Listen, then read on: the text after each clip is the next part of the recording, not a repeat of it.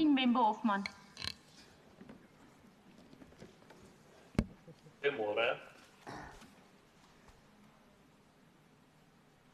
Good morning, honorable members. Can you all remain standing for a moment of silent prayer and meditation?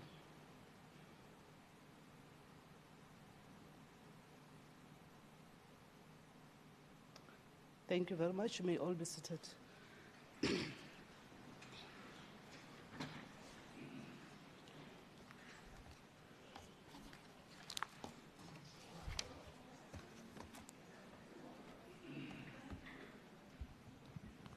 Good morning, honorable members. Let me take this opportunity. Honorable Lesofie, you can sit down, thank you. I know that seeing Honorable Mazibuko with a different hairstyle is exciting.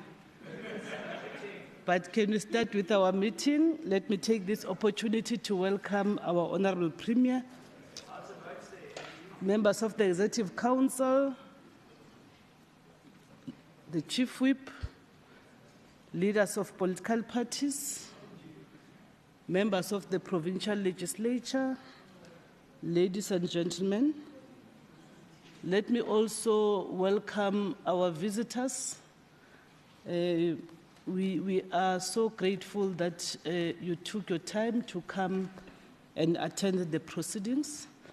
And we are grateful that you are showing interest in the matters of the Gauteng Provincial Legislature. But I also want to indicate that if you are attending, you are not supposed to be, in terms of our rules, participating in the proceedings, meaning I know that at times members of the legislature can get excited by seeing you here and they might want to play for the gallery. So don't be involved, even when, because there are rules that govern members, but there are rules that govern you. So I know what I will do with the members, but with you it's just unfortunate because if you cause chaos, noise, the clapping of hands, the cell phones must be switched off or must be on the silent mode.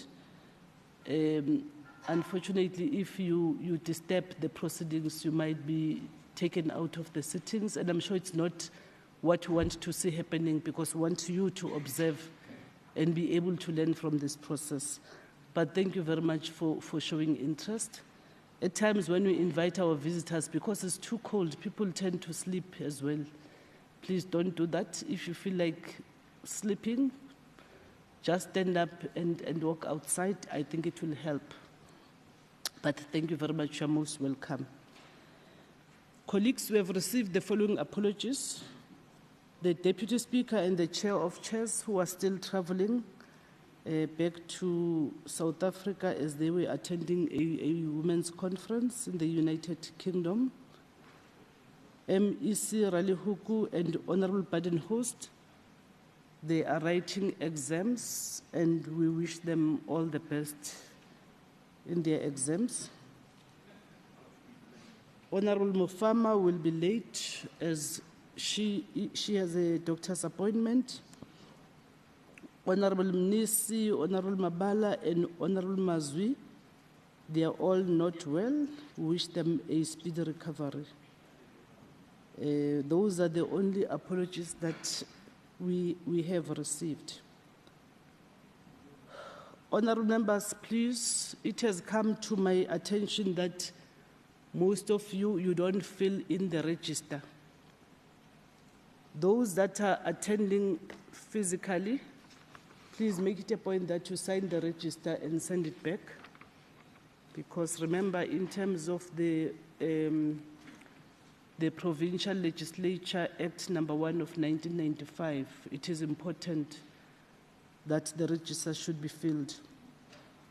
And those that are attending virtually, there is an online register that must be filled. Please make it a point that you sign that register and send it back. Thank you very much. I think that is the only announcement that I have. I am aware that there was.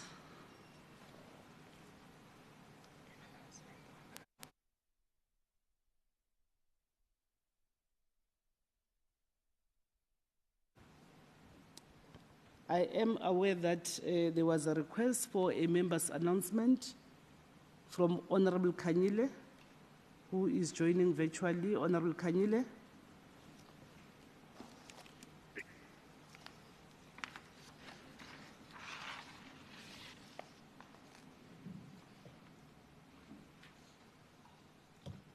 Honorable Kanyile. Oh, okay.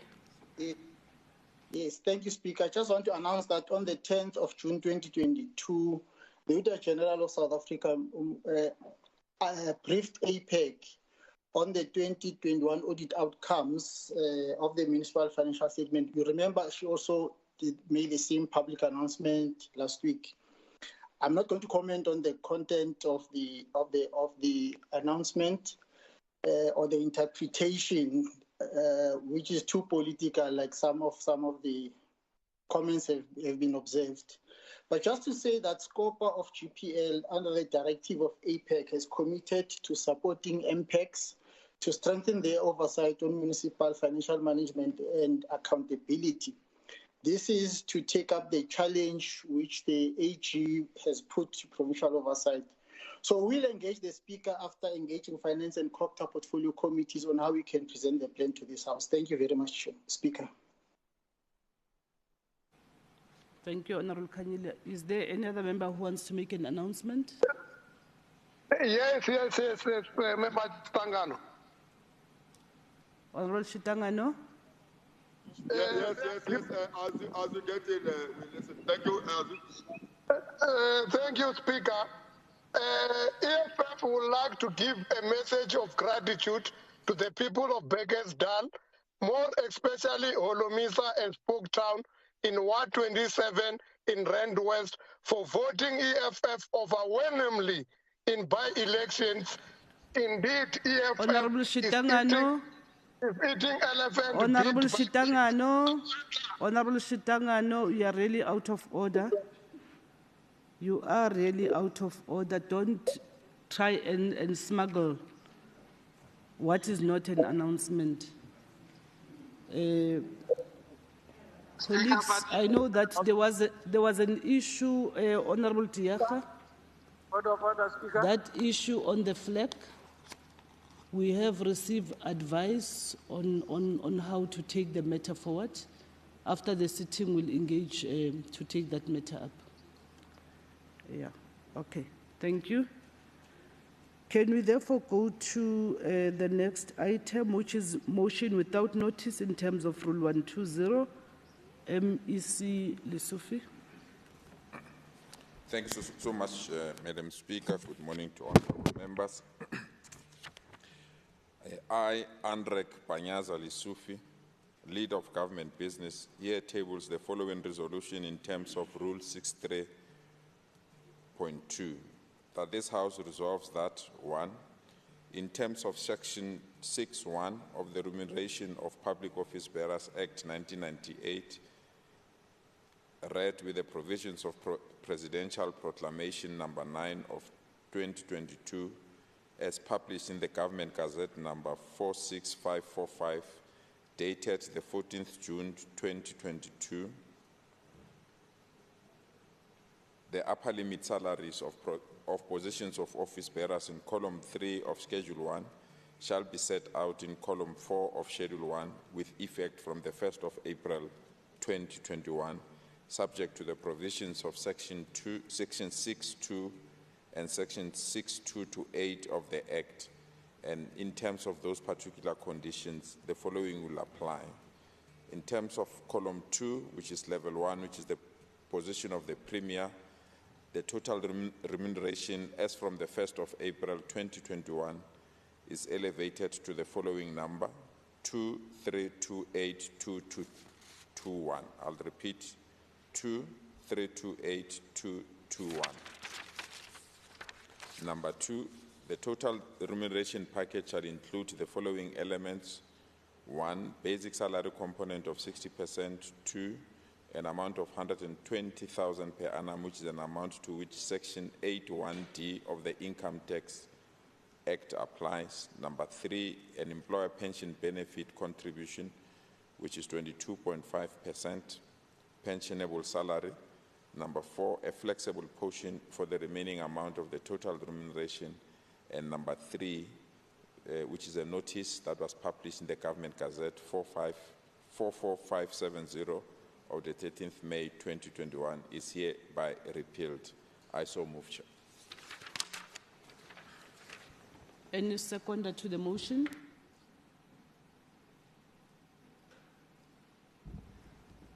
I second, Speaker. Honorable Mpisi. Honorable Mpisi seconding. Thank you very much. I now put a question. All those in favor say yes. Yes. All those not in favor say no. The yes have it. The motion.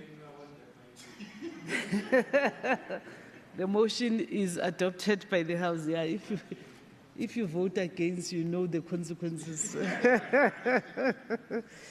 And I know that many of you've been trying to call to say what is happening. Now that you've passed this motion, at least you can be assured that the administration will be working on this particular matter Today we are voting together to ensure that you receive what is due to you. Mkwebo is desperate, Speaker. Thank you very much. The next item, again, motion without notice in terms of Rule 120. Honorable Chief Whip.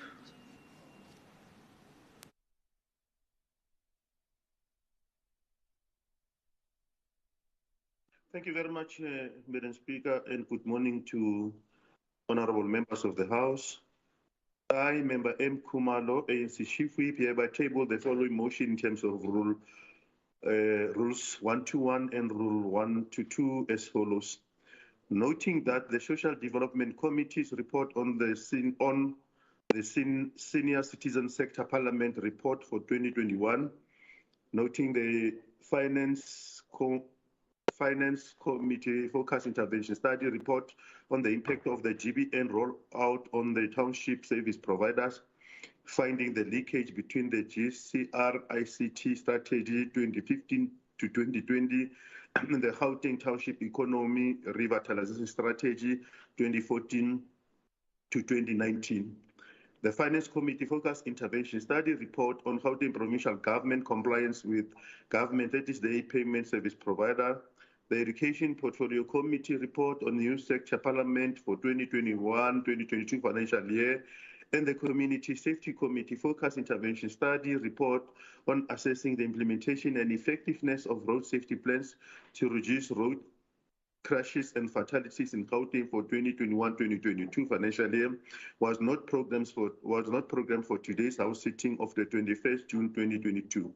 Further noting that the Infrastructure Development and Property Management Committee Focus Intervention Study report on the Department of Health Infrastructure Maintenance 2020-2021 was deferred from a sitting of the 25th of March 2022. Therefore, request that the House resolve to add the following report to today's sitting as follows. The Social Development Committee report on Senior Citizen Sector Parliament report for 2021, the Finance Committee Focus Intervention Study report on the impact of GBN rollout on the township service providers, finding the linkage between the GCR ICT Strategy 2015 to 2022 and the Gauteng Township Economic Revitalization Strategy 2014 to 2019. The Finance Committee Focus Intervention Study report on Gauteng Provincial Government compliance with Government 30-day payment to service providers, and the Infrastructure Development and Property Management Committee Focus Interventions report on the Department of Health Infrastructure Maintenance 2022 to 2021 financial year. The Education Portfolio Committee report on Youth Sector for Parliament 2021 and 2021-2022 financial year, and the Community Safety Focus Intervention Study report on assessing the implementation of effectiveness of road safety plans to reduce road crashes and fatalities in Gauteng for the year 2021-2022 financial year be added to the orders for today's House sitting of the 21st of June 2022. I so move, Madam Speaker.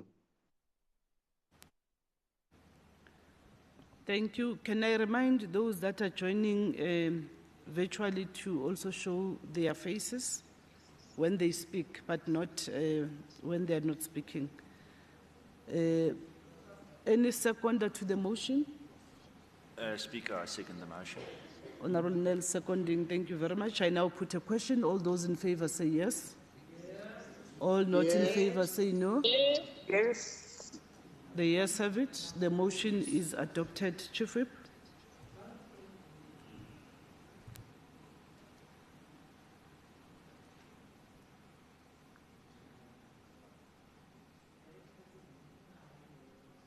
Madam Speaker, I'm suffering load shedding. Therefore, I'm going to have problem with my camera. You want to proceed with what I'm supposed to be presenting? Yes, the other, the appointment of members of the LSP. Appointment of members of the LSB. Just by way of a background, this report was supposed to have been presented in the House before, but due to other technicalities, we didn't do that, and therefore it is important that we present this in the House as we're doing. I am Khumalo, Chief Whip of the ANC, hereby tables the report in terms of Rule 36 of Standing Rules of the Legislature, read together with Legislature Services Act 1996. The following members of the Legislature Services Board were appointed to serve for the current term: the Speaker of the Legislature, Honorable Lengting Meihwe, the Deputy Speaker, Honorable Nomvuyo Mhlakaza Manamela, the Chairperson of the Committee, Honorable Sizakele Nkosi Malubani, the Chief Whip, Mzikaifani Khumalo, Leader of the largest minority, Honorable Solim Simanga, Member of the Legislature, Honorable Bonginkosi Dlamini, Secretary of the Legislature, Mr. Peter Skosana. The following are independent members: Chairperson Audit and Risk Committee, Ms. Nandi Madiba; Chairperson Performance and Remuneration Committee, Mr. Sandile Lutuli; the legal expert, Ms. Kathleen Ndlepo Matolo. The report is hereby tabled for ratification by the House, Madam Speaker. Thank you. Any seconder to the motion? I rise to second. Although this came very late, but I rise to second. But there were changes as well. Thank you very much. Honorable Simango seconding. I now put a question. All those in favor say yes. Yes. All not in favor say no. The yes have it. The motion is adopted by the House. We have not received any MEC statements in terms of Rule 79, subsection 1. However, we have received member statement in terms of Rule 81, subsection 1, starting with Honorable Tilange.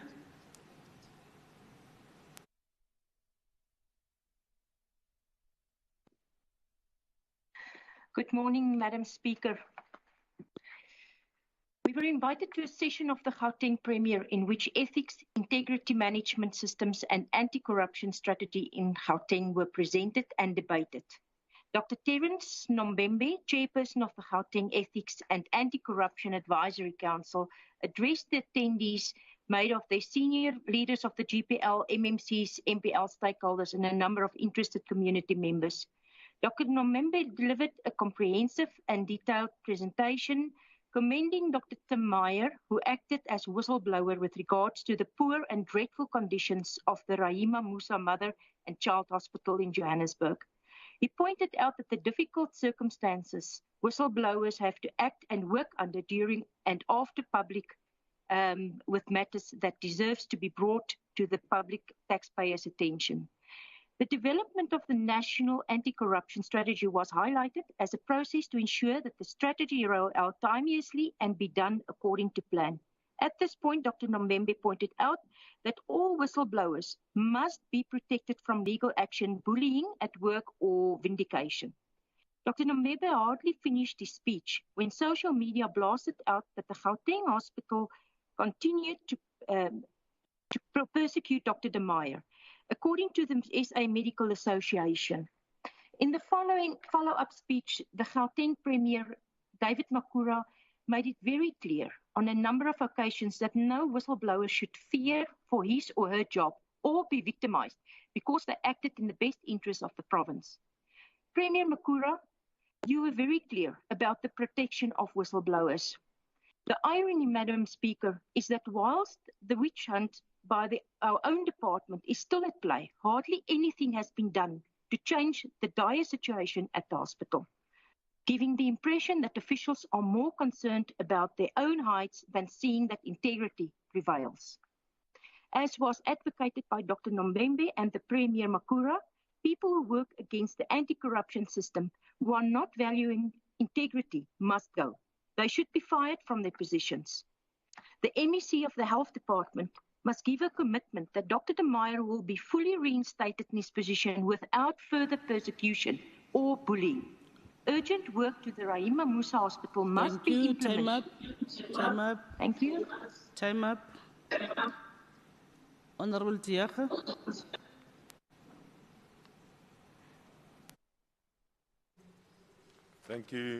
Thank you, Madam Speaker. It's nice to have you in the House with us today. Last week, Thursday, marked the 46th anniversary of the June 16 uprising, in which hundreds of young South Africans in Soweto paid the ultimate price at the hands of the apartheid police when they stood up for freedom. 46 years later, young people still fighting to have themselves heard, to be afforded their right to access and equality. 46 years later, the plight of the young continues to fall on deaf ears. Unemployment for those between the ages of 15 and 25 years of age is a staggering 63%. What kind of message does this send to our youth? Would these odds of getting ahead inspire you? I think not. To quote the author Anthony Horowitz, childhood, after all, is the first precious coin that poverty steals from a child. It is little wonder we see substance abuse among the same demographic skyrocketing. In the first 3 months of this year, Madam Speaker, 45 young people were killed in this province, an 80% increase for the same period a year ago. What kind of society do we live in where the young are killed with such wanton destruction of life? How can we face ourselves when this is the world we have bequeathed to our young? This is not the society that those who marched and died for fought for. It is time that the government stopped attempting to paper over the gaping crevices before we have an entire generation lost to ANC ineptitude. Thank you. Honorable Anne du Plessis.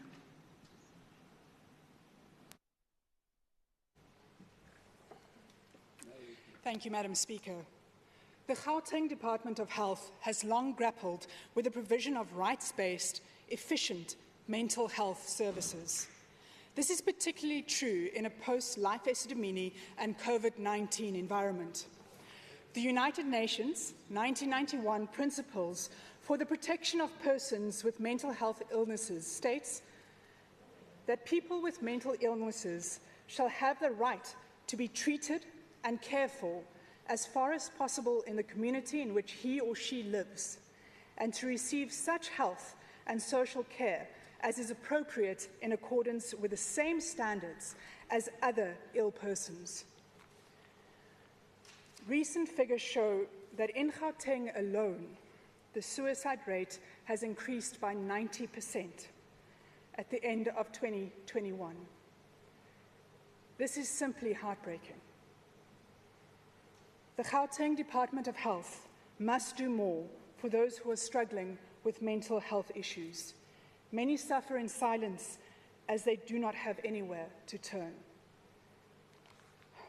For the families who lost loved ones and for those who lost their lives, I urge that we take a moment of silence to mourn their losses, as this could have been prevented. I thank you.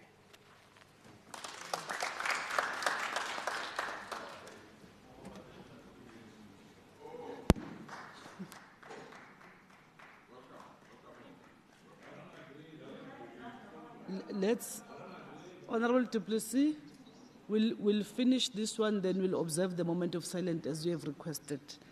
Let's allow Honorable Hassan.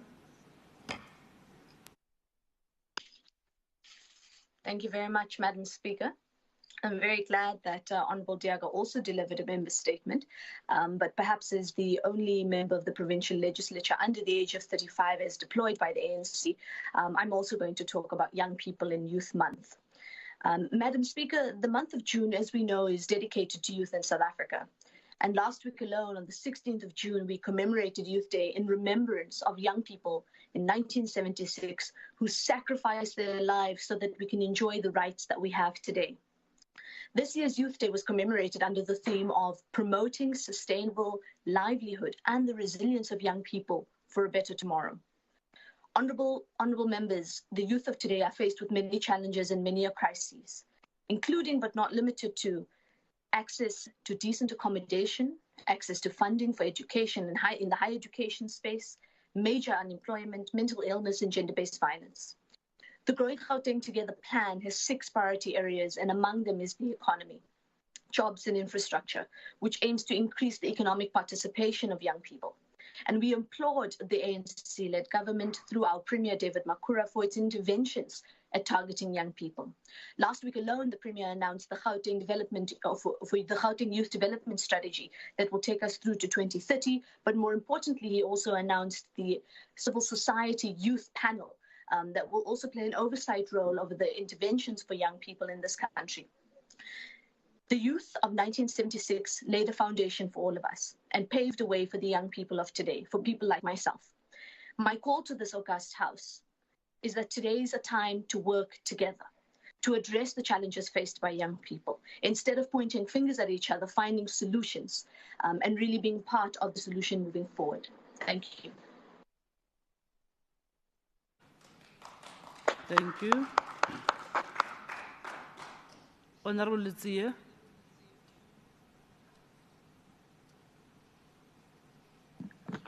Thank you very much, Madam Speaker, and good morning, honourable members. I know, Honourable Speaker, you have requested that we show our faces. I'm going to request to not shoot for connectivity reasons. The vision for the Africa Union, which is called AU, is to build an integrated, prosperous, and peaceful Africa, an Africa driven and managed by its own citizens, and representing a dynamic force in the international arena. In line with this vision, we envision inter alia development and investment opportunities in agribusiness, infrastructure development, and ICT revolution. Madam Speaker and honourable members, recently I attended a Commonwealth Parliamentary Association called CPA, Africa Region Capacity Building Seminar for newly elected members of parliaments. CPA is an association whose mission is to promote knowledge of the constitutional, legislative, economic, social, and cultural aspects of parliamentary democracy, focusing on Commonwealth countries. The seminar centered around e-parliaments and agro-evolution in line with the Maputo and Malabo declarations, which enjoins African countries to devote resources to agriculture, reduce post-harvest losses, and reduce poverty by half by 2025. The seminar provided a platform for participants to assess progress against this declaration and other agricultural agreements in order to accelerate growth and transformation in the sector, to share the best practices on efficient and effective oversight mechanisms on government policies on agriculture and expenditure in the sector, to deliberate on land ownership legislation and regulatory reforms, and promote equitable and all-inclusive access to land. Lastly was to discuss investment and funding, as well as the discovery of new markets for developing farmers, as well as the long-term viability of the emerging farmers. The seminar also considered the advantages of e-parliaments for parliamentarians. An e-parliament is a legislature that uses information and communication technology to become more open, transparent, and accountable in the performance of its legislative oversight, public participation, and involvement, and cooperative government mandates. We have seen how the use of ICT enabled members of the legislature to carry out their duties without interruption via virtual platforms during the hard lockdowns. We have also seen the ICT, what it does, not only improve existing networks and also build new ones that span national borders, allowing us to connect more effectively with our peers, the executive stakeholders, and citizens. ICT has the potential to re-engineer parliamentary processes and operations, such as publication of bills, recording and dissemination of House sessions. As legislators, we have a responsibility to identify critical and priority areas where ICT may be developed to guarantee that our legislature and citizens have maximum benefits of the use of these technologies. We as parliamentarians can benefit more from centralized economic platforms that facilitate end-to-end information flow from our constituencies, and that's build a robust, secure, and resilient electronic by ensuring unrestricted access and information flow with our constituencies and all stakeholders, including disadvantaged and vulnerable groups. Learning and striving for perfection should be a lifelong goal. With this in mind, I encourage members of this legislature to continue participating in capacity building and development seminars, webinars, and other online and physical courses specifically designed for parliamentarians and as communicated by the administration from time to time. I thank you, Honourable Speaker. Thank you. That concludes member statement. Can I therefore request that you should all stand up to observe a moment of silence for those that passed on in the 1976 uprisings, as well as for those that are suffering due to mental health.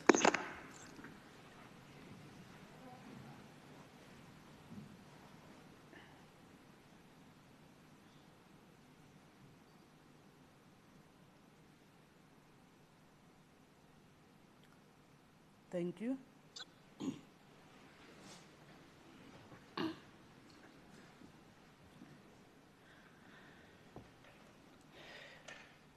In terms of Rule 121, can I check if is there a member who wants to give notice of a motion?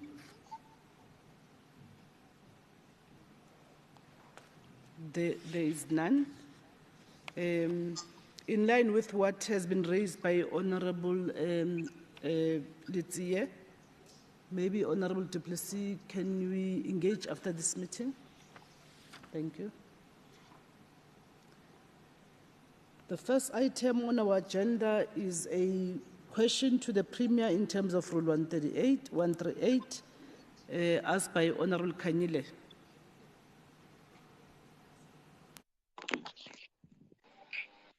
Thank you, Speaker.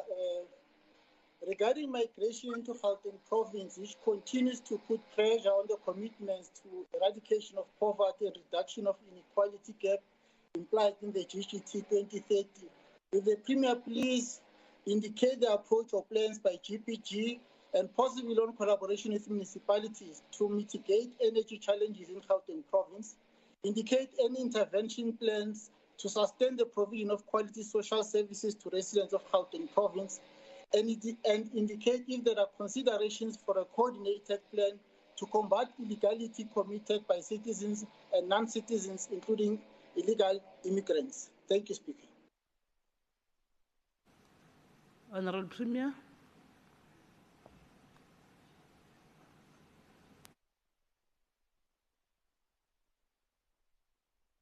Good morning, Madam Speaker. and honorable members, the Chief Whip and fellow colleagues in the Executive Council. I am very pleased that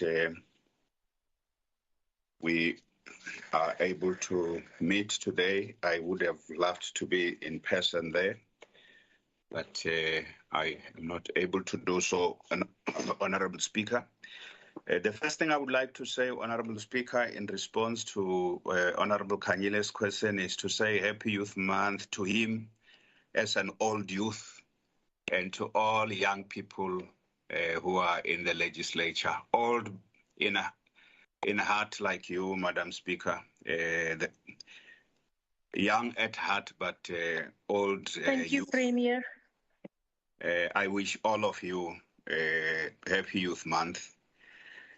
I would also like to indicate, as Honorable Hassan has said, that on the occasion of the 46th anniversary of the 1976 student uprisings, we unveiled the new Gauteng Integrated Youth Development Strategy, GYDS 2030, that attends to comprehensively to all the issues faced by youth, including the ones that this House has been seized with. And we also appointed a 15-person panel of young people in line with the commitment we made in the State of the Province address. These two important developments, Honorable Speaker, are a follow-up to our commitment. They have everything to do with the migration question and the impact of migration in Gauteng, including on young people, and how we position young people in our province, not just as the victims and subjects, but also as the very active agents for development. I also want to deal with an aspect of what we also did on the 31st of May. We publicly released and also tabled to the Speaker of the Legislature two reports, the State of Ethics, Integrity, and our work in combating corruption, and the biennial reports of the Gauteng Ethics Advisory Council. Those reports are extremely important. Do they have any bearing on the work we are doing?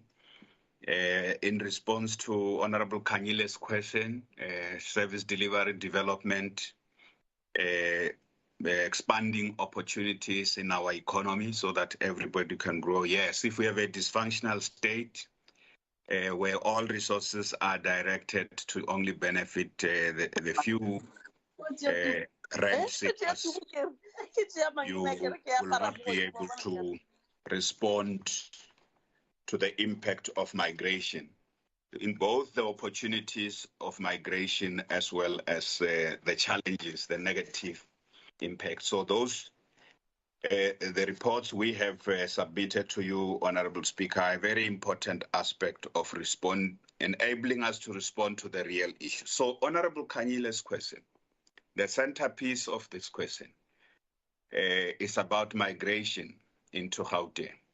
So we need to understand, Honorable Kanyile, first, that the question you have posed is extremely important, not just for a province like Gauteng, because migration is amongst the top 7 global issues facing the world today, what is called global megatrends.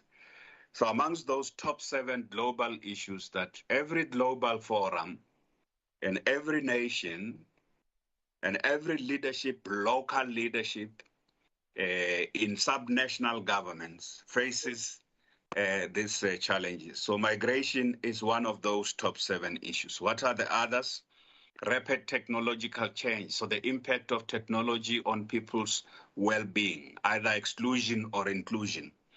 And that if you are excluded from access from the 4IR, your development chances wherever you are in the world are minimized because the future is digital. The other important, so in addition to migration, climate change is a big issue. Every In localities, if you look at the people of KwaZulu-Natal, in Durban, in eThekwini, those floods. So the climate change and what others refer to as the climate crisis is amongst those key issues that affect the future of humanity, that may minimize the chances of human survival, or they may enhance it depending on how you deal with that. The third set of issues are those that have to do with how we deal and respond to pandemics and epidemics. Again, pandemics and epidemics are a global problem. COVID-19 told us it doesn't matter whether you are a rich country or you're a poor country, so-called developed, the developed world face the same threat to human existence. People died everywhere. The countries that used to think they have such a sophisticated healthcare system that, pandemics is a problem of the so-called third world. So you have Ebola and HIV and AIDS. It is not affecting the first world. But COVID-19 showed that pandemics affect the future of humanity. So dealing with pandemics, like we're dealing with how we are responding to that. So when we deal with migration, we must understand that it is a global phenomenon that affects people, and it has affected people over as early as the human species evolved into what it is, Homo erectus. The fourth issue that affects is rapid urbanization. The future is urban. So it is estimated by the UNDP that 2/3 of the world's population by 2050, 2/3 of the world's population will live in cities. And it will be worse in Africa and in the global south. More people are going to live in cities that are inadequately prepared. The infrastructure will not necessarily be able to cope with it. And the pressure of that rapid urbanization will be felt. We are already feeling it here. I will come back to how we are feeling it, how we are coping with it, and how we are planning for it. So I said these are top 7 mega global trends. So I've spoken about 4 of them. The fifth of them is wars and conflicts.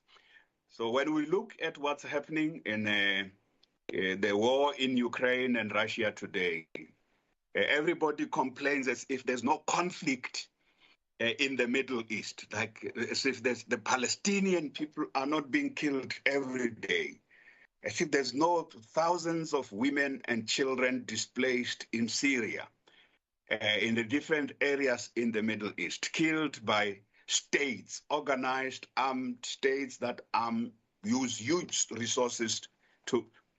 And in our continent, you have conflict in different regions that sponsored because that conflict is part of the accumulation regime. So when we see that conflict between Russia and Ukraine, the war between Russia and Ukraine, our attitude must understand conflict is not good and war is not good for peace and development. So war and conflict is also one of those things that affect the future of humanity. But our approach to dealing with that must be, we can't be mobilized and the drums of war are being beaten. Join this side or join that side. We must resist and refuse to join either side in the war and call for peace, because development cannot happen when there's war and peace. So, and the last area, that's the sixth area that is a mega trend taken together with migration and then making it the seventh, is the area around rising inequality, acute poverty, and food insecurity. So the World Bank and the IMF say that the 21st century, the end of the 20th century, has seen the highest ever imagined economic growth. But they also observe that economic growth has accumulated and accrued to only certain nations, certain parts of humanity, certain regions, and even in nations within certain groups. So rising global inequality is becoming a global question. that needs to be confronted. Acute unemployment has increased. These things have increased. Food insecurity is a big problem for people across the world. And these things have increased with COVID, but they have become worse with war and conflict. In conflict zones, food insecurity increases. Access to basic energy and other infrastructure and the means to support life. Those things are compromised. What is the impact on humanity? They are quite negative. So, Honorable Kanyile, when we therefore deal with this question of migration, we must also know that it is not a standalone global concern and challenge facing humanity. It is not just, we mustn't think of migration as a problem of Gauteng province and therefore people worried about it only here. So I want to refer this House and in response to you, Honorable Kanyile, to a report of the NCOP. In 2018 November, the NCOP, which is a very important house to which provinces, this is our house, the National Council of Provinces had what is called taking parliament to the people and visited Gauteng on the 19th to the 22nd of November 2018. The purpose of that visit and the focus of that visit was on migration. They spent a full week here having public hearings, going to different areas to analyze the full impact of migration on Gauteng service delivery and development opportunities and prospects. And out of that, the NCOP produced a report. Honorable members, that report of the NCOP is available, and I would like this House, our House in the legislature, it was at the end of term of the fifth legislature. That report is very telling, the NCOP report on the impact of migration in Gauteng. It's very telling. Referring it to you, it's important, like the other reports we have referred to you, the state of ethics. It means we want the House to be able not just to observe what is being done. The ethics agenda must be on the House of the legislature. The migration agenda must, and how Gauteng province, the city region, the municipalities, the provincial government, and with national government agencies, how we deal with migration. So just to share with you what that report says. So in response to what Honorable Kanyile's questions are, those questions focus on service delivery, basic services. They focus on issues of illegality and lawlessness and crime. They also focus on issues of energy.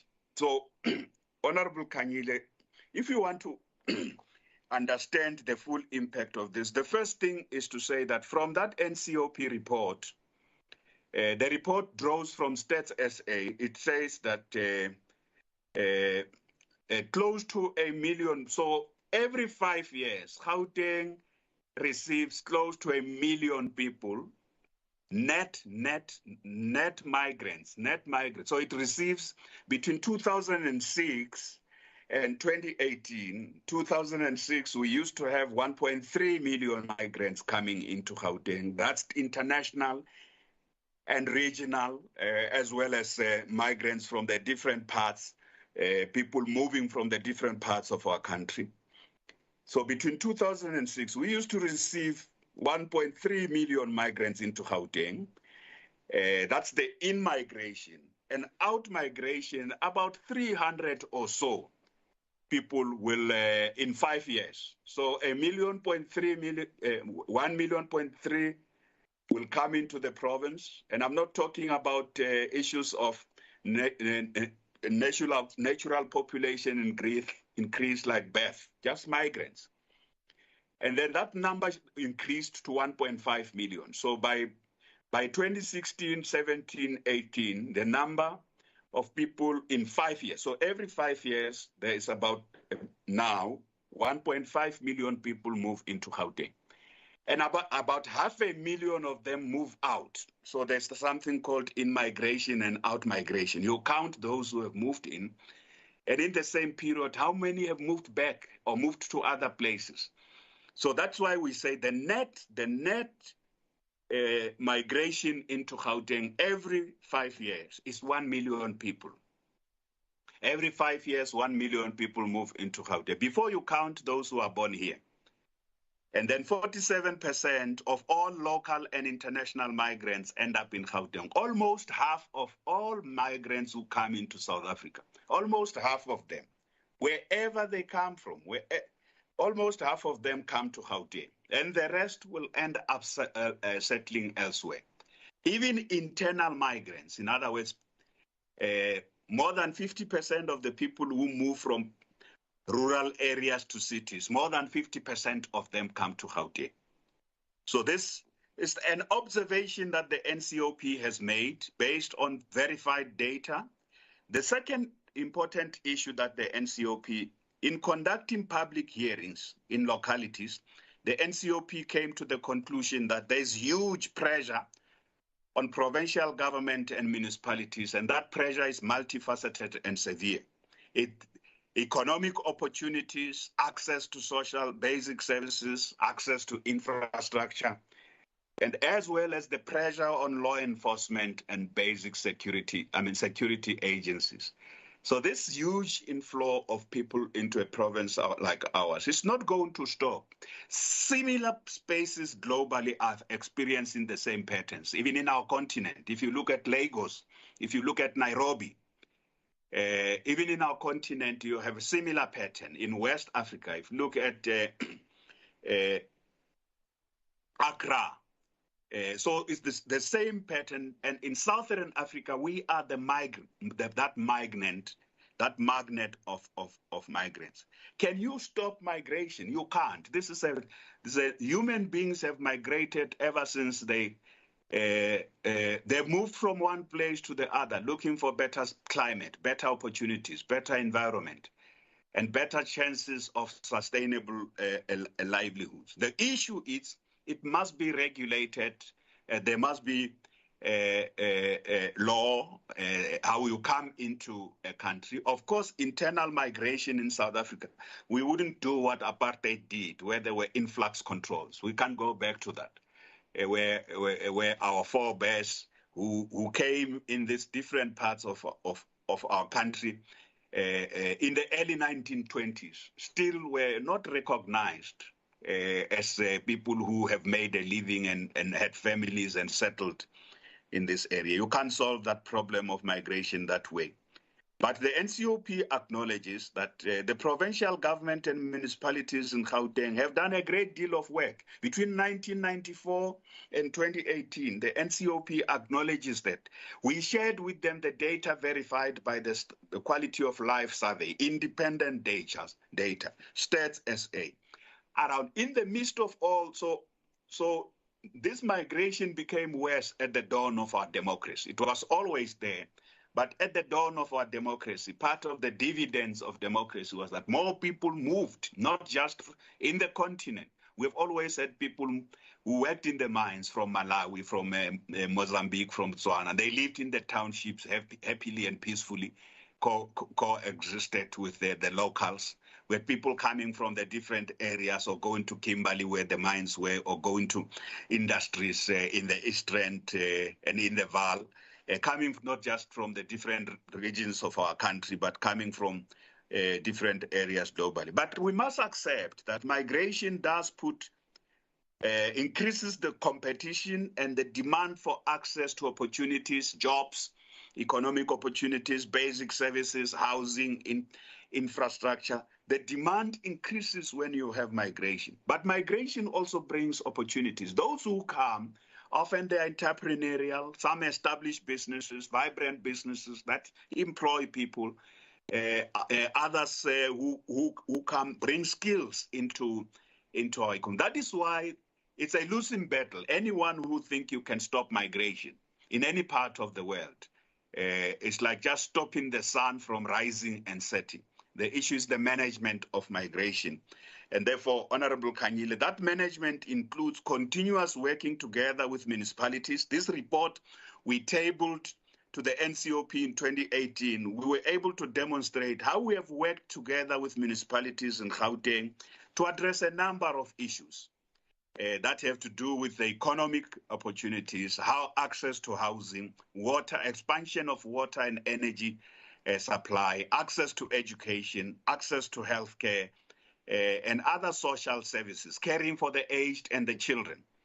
And in that report that we tabled, Honorable Kanyile, you are interested in the specific question, what are we doing to deal with energy? In that report, we were able to demonstrate how between 1994 and 2018, in quantitative terms, how many houses were built, how much electrification and water connections were made to increase access to sanitation, increase the levels of refuse removal. So those basic, between municipalities working with the provincial government, increase access to education, doubling the size of the education system, doubling the size of the economy doubled in that whole period. Employment doubled as well from 2.6 million in 1996 to 5 million by 2019. In those period, healthcare services doubled. The people who were being served by the Gauteng Public Health Services doubled from 7 million, almost tripled. The public healthcare system was serving only 7 million people in 1994. And by 2019, it was serving 20 million people. All that includes people in Southern Africa, in the region, who use our healthcare services. You just need to go to our clinics to see, and the healthcare workers will tell you their job is to save life. Their job is not to turn people back. As I said, the size of the provincial economy, the increase, the number of houses that were built by government to 1.3 million houses that were expanded. So all this expansion of services were taking place simultaneously, and it is, even now, taking place simultaneously with at least 1 million people move into Gauteng every year. If you add the number of those who are born, what is called natural population increase into that, you would see that Gauteng population grows at a huge rate. So anyone who governs Gauteng, however naive they may think, if you don't understand migration, that this is a province and you can't stop. You can't erect gates like Trump used to think, build walls around Gauteng, that people must produce their IDs. They can't come into Gauteng. People are going to continue to move to cities, including even where there's better opportunities in the rural areas. It's a question of the nature of the economy and just basic thing. Urbanization and city life offer better. But the setback of it is that those of us who are governing these cities and city regions must understand that so one of the things the NCOP says is that the budget is not increasing at the same pace as the increase in population. So budgeting, Honorable Speaker, one of the things we have really put firmly is the Gauteng budget has not increased in proportion to the size of the population. We have put this fight over time. We have put up this fight quite a lot. One of the big challenges is that the numbers of people who are counted in the provinces are not in those provinces. Where are they? They are here in Gauteng, many of them in the informal settlements. But when the budget comes out from the national fiscus, they are counted in the provinces where they are not there. That money is not following them where they are. It's a big challenge to run cities and urban provinces and urban regions in this context. But Honorable Kanyile, I want to assure you, we're not throwing our hands in the air. So from dealing with energy challenges, part of the energy challenges is not just migration, but the failures of ESCOM. Some of the areas is not just migration, but the weaknesses of governance in infrastructure delivery. We know that in some of our municipalities. So by 2018, we got very good ratings from citizens on account of the Gauteng City Region report. But we know if the last assessment done in 2020, in the midst of COVID, citizens were scathing about their dissatisfaction. So one of the things the NCOP says in that report is that in Gauteng, it is also very difficult to police Gauteng.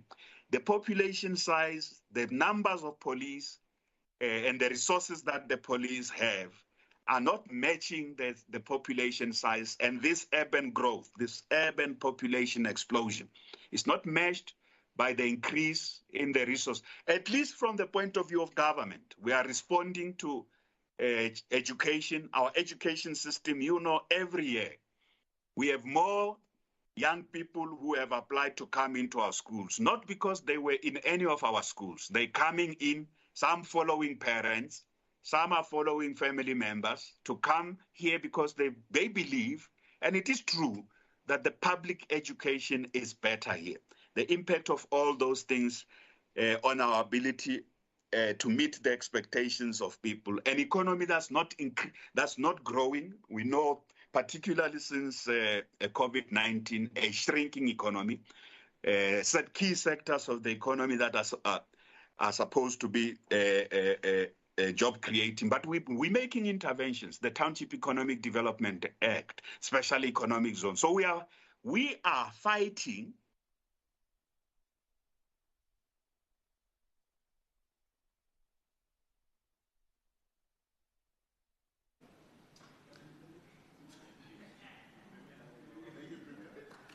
Premier, you muted yourself. We can't hear you anymore. You have muted yourself. I am sorry.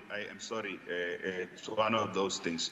So Honorable Kanyile, from energy interventions, we, even as recently as with the...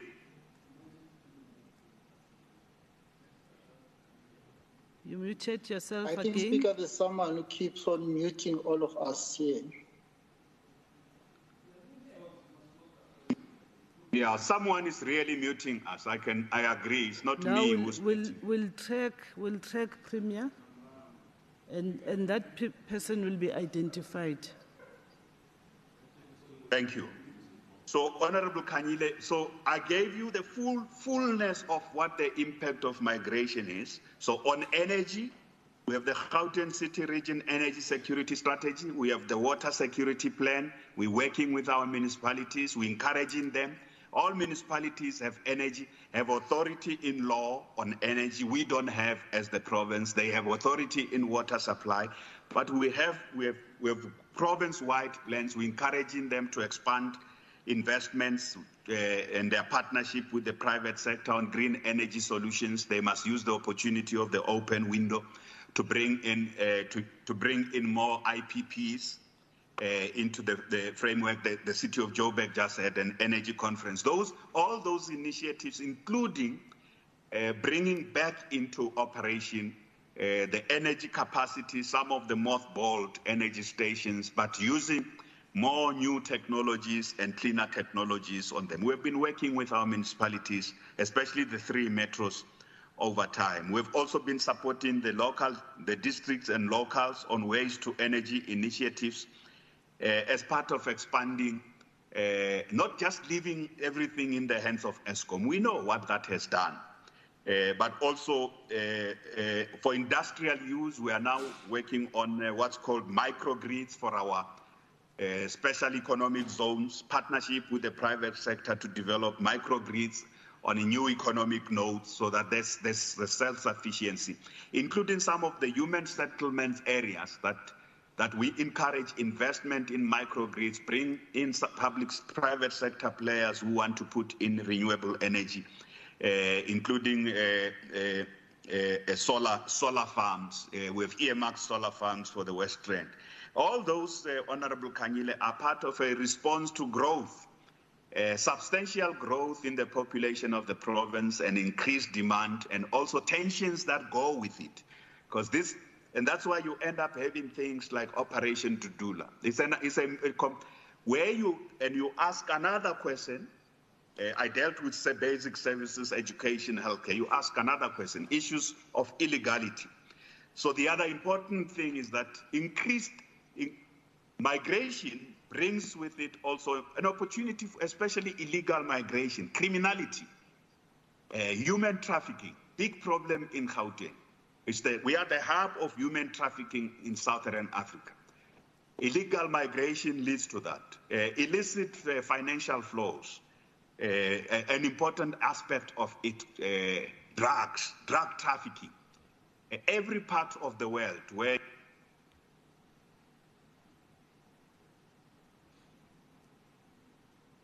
You're muted again, Premier.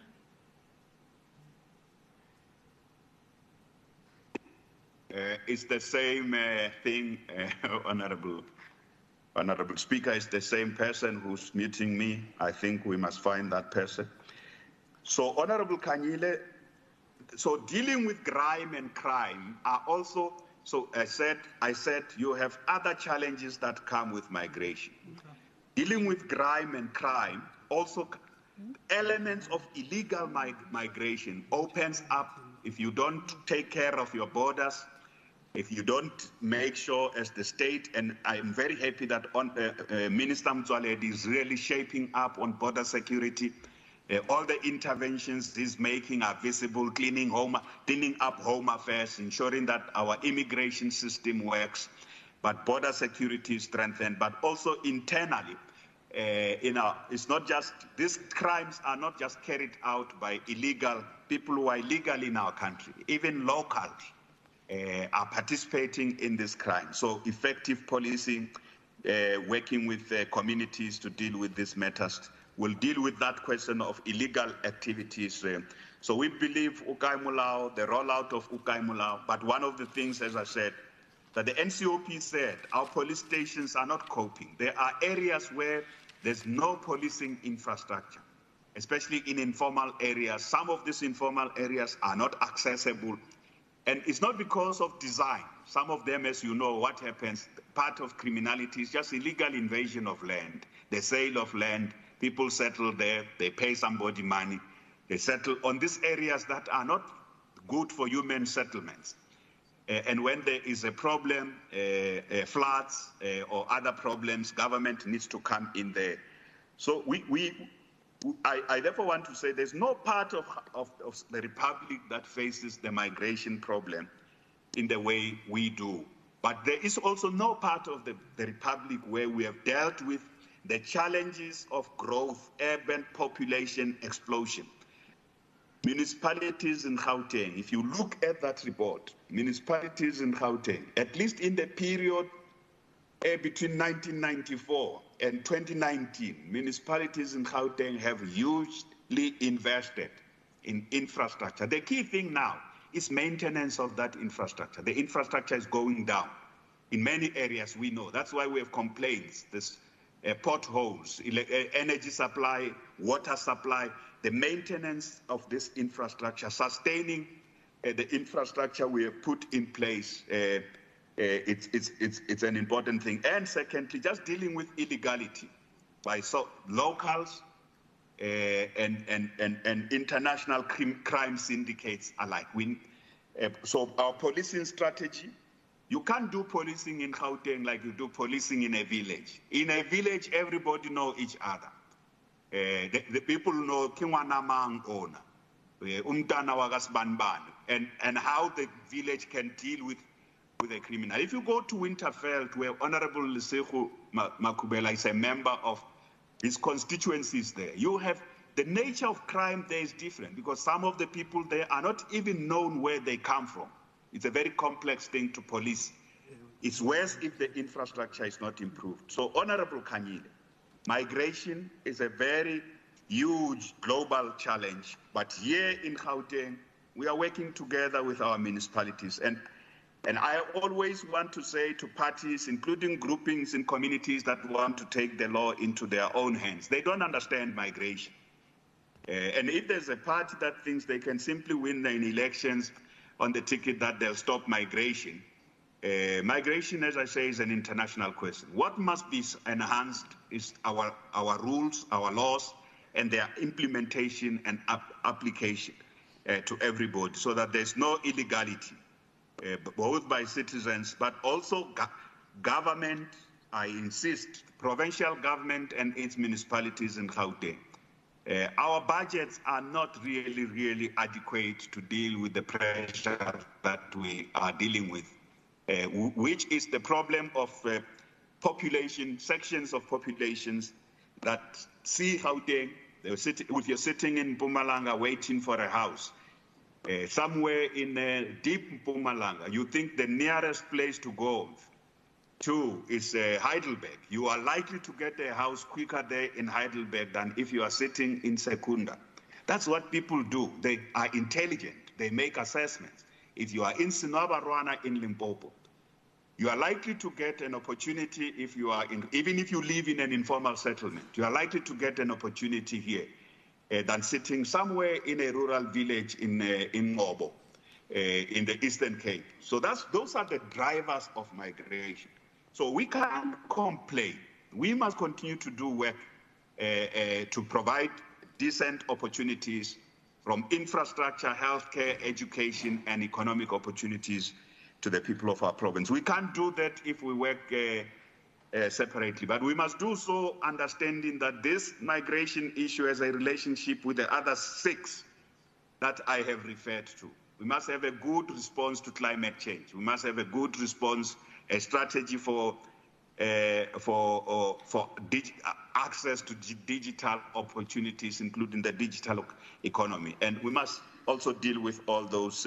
So, Honorable Kanyile, I think you have raised a matter that warrants the attention of this House, this important House in Gauteng. We can't deal with it accidentally. We need joint planning and joint delivery.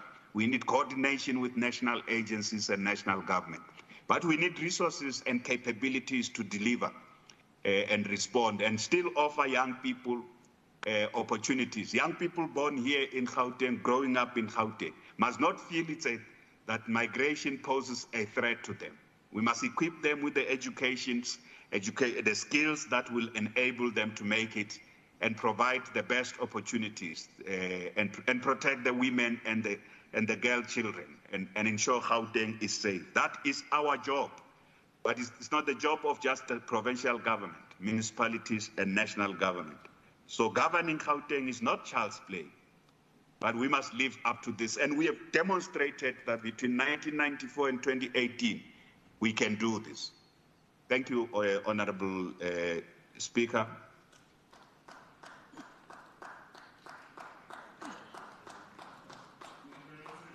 Honorable members, I just want to bring to your attention Rule 138, subsection 1, because I could see that as the Premier was responding, some of you were impatient. Premier's question time is a period of up to 45 minutes every second week immediately preceding question time, during which questions selected under sub-rule 3 may be put to and answered by the Premier. So the 45 minutes were left with 8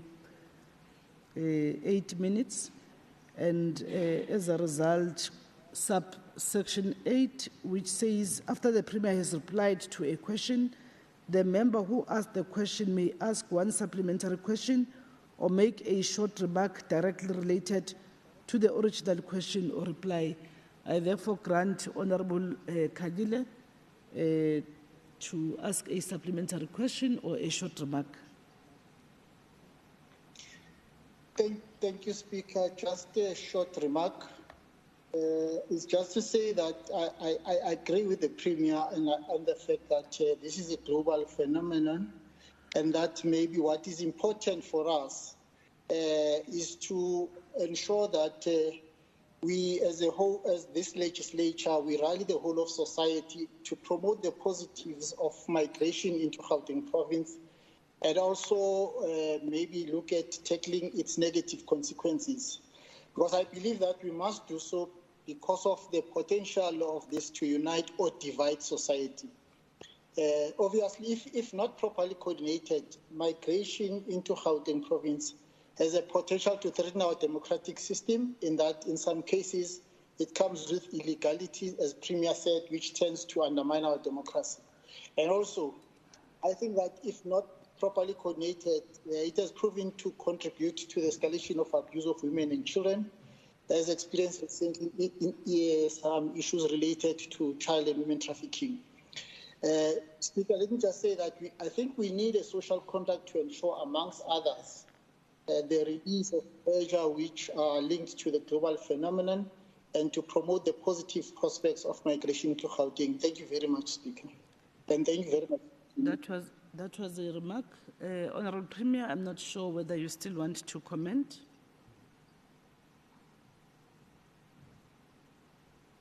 I agree entirely with Honourable Kanyile, Madam Speaker. I agree entirely.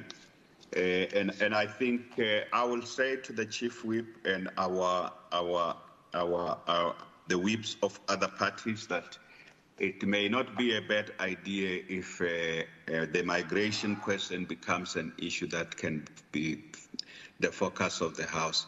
And Honourable Speaker, I certainly, if anyone asks me a question, they must know they are not going to get a short answer. I'm very clear of the rules. I give no short answers. I don't dismiss members. I answer directly, fully, comprehensively. So the best way to avoid me is not to ask me a question, because I prepare for every question asked by every member. Thank you, Premier. The next section is questions for oral reply to the executive in terms of Rule 134, starting with Honourable Hoffman to MEC for Community Safety. Thank you, Madam Speaker. Can the MEC indicate what laws empower Metro Police departments to do public order policing, use tear gas or rubber bullets on members of the public?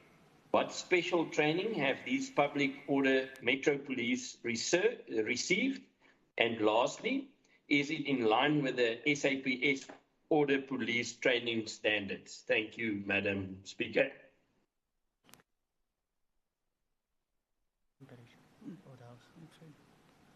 Honourable MEC. Thank you very much, Madam Speaker, and greetings to the House. And in responding to the question from Honourable Member Hoffman, firstly, I would like to stipulate that the Metropolitan Police Services are established in terms of South African Police Act of 68 of 1995. And the Metropolitan Police members are also appointed in terms of Section 64G of the SAPS Act, and their statutory legislative functions are the following. Number one, they are doing traffic policing subject to any legislation relating to road trafficking. Number two, the policing of municipal bylaws and regulations which are the responsibility of the municipality. C, crime prevention, and D, public order policing. Further to this regulation, they are also empowered to do public order policing, ensuring that there's orderly gatherings in the area of their jurisdiction. In responding to Ekurhuleni, we've got TMPD, and we also have the JMPD. On responding to question number 2, on the use of tear gas or rubber bullets, the Metropolitan Police officers are trained to prevent disorder in the event of gatherings, but are also trained on the degrees of force levels, which does consist of the use of rubber bullets and tear gas, and the level of force utilized, however, should not exceed the necessary force that is required to prevent the disorder. TMPD, they do use tear gas and rubber bullets, and on their legality, every member's action who is part of the public order policing operation must be in line with the laws of the country, and situational appropriateness and police officers' intervention has to solve a problem of public order and not create a bigger problem. Proportionality between goals and means, and there must be a reasonable balance between what the officer wants to achieve and the means he or she needs to achieve. There should be optimization, and officers should also be able to make a determination, being able to get the maximum output from their means. TMPD, their training also includes the usage of use of a certain degree of force, which consists, amongst others, the use of tear gas and rubber bullets. Of course, it should be noted that the degree of force which may be used shall not be greater than the necessary for the prevention of the disorder. In responding to question number 3, What special training have the public order police received? Members of the Metro Police are specific, they receive the same level of training as that of the SAPS, and to ensure a universal sense of safety and security, and their training is presented by the South African Police Services and the members of the public order policing within all the MPDs and SAPS require public order policing and specialized equipment training to perform their functionality. In responding to question number 5, is it in line with SAPS training standards? Yes, it is in line. Thank you, Nyabo. Any supplementary question or short remark, Honorable Hoffman? Thank you, Speaker. Siyabonga. Are you covered? Thank you. Siyabonga, Speaker. Thank you. Next question, Honorable Fuchs to MEC Infrastructure Development. I know that Honorable Mamabulo is still acting. Speaker, thank you very much. With regard to Tubelihle High School in White City, Soweto, parents of learners and members of the school governing body shut down the school because of safety concerns. They say that the school has been undergoing renovations for the last 5 years, but is still not compliant with safety standards. The Gauteng Education Department is quoted as follows. They say, the GDE allocated about 12 million rand through the implementing agent, the Department of Infrastructure, to refurbish Tubelihle High School in Soweto 5 years ago. Regrettably, the implementing agent has not fulfilled the refurbishment project at the school as required by GDE. Indeed, we share parents' frustration and call upon GDID to fast-track the process of appointing a new contractor after terminating the current one. Would the acting MEC please indicate, 1, when the original brief to refurbish the school was received from GDE, what the scope of the work was and how much money was allocated to the project? Question 2, why this project is incomplete after 5 years, how much money has been spent to date, and whether any officials will be held responsible for this failure? Question 3, what the main reasons are for the inability of GID to complete this and other projects within time and budget. And finally, number 4, whether GDID would support the proposal from client departments to remove all maintenance, refurbishment, and construction projects from GID because of poor outcomes. Please provide reasons for your answer. Thank you, Speaker. Honorable MEC. Thank you very much, Honorable Speaker, Honorable Members, Premier, MECs and Honorable Members. The reply to the question by Honorable Fuchs is as follows.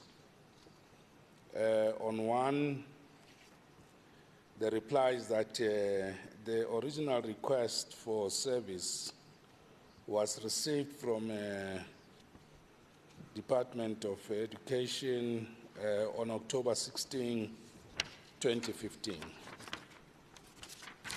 On 2, why the project is incomplete, there are various reasons that are stated in the reply, but just to mention a few, the project incurred delays resulting from community-based unrest and work stoppages. COVID-19 national lockdown has also has its impact, poor project management of the contract by the PSP, and failure to process action against the contractor, resulting in prolonged delays, inavailability of some of the materials, contractor had cash flow problems, etc. 3, what are the main reasons for the inability of the department to complete this project within time and budget? I've already spoken to that. The same reasons apply. Furthermore, it's important just to appreciate that each project has got its own different factors and circumstances, and therefore different projects meet different challenges. whether the department will support proposal to remove GDID. The answer is no. Thank you very much. Any supplementary question or short remark, Honourable Fuchs? Speaker, I'd like to make a comment, please. It is clear, based on the answers, that this department suffers from the same shortcomings as it has suffered from since it came into being in 2009. So we heard the acting MEC say in 2015 the brief was received. Here we are 7 years later and the project is still incomplete. Now, it is simply unconscionable, Speaker, that the Premier and his Executive Council sit by with arms folded while this department implodes and billions of rands are wasted.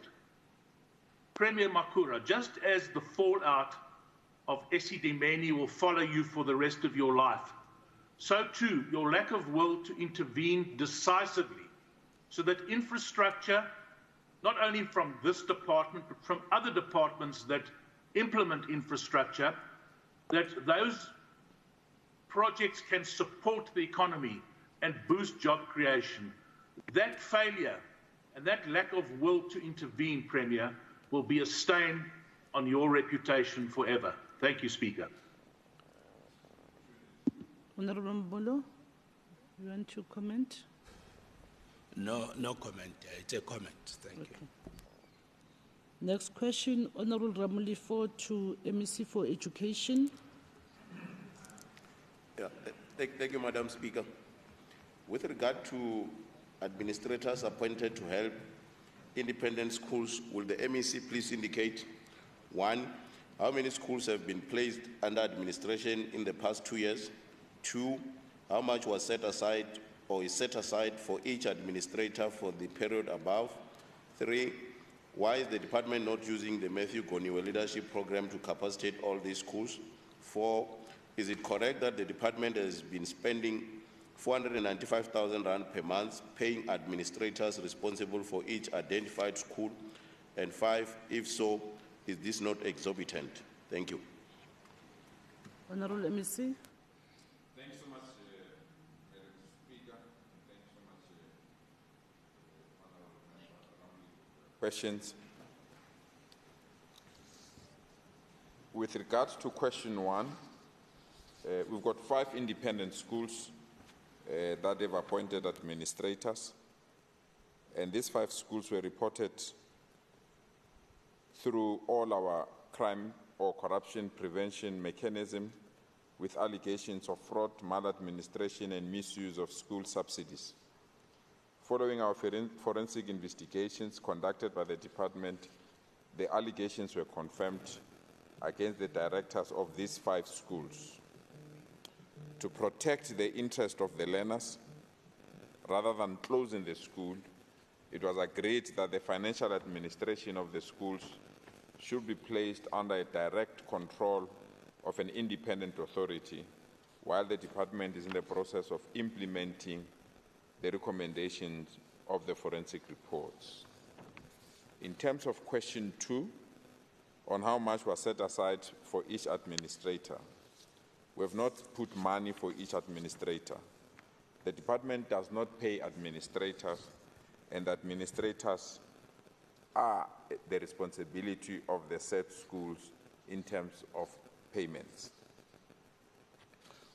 In terms of question 3 on why the department is not using Matthew Goniwe School of Leadership, Matthew Goniwe School of Leadership is a school assigned to train SGBs, principals, educators, and it's not empowered to deal with financial mismanagement in terms of detecting fraud and other related matters. In terms of question 4, the department has indicated is not paying any of the administrators directly. These administrators are reimbursed through the school funds of those schools that are under administration, and it will be extremely difficult from our side as a department to determine the amount of money that is paid to administrators. Thank you so much, Madam Speaker. Any supplementary question, Honourable Ramulifo? Thanks, Madam Speaker. MEC, will it be difficult for you to actually look at what are these administrators charging? Because if these are subsidized schools, obviously the money which is set aside to assist learners is not actually going there, it's going somewhere else. And also in terms of capacity, when you make reference to Matthew Goni, one is of the view that it's probably lack of capacity to these independent schools to run their own finances. So if they are qualifying to get funding in a form of subsidy, will not be proper that they get linked to the department, so that the type of capacity which get given to other schools to manage school finances, they are also included, instead of them paying a lot of money with which you are not sure of exact amount. But some of these schools indicate that they are paying as far as about 495,000 per administrator. So I think this seems to be exorbitant, and interventions do required from the department, especially taking care of subsidies from the department. Thank you. Honorable MEC. Thank you so much, Madam Speaker and Honorable Ramlife, for a follow-up question. The question should be, do we need independent schools in that community? Because majority of these independent schools are in one community. And you know which community is that one. Rather than trying to avoid responding to that question of whether we need this kind of independent schools, where you find that majority of learners are between grade 11 and grade 8.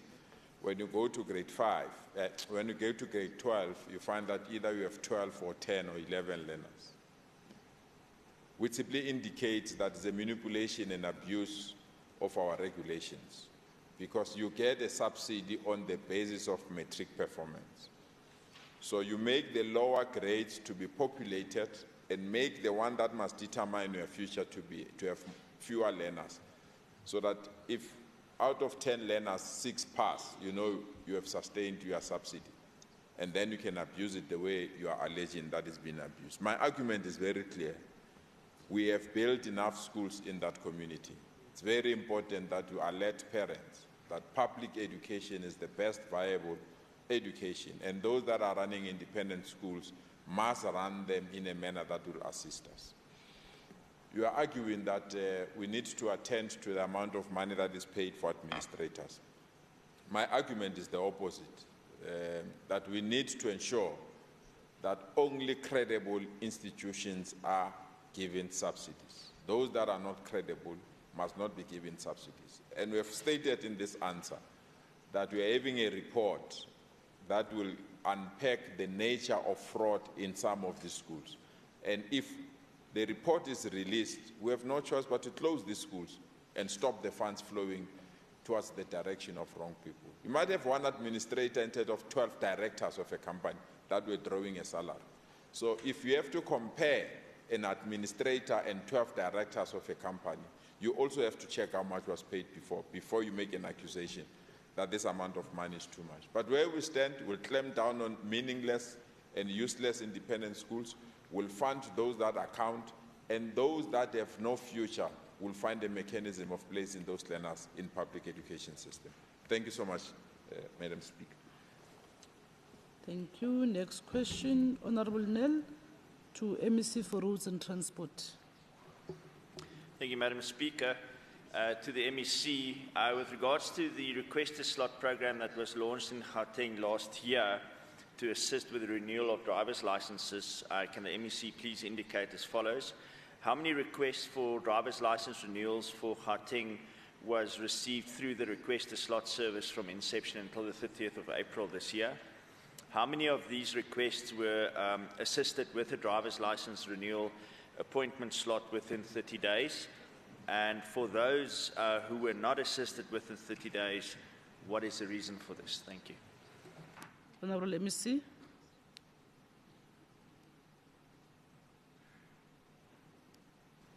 Thank you very much, Honorable Speaker, and once more to Premier and Honorable MSC's members. Honorable Nell, let me start by saying to you that you are asking this question.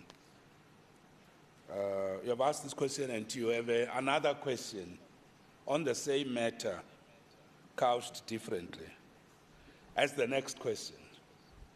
So I just want to answer you on the questions, this one and the next one, and provide a context so that when you proceed with the next question, you can just understand a few points.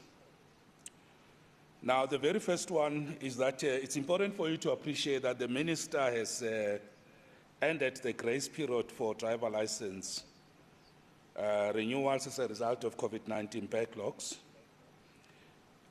Number two is to appreciate that we are expanding on the existing infrastructure with the new smart generation of DLTCs like at Gautrain stations. We have opened one, we are opening one in the next 2 weeks, and that will be a model moving forward. Number three is that we have 2 additional offices in Midrand, one in Midrand, one in Centurion, that are working very well as part of expanding the number of DLTCs that we have.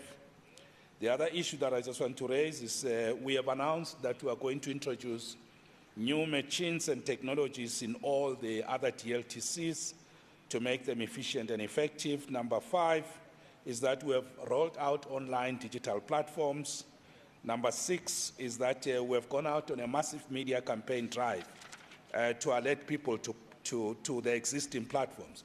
So there's no longer a problem of request a slot. I can't find a slot. I can't find a place to apply. The last 2 points are that the challenge that we have is that more than 100,000 people have not responded to their slots. That is the difficulty we're sitting with.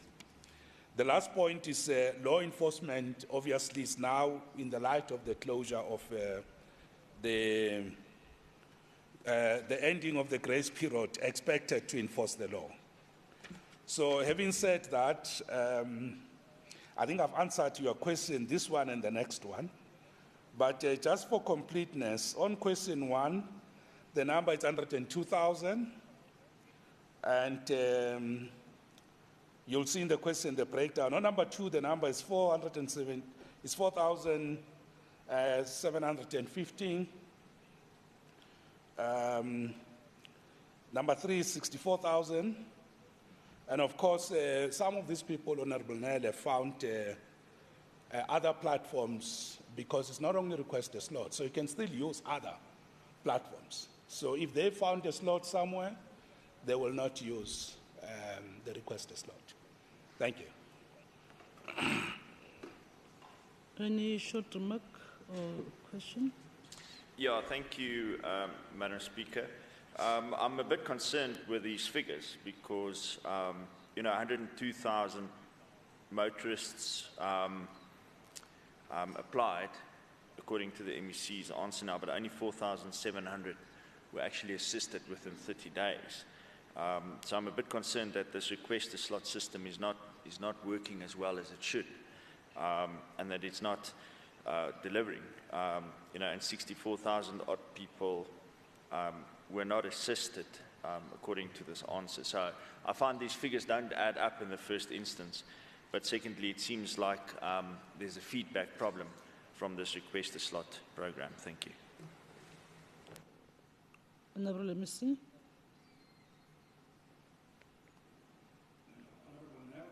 Let me just correct you. Maybe, I don't know how did I put it, but I was saying to you, maybe you didn't understand. Let's start again, hoping you'll follow. Can we start? So we're saying that from August 2021 to 30 April 2022, and I'm giving you round figures, 102,000 were for license card requests. 9,000 were about professional driving permits. And then the second question about those helped in 30 days, it's 47,415. And then you want to know how many were not assisted, it's 64,437. I hope the books will balance, but I gave you round figures. I hope that helps. Is it okay? Thank you. Thanks, Speaker. Sorry about that. Next question, Honorable Bloom to MEC for Health.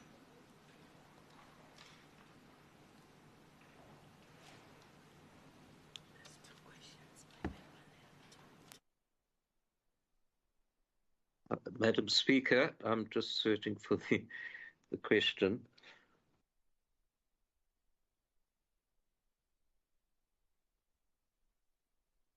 Yeah. Madam Speaker, to the MEC for Health.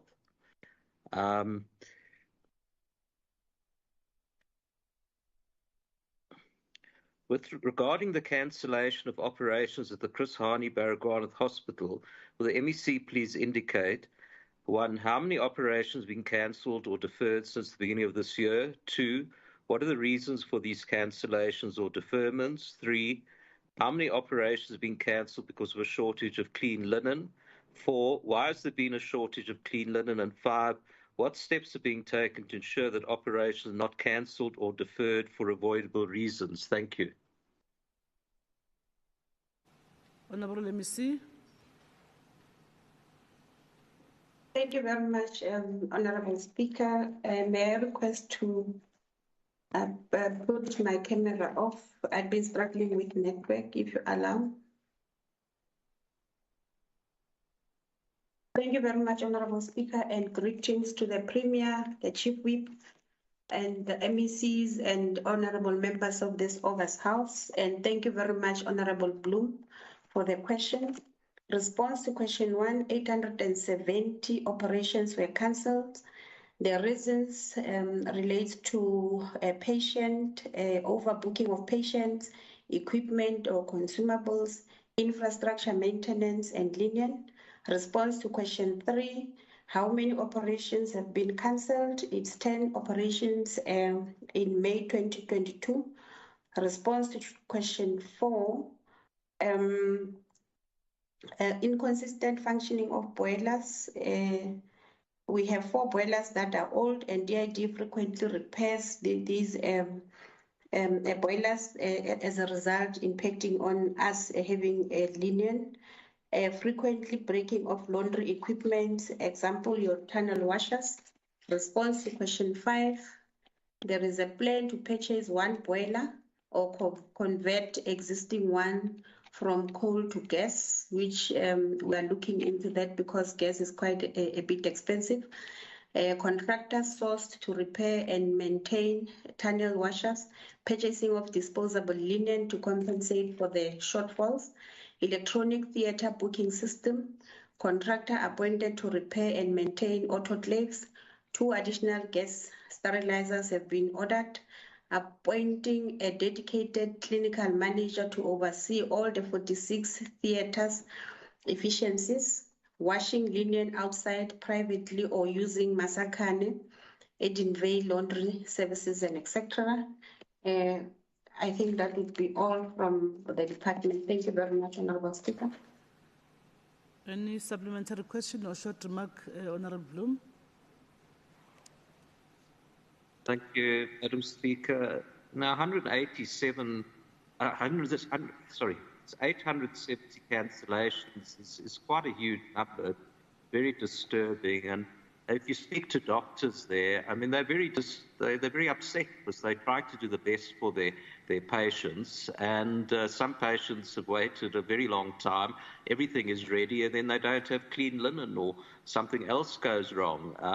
You know, I hear what the Honourable MEC says about fixing equipment, but I really think they need to be far more flexible in allowing the hospital CEOs to use outside laundries. I think it's really unacceptable that operations are cancelled because of a lack of clean laundry. It's something very easy to solve. Thank you. Any comments, MEC? Thank you very much, Honourable Speaker. I agree with Honourable Bloom. Honourable Speaker, because we had been having this breaking of boilers. Hence, we have planned to at least procure 1 a boiler, because the other thing is that we can't buy all 4 at the same time, because one boiler, I think it costs close to 20 million. But I'm taking what or noting what Honorable Bloom is saying. Thank you very much, Honorable Speaker. Thank you. Honorable Nell, we have another question, which is TR005 to Honorable MEC for Roads and Transport. Thank you, Madam Speaker. I thought the MEC, you read that the MEC did both in one, so it's not a major issue. But with regards to the renewal of driver's licenses in Gauteng that expired during the COVID-19 lockdown grace period, can the MEC please indicate, as at 20 May 2022, how many motorists whose license expired during the lockdown still had to renew their licenses in Gauteng? What expanded capacity will be introduced to eradicate this backlog? By when does the MEC expect that this backlog will be eradicated, and what measures have been put in place to provide a priority booking service for those license renewals of members of drivers whose licenses expired during the lockdown? Thanks. Honorable MEC. Thank you very much, Honorable Na. Thanks for the question.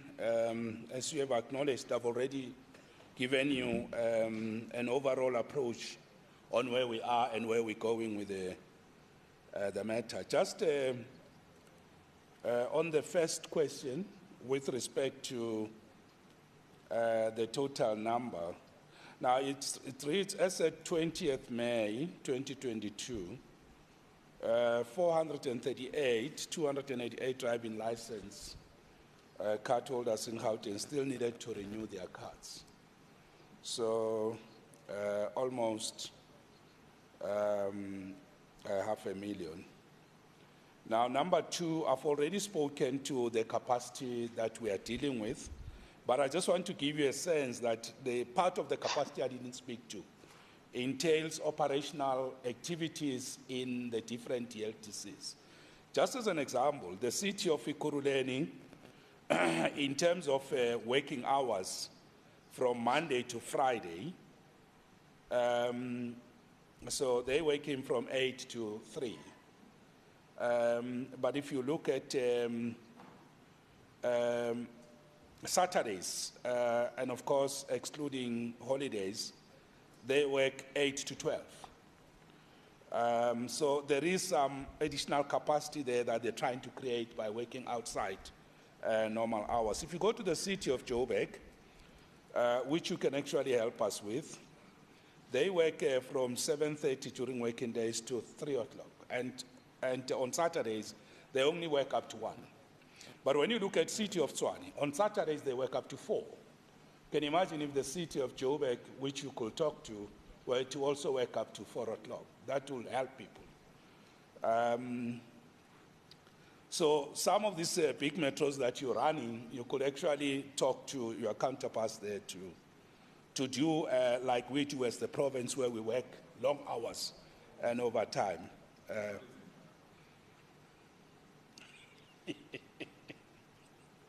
Sorry, my apologies. The Ministry of Education, I understand. Sorry. Okay. Sorry. My apologies. Just to conclude, just additional points, Honorable Nell, which I didn't make earlier when I was giving you a detailed reply, is that if you look at Tshwane, we will be opening a DLTC very soon in Mabopane. But remember, these were built by the ANC government, so don't get it wrong. If you look at Centurion, of course, I've talked about the Gautrain station. If you look again at the city of Tshwane, Garankuwa, there will be a DLTC built by the ANC government at that time. Don't claim victories. You look at COJ, the ANC government has established a service center for Diepsloot. So over and above the Gautrain stations, the metros are also introducing additional DLTCs. Because remember, we have a Premier was talking about an outgrowth in the population, but our DLTCs have remained the same. So we are now expanding the footprint and of course, the service delivery points. So I think to that extent, I have attempted to answer Honorable Nell's question. Thank you very much. Honorable Nell. No, thank you, Speaker. I have sympathy with the MEC because he does not make the policy. The National Minister decides about the extension of licenses.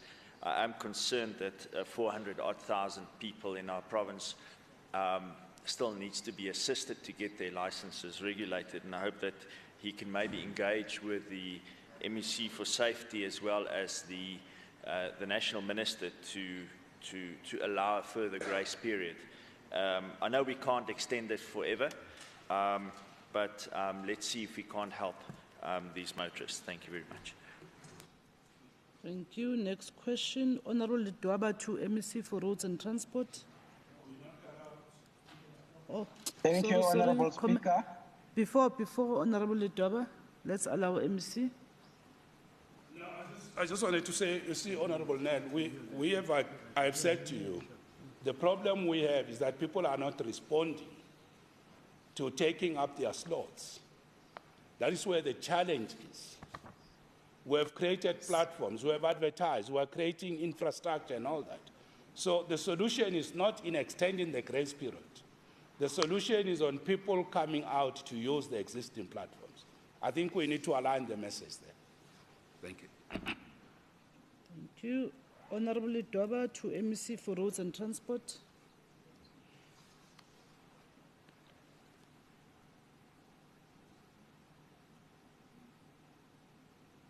Honorable Dwaba.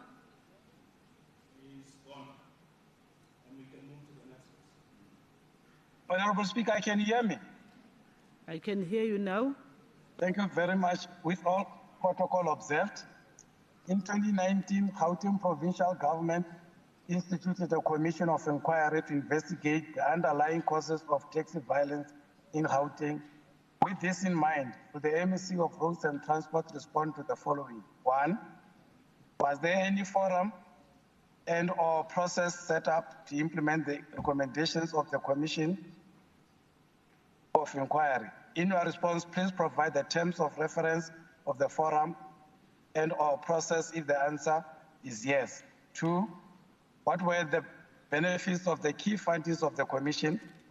3, how many of the recommendations of the Commission have been implemented to date? In your response, please indicate which are the findings that have been implemented. 4, what are those recommendations that have not been implemented and the main reasons for failing to implement them? And lastly, have there been any improvements in the taxi industry after the investigations were conducted and recommendations implemented? In your response, please provide a list of these improvements. I thank you, Speaker. Honorable MEC. Thank you very much, Honorable Speaker. Once more to the Premier MECs and the honorable members, to Honorable Dwaba. And thank you for the question. Now, your first question about whether there was a forum, there's no forum created to implement the recommendations of the commissions.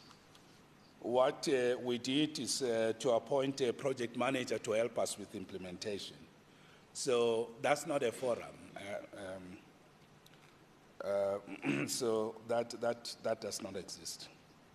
Number 2, the key findings of the commission definitely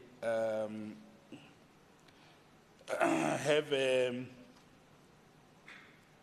provided some benefits, quite a good number of them. As Honorable Dwaba will be aware, currently where we are sitting, the rate of the number of killings in the taxi industry is no longer where it used to be. There's a massive decline.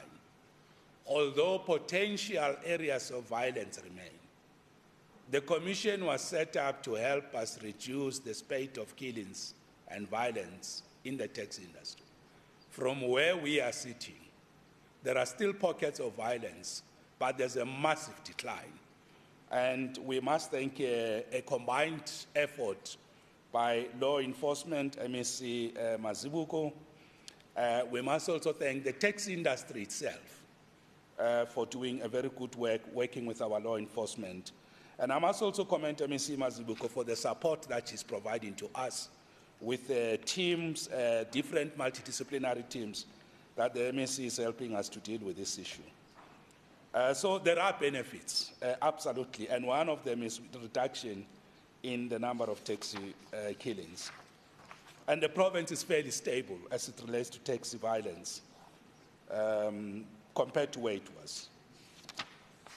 Now, there were about 9 areas of findings, and there are those that we have started to implement. One of them is to modernize the taxi industry with smart technologies. We have appointed CSIR to introduce new systems. As I said, MEC of Community Safety is supporting us on law enforcement. And the areas of challenge are with regard to workings with municipalities. Municipalities still have to establish things like municipal planning entities for taxi violence. There are issues that are with national government, the National Department of Transport. There are issues that are with national law enforcement. And of course, there are those of criminal investigation and prosecution. Those issues have not yet been dealt with. And of course, I've already talked to benefits and improvement. Thank you very much. Honorable Dwaba, any supplementary question or a short remark? Thanks, Speaker. I just needed to find out from MEC with regard to the project manager that apparently was appointed, just for him to indicate what is the scope of the project manager. I'm raising this in relation to the criminal or the pending criminal charges that have not been attended to, as to who is going to attend to those.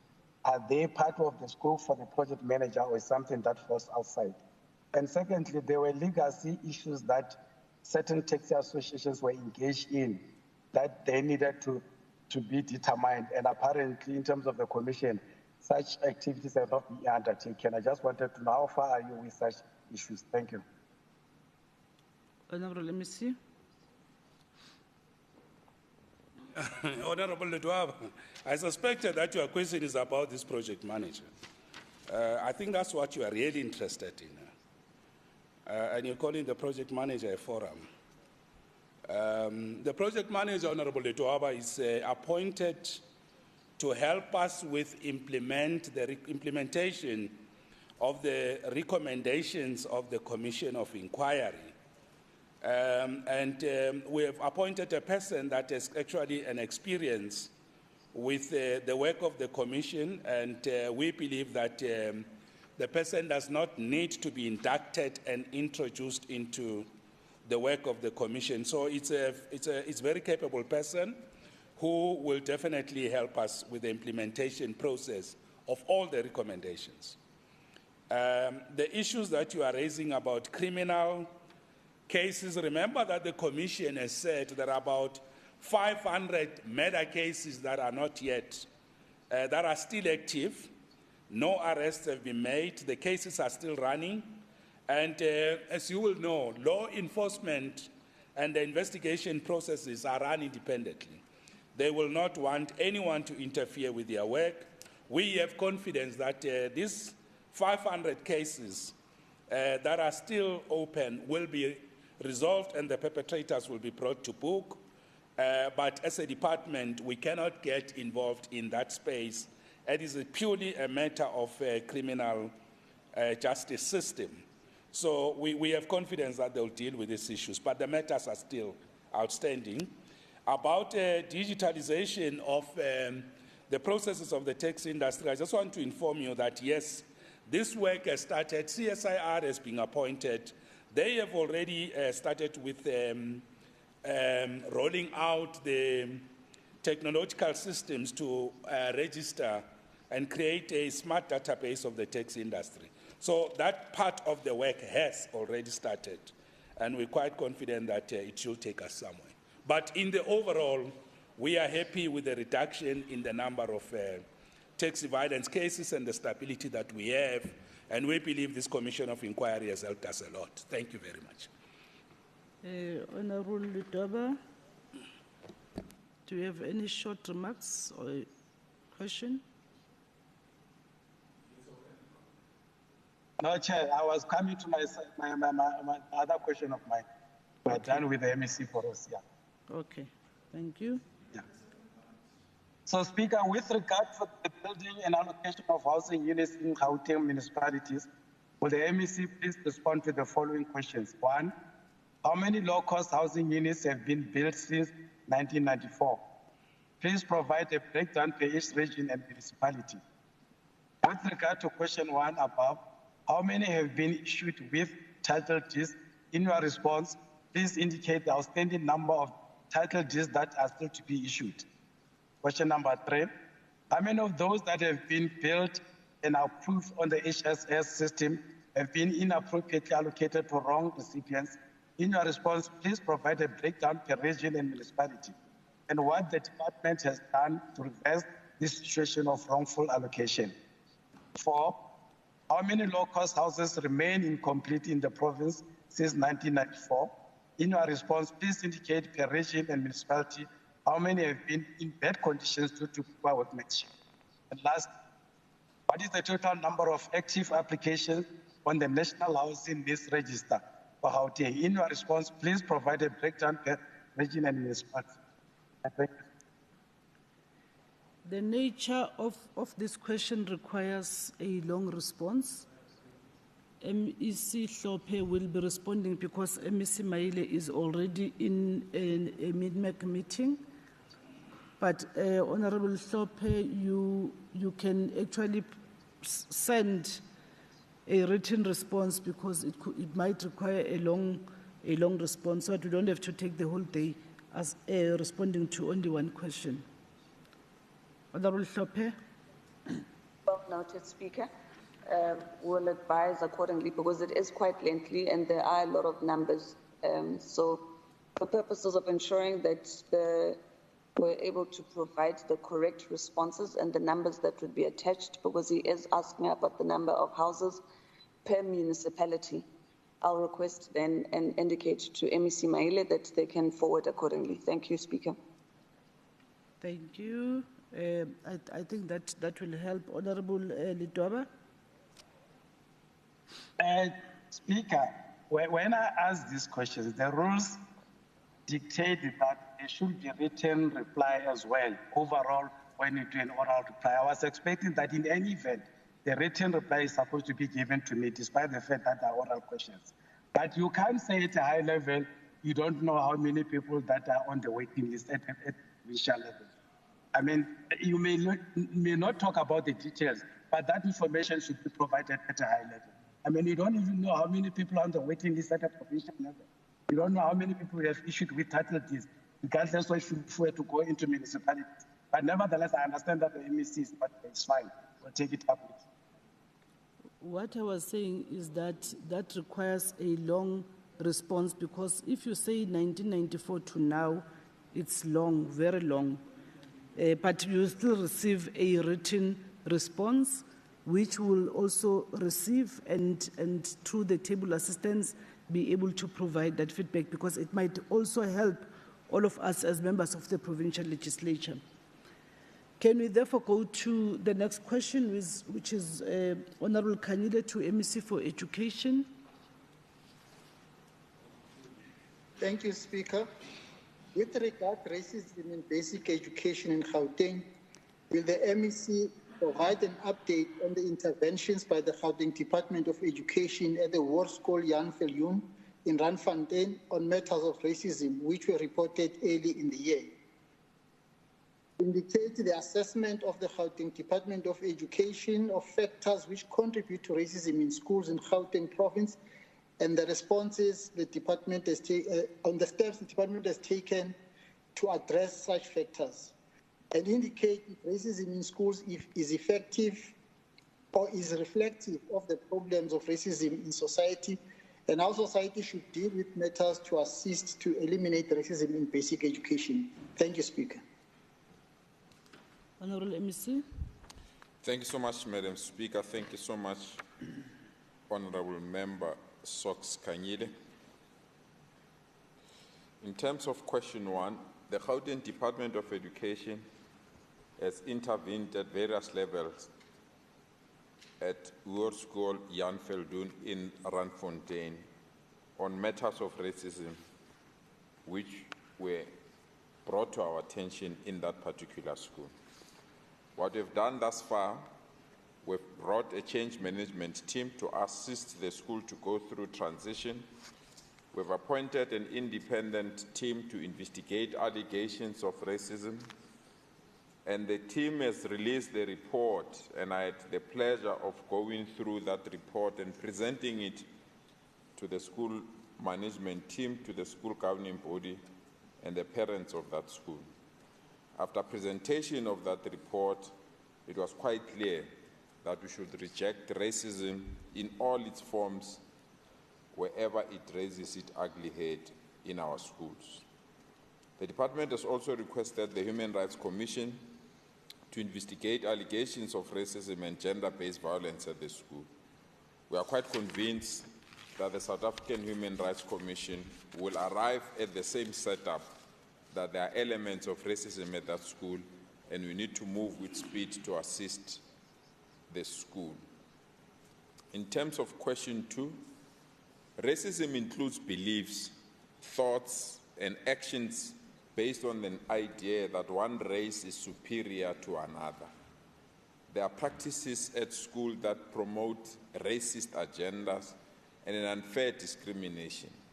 These are as follows. 1, schools often use their language policy as a proxy for the practice of discrimination and therefore racism. The language policy does not take into consideration the changing learner demographics and the demographics of the community around the school. 2, black and white learners at schools are treated differently when committing transgressions. White educators are biased towards white learners and tend to turn a blind eye on their transgressions. 3, prejudices of educators, non-educator staff, SGB members, and learners also contribute to this practice. 4, black and white employees that occupy certain positions are treated differently. Lastly, schools tend to identify with religious and cultural practices which are reminiscent of the dominant racial group amongst the staff members. So parents' prejudices and interference from political parties also contribute to racism at schools. In an effort to address the issues raised above, the department policies promote inclusivity and discourage any form of discrimination. And I'm truly humbled, Member Kanyile, for raising these questions, especially during this month of June. We are quite aware that we are 3 days, almost 3 days, or few days away from celebrating the most important document that reflects on racialism, the Freedom Charter. We've just moved out from the commemoration of June 16, a day that still today brings teary eyes to us because of its own history and the misuse of language to oppress other communities. We want to thank you for bringing this matter to our attention as we move towards a public participation process on the Basic Education Amendment Laws. The Basic Education Amendment Laws is intended to ensure that all our schools are accessible to all our learners. I know there is a campaign across the country to term this act or this draft bill as a Panyaza Lisufi bill purely because of the issues that we've raised sharply that are contained in this particular bill. Our argument is clear. All our schools belong to all our children.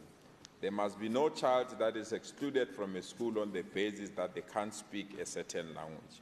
And anyone that speaks a certain language, they have the right to be at school and to have their own language protected and also to be taught using mother tongue language. But that does not mean the entire school must belong to one language group. All our schools must accommodate all our children. You can have a certain language in class A and have a certain language in class B, and during break time, all these children can play together, and after school, all these children can be part of a single cricket team, rugby team, and a soccer team. Any notion that wants to promote an idea that a school must belong to one language group alone must be defeated. And this behavior and conduct is reflecting itself in higher education institutions. You can't have one language school, but when you go to university, think that these children will behave otherwise when they meet other language groups.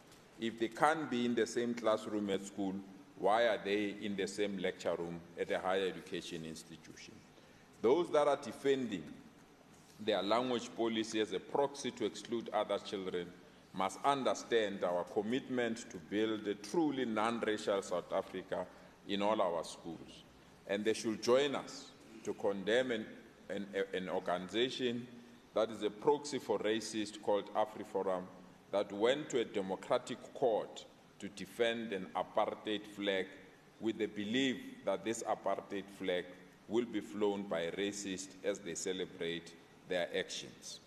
We are quite aware, when we formulated the constitution of this particular country, we never thought that we'll have racists after 1994. Hence, we didn't legislate how to manage racists. Time has arrived that this must change, and for it to change, it needs to start in the classrooms. We are now clearly victims of our good policies of promoting culture, language, and ensuring no one is discriminated on the basis of the language that they speak. Until we protect all languages, it will be extremely difficult to ensure that there is a language growth, but also there's proper research in terms of other languages. That is why, as part of this basic education amendment bill, we are calling that at least each and every school must have a minimum of 3 languages so that all languages can be protected and be promoted. Those that are opposing these proposals are doing so under the pretext of mother tongue education. And we are very clear, we are not opposed to any form of mother tongue education.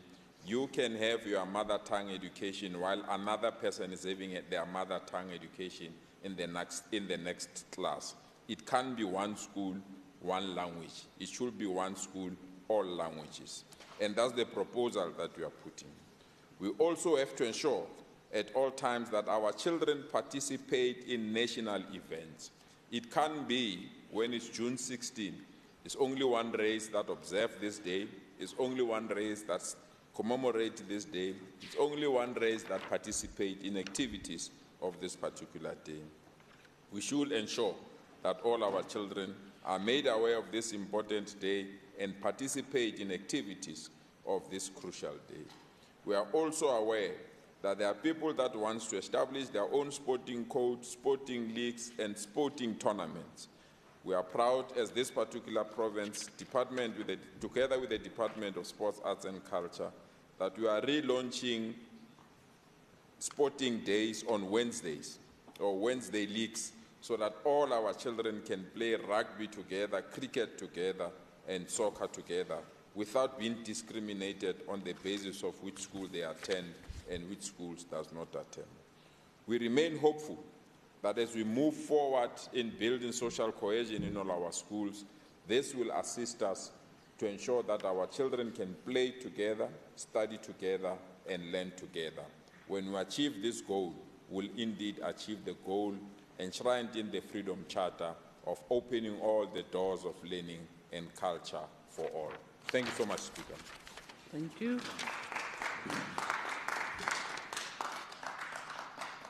Honorable Kanyile, do you have a supplementary question or a short remark?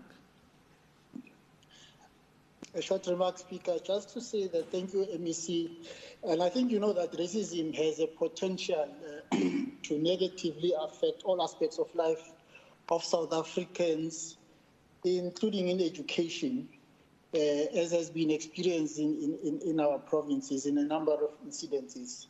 I sometimes get an impression that society as a whole is not fully mobilized to coordinate and embrace and promote non-racialism. This seems to be more evident when attempts are made to get African-speaking South Africans to embrace non-racialism.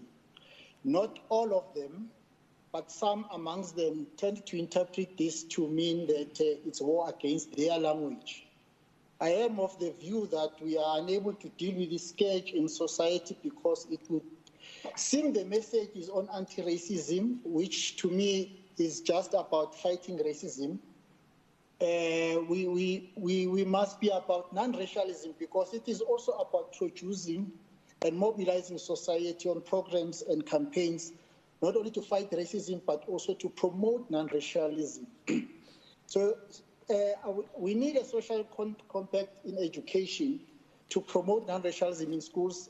In that way, a non-racial society may be in the horizon. Thank you, Speaker.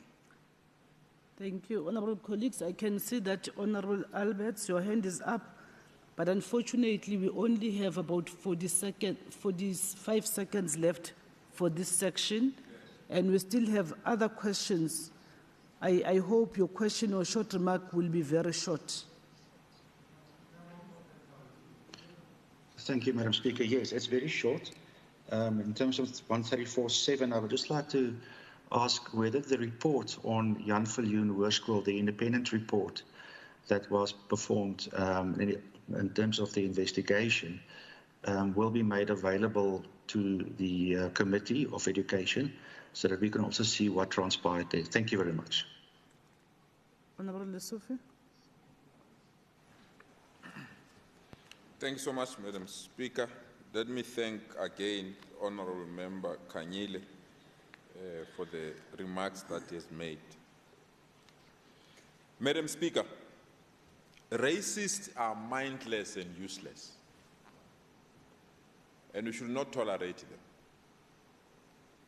If you have somebody who will kick a 16-year-old because he doesn't want to pass over a salt, and that particular person that believes they've got the right to take a gun and assault a young person, the courts of this country must be merciless to those people. But they behave like this because they believe they are a country in a country. They have something that does not make sense to me called Orania, where they have their own flag, their own currency, they're trying to have their own curriculum in our own country. And we must indicate that Orania's days are marked. We can't have a country within a country, have an institution that compete with the state. Because if you don't stop this behavior, you now have an institution called AfriForum that think they can patrol our own borders with their own dogs. If they want to be government, they must contest elections. If they want to take over the role of government, they must contest elections. We also have an institution, it's not far from here, Madam Speaker. It's here in Pretoria. It's a higher education institution. For you to enroll in that school or that university, you must speak a certain language. If you don't speak that language, you are not admitted. If you allow all this thing to proceed without being challenged, Madam Speaker, we are going to have exactly what Member Kanyile is warning us, that society must embrace non-racialism and reject any form of racism wherever it raises its ugly eggs, including in Orania, Member Alberts. And the report is publicly available, Member Alberts. If you need it, we'll give it to you to take it to the committee. Thanks. Thank you. Next question, Honourable Hoffman to MEC Community Safety. Thank you, Madam Speaker. I have a bit of connection problem, but I'll try and work through it. Regarding a resolution in a meeting with the SAPS and the Metro Police chiefs, can the MEC please indicate how alleged police brutality is viewed by internal disciplinary regulations? Are all cases under the investigative mandate of the IPID reported, and what disciplinary sanctions were handed down during the past financial year? 3, have all Metro Police chiefs established internal affairs units to deal with issues relating to breaches of respective codes of conduct? 4, has training provided by SAPS on crowd management improved, and was the recommendations of the Farlam Commission's panel of experts taken into account?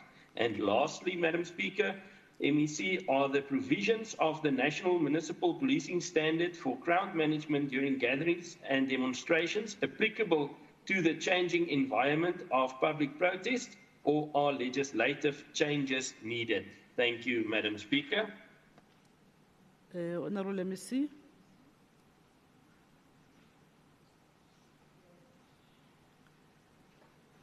Thank you very much, Honourable Speaker, and thank you, Member Hoffman, for the question.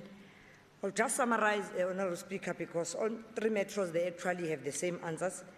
That all of them, they do condemn police brutality, and they preach peace, and they can be law enforcers expected to uphold the law, and yet it's them that are actually perpetrating police brutality. And in responding also to question number 2, the perpetrators, if not those acts of brutality, they do get referred to IPID. IPID does receive complaints, and IPID does come on board to investigate all those allegations. And in responding to question number 3, if the chiefs have established internal units to deal with issues relating to breaches of respective codes of conduct, the MPDs also do have what is called internal affairs. That is the unit that is actually responsible, that ensures that they investigate and ensure that members are actually taken for disciplinary hearing. And in responding to question number 4, if the training on crowd management is also done by SAPS as part of the recommendations from the Farlam Commission panel of experts, the response is that the SAPS does provide training for crowd management, and through the MOU that they do have with the various municipalities, and they've in compliance with the PFMA and the MFMA, and this is a result of SAPS also having its various models in ensuring that as they provide training, they are also compensated for that. In responding to question number 5, are the provisions of national municipal policing standards for crowd management during gatherings and demonstrations applicable to the changing environment? The response will be the national municipal policing standards for crowd management during gatherings and demonstrations is in process of being changed, and it is part of the current processes that the SAPS Amendment Act is being done in order to deal with that. And the Civilian Secretariat also has come on board in ensuring that there are guiding tools in ensuring that SAPS does comply with the prescripts of how they deal with crowd management. Thank you, Speaker. Thank you. Honourable Hoffman, any short remark or supplementary question? Speaker, no, I'm fine. Siyabonga, MEC.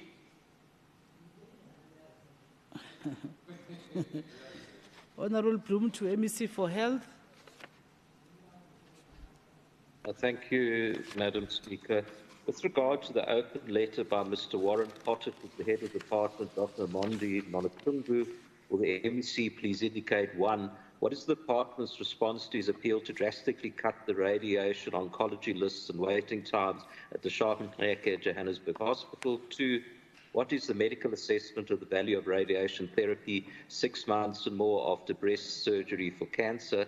3, are patients still being given radiation therapy if it is more than 6 months after breast surgery for cancer?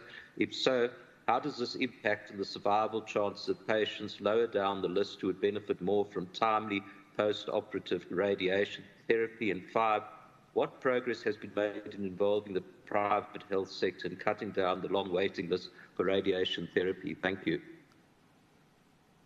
Honourable MEC. Thank you very much, Honourable Speaker, and thank you very much, Honourable Bloom, for the question.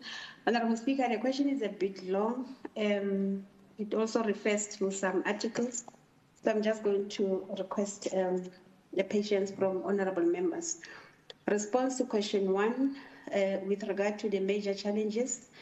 1 is inadequate staff to plan radiotherapy, skills shortage of planning radiotherapists. There is also a shortage of radiation oncologists and medical physicists in the public sector for several reasons, including non-competitive salaries, etc., inadequate linear accelerators and non-procurement of compact linear accelerators to replace the obsolete and decommissioned cobalt radiotherapy machines, which are related to long process of procurement machines on tender.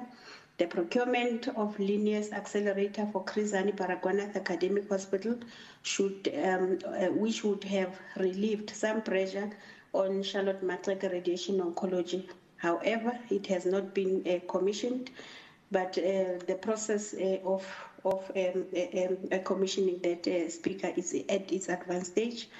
Response to question 2.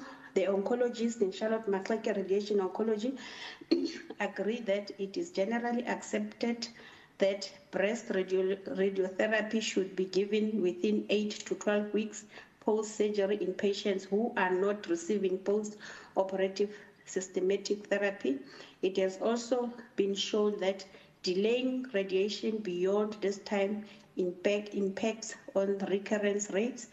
If Charlotte Maxeke had resources available to the private radiation oncologists who Mr. Potter consulted, would definitely deliver the radiation therapy within 3 months post-surgery. There is, however, no evidence showing that giving radiotherapy after 6 months is of no benefit. Attached, Honourable Speaker, we have attached 2 articles of Blecher and Zaleva et al., which demonstrates the uncertainty around the timing of radiotherapy post-surgery. The article from Blecher explains that delays between surgery and radiotherapy may be overestimated and suggest value in trying to do the radiotherapy within a year post-surgery.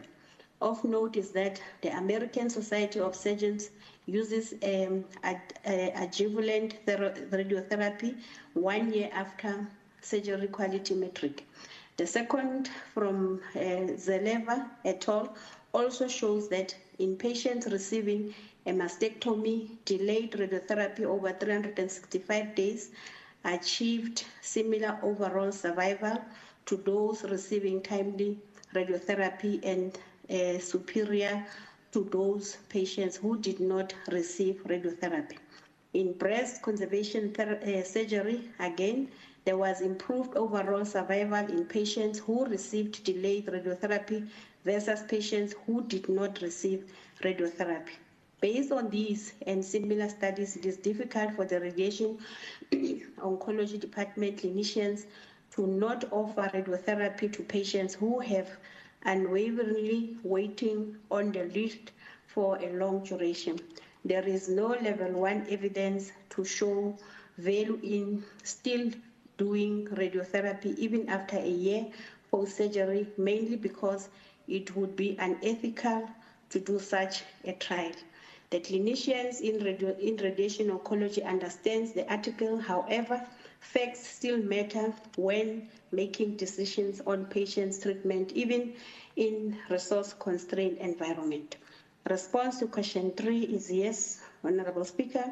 Response to question 4, all breast cancer patients should have treatment within 3 months of surgery for maximal benefit, and all those where radiotherapy is indicated have benefit. Some patients have a higher risk of recurrence and are being put on an expedited waiting list. However, that list have grown to several months. It is also debatable who benefits the most from treatment. According to Mr. Potters, he believes that the one who benefits most is the person at higher risk of local occurrence. However, the argument could be made that patients at lower risk breast cancer have a better overall prognosis and they could get the radiotherapy to maximize their survival chances. He has also suggested that palliative patients, patients with bleeding breast ulcers, spinal cord compression, brain metastasis, and etc. should not receive urgent radiotherapy as their prognosis is poor. Although these patients' prognosis is poor, their quality of life is improved by radiotherapy. Response to question 5, the Cancer Alliance set up a solution lab where South African private oncology groups were invited to participate. Your ICON, Netcare, and Life Health.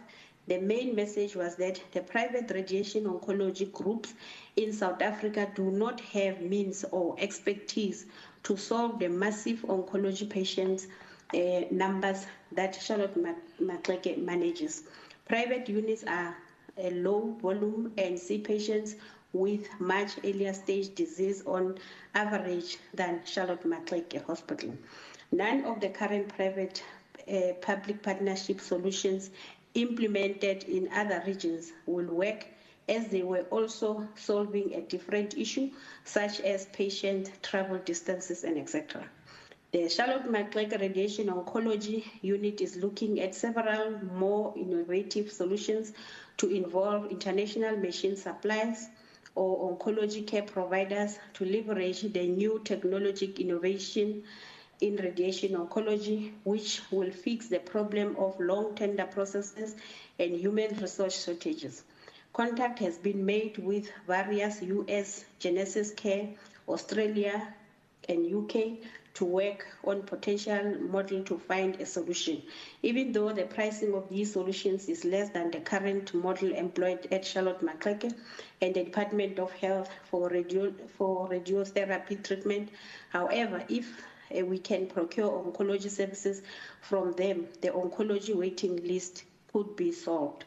As a task team has been set up, although it is moving at a slow pace in resolving identified major challenges, like your staffing and fast-tracking the tender process to procure radiotherapy equipment. I thank you, Honorable Speaker, and we will also attach the article for ease reference to Honorable Bloom. Thank you. Thank you. Any short remark or question? Thank you, Madam Speaker. Yes, I think the problem is delays, and obviously that women with breast cancer in particular should have radiotherapy as soon as possible, but there's a shortage of resources. So I hope that this task team makes progress and that we look at innovative solutions, the latest technology. It really is very distressing that people are at high risk of dying because of the lack of resources for cancer treatment. Thank you. Thank you. Honorable MEC. Thank you, Honorable Speaker. I'm noting the comments. Thank you. Thank you. Another question, Honorable Bloom to MEC for Health. Thank you, Madam Speaker. Regarding security of the Lillian Ngoyi Community Health Centre, will the MEC please indicate, 1, how many assaults on staff have occurred at this facility since January last year? 2, what are the details of assaults on staff since January this year? What accounts for these assaults on staff? What security measures are there at this facility? And what steps are being taken to ensure adequate security at this facility? Thank you. Honorable MEC. Thank you, Honorable Speaker, and thank you, Honorable Bloom, for the question. Response to question 1, 2 incidents of assault were reported during the period at the facility, which is 21st September 2021 and 19 May 2022. Response to question 2, on 19 May 2022, a patient at the triage area was not wearing a mask. The doctor on call in the unit requested him to wear a mask, and he became agitated, but he put on his mask. According to a witness report, at 18:30, the patient stood up to make an inquiry on when he will be attended. The doctor expressed that she did not appreciate the tone used by the patient. The patient became even more agitated than earlier and pushed the doctor. The doctor had a cup in hand, and when she was pushed, she lost her balance and the cup she was holding broke. The contents thereof also spilled. The patient was pulled off the doctor by two individuals, including one of the doctors at the facility. The patient then left the triage area. However, the doctor he attacked followed him. The patient lunged at the doctor again, but was restrained by the doctor that pulled him off during the attack earlier. The security from the gate subsequently intervened. The doctor that was attacked sustained lacerations on her hand. Response to question 3, the incident were a result of a patient's refusal to take instructions or heed explanations from the doctors and subsequently reached aggressively to assert their views or positions, as was expressed their frustrations. The incident on the 21st of September 2021, a patient was referred to Shawelo CHC. However, he decided to visit Lilian Ngoyi CHC. When the doctor explained that he was referred to Shawelo and not Lilian Ngoyi, the patient became agitated. He then hit a table, threw a file at the doctor, kicked the medical waste box, and left the room. The incident on the 19th of May 2022, a patient was at the triage area with a mask. When asked to put on a mask, he became agitated. He then made an inquiry while still agitated from the initial exchange with the doctor. When the doctor expressed her displeasure with the manner in which the inquiry was made, he attacked her. Response to question 4, the facility has private and provincial security guards on site and at key strategic points. Furthermore, the facility has CCTV cameras at various points. Response to question 5, security guards are posted at all critical areas of the facility and CCTV cameras are used to monitor the environment. Thank you very much, Madam Speaker. Honorable Bloom, short remark. Thank you, Honourable Speaker. This is very distressing when hard-working medical staff get attacked.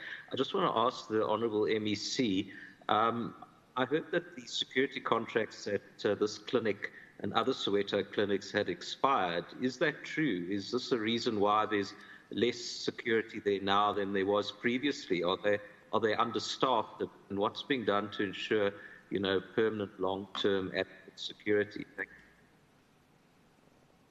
Honourable MEC.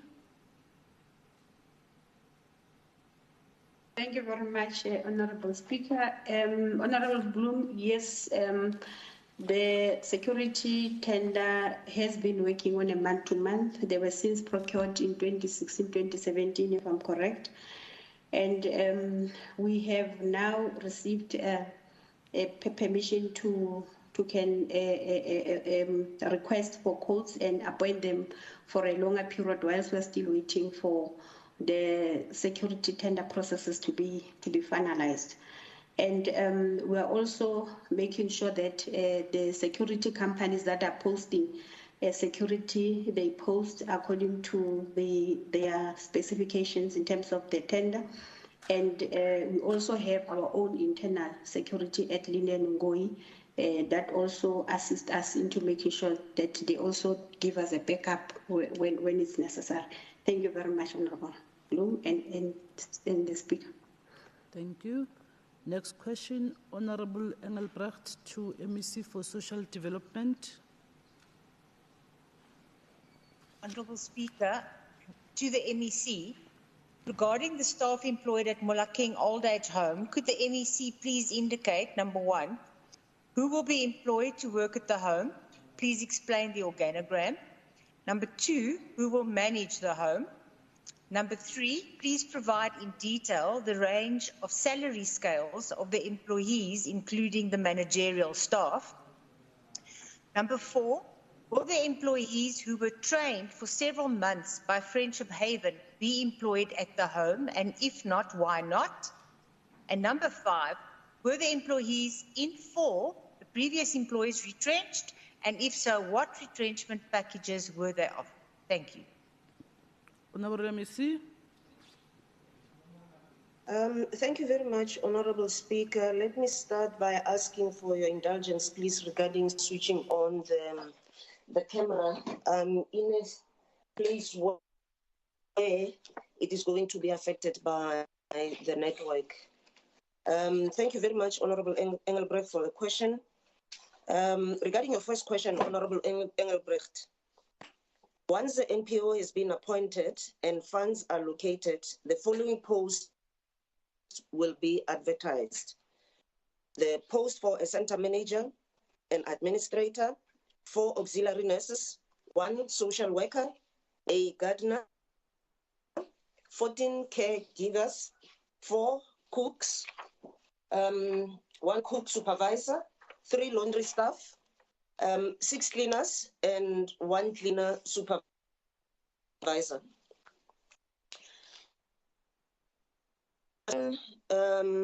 It is an NPO that will be doing that work. Regarding your third question, center manager receives 75,108,000 per annum.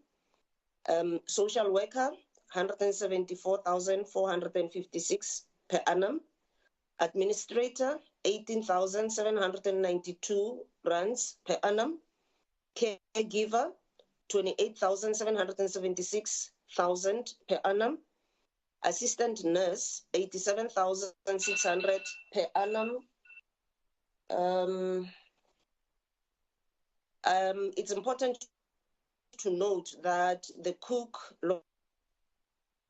gardener, and cleaners follow caregiver. Regarding your fourth question, the appointed NPO will advertise posts, and all interested qualifying community members will apply. Responding to your last question, the fifth one, the center manager, it's 27,807,078 cents. The social worker, it's 29,777 rand 20 cents. The administrator, 9,530 and 26 cents. And the 16 caregivers, it's 175,909 rands and 34 cents. Yeah, that's for the 16 caregivers. Thank you very much, Madam Speaker.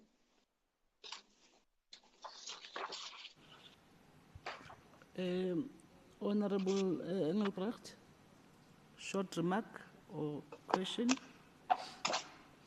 Speaker, thank you, and thank you to the MEC for those replies. I find it very interesting that in spite of the department spending almost 8 million in staff that were trained over a period of 2 years, they stopped paying them in March. The employees then went to the CCMA. The department refused to attend the CCMA case, and the case was awarded against the department on behalf of the employees, and the department was instructed to pay the employees, and the employees have been paid a retrenchment package. So it would appear that in spite of spending almost 8 million rand in training, plus a retrenchment package, the department has got no intention of re-employing these people who were very properly and accurately trained to work in Molaking. So my question to the MEC is, how much more money is the department intending to waste in training new people, and will they then again be retrenched and again be left out in the cold, having no income and not being able to fend for themselves? Thank you. Honorable MEC. Yeah, no, thank you very much, Honorable Speaker. You know, not wanting to respond to a new question necessarily, and I would generally advise a member to pose a new question if she wants to, but I would like to ask her a question. How does she know that the new people that are going to be employed are going to be retrenched? Maybe she can help us with that. But otherwise, there's a process, and the process, it's due process and it's legal, and it's going to be followed. So no emotions here. We are going to do as the law says. Yes. Thank you very much, Speaker. Thank Speaker, you. I can reply to that. No. Honorable Member, you don't do that. Okay, sorry, Speaker. Can you go to the next question again by Honorable Engelbrecht to MEC for Social Development? Speaker, thank you, and to the MEC. Now that Molakeng Old Age Home has received its occupational certificate, congratulations on that. Would the MEC please indicate, number one, when will the Old Age Home actually officially open for residents? Number two, have all the structural defects been resolved? Item 3, has the leaking roof been fixed? Item 4, how have residents been selected and identified to reside at the home? And for fifthly, will the residents be required to pay to stay at the home, and what will that amount be? Thank you, Speaker. Honorable MEC. Thank you very much, Madam Speaker. And once again, thank you, Honorable Engelbrecht, for the question. And we appreciate your appreciating that work has been done. For the congratulations. Responding to your questions, Honorable Engelbrecht, the first one is that we cannot provide a definite date as yet. However, the following certificates must be issued and they must be in place, namely the municipality health permit, fire and safety, as well as all internal processes from the Department of Social Development that have been completed, namely the advert for the appointment of it, that have to be rather completed, the appointment of an NPO, the panels, and the signing of the service level agreement. Responding to your second question, Honorable Engelbrecht, it's in the affirmative. All outstanding matters were resolved. Responding to your third question, again, it's in the affirmative. The roof has been repaired. Your fourth question's response is that not yet. However, the appointed NPO will conduct the screening of beneficiaries through the dependency questionnaire, questionnaire number 98DQ98 process. Responding to the fifth and last question, residents normally contribute towards their stay in a residential facility, but the amount is decided by the board and management. I thank you, Madam Speaker. Thank you. Any short remark or supplementary question, Honorable Engelbrecht? Speaker, thank you, and thank you, MEC, for those replies.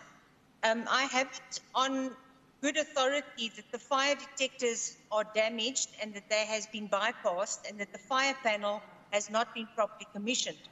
Now, this is a huge tragedy. If we look at the total cost of this Molakeng home, which comes to 91 million, 91.5 million that it has cost the department, and just the current maintenance is 7.4 million, and the total and the contracts were 43 million. That comes to a cost of 57 million rand in terms of repairs and structural repair.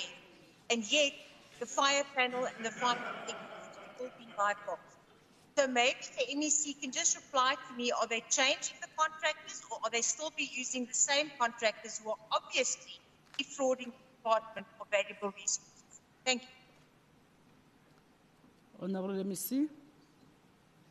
Thank you very much, Madam Speaker. Honorable Engelbrecht, I think when I was responding to your first question, I actually mentioned the fact that some of the certificates are still being awaited, and the fire and safety is one of those certificates. So the issues that you're raising, that you purport to have on good authority, those are issues that were in place before the intervention that had the certificate issued. So I explained, if you listen to your first question, well, it's going to be provided to yourself through the normal legislature process. You'll understand that I spoke to that. So it's matters that are going to be attended to. With regards to a contractor, remember the municipality was the implementing agent. So they are responsible for that. But we are monitoring. So if there's a need for us to bring it to their attention, we will do so. Thank you, Madam Speaker. Thank you. The next set is written questions for oral explanation and tabling in the House in terms of Rule 137, subsection 5. There are a number of questions that were not responded to. However, I am informed that others have been flocking in since we started with our sitting.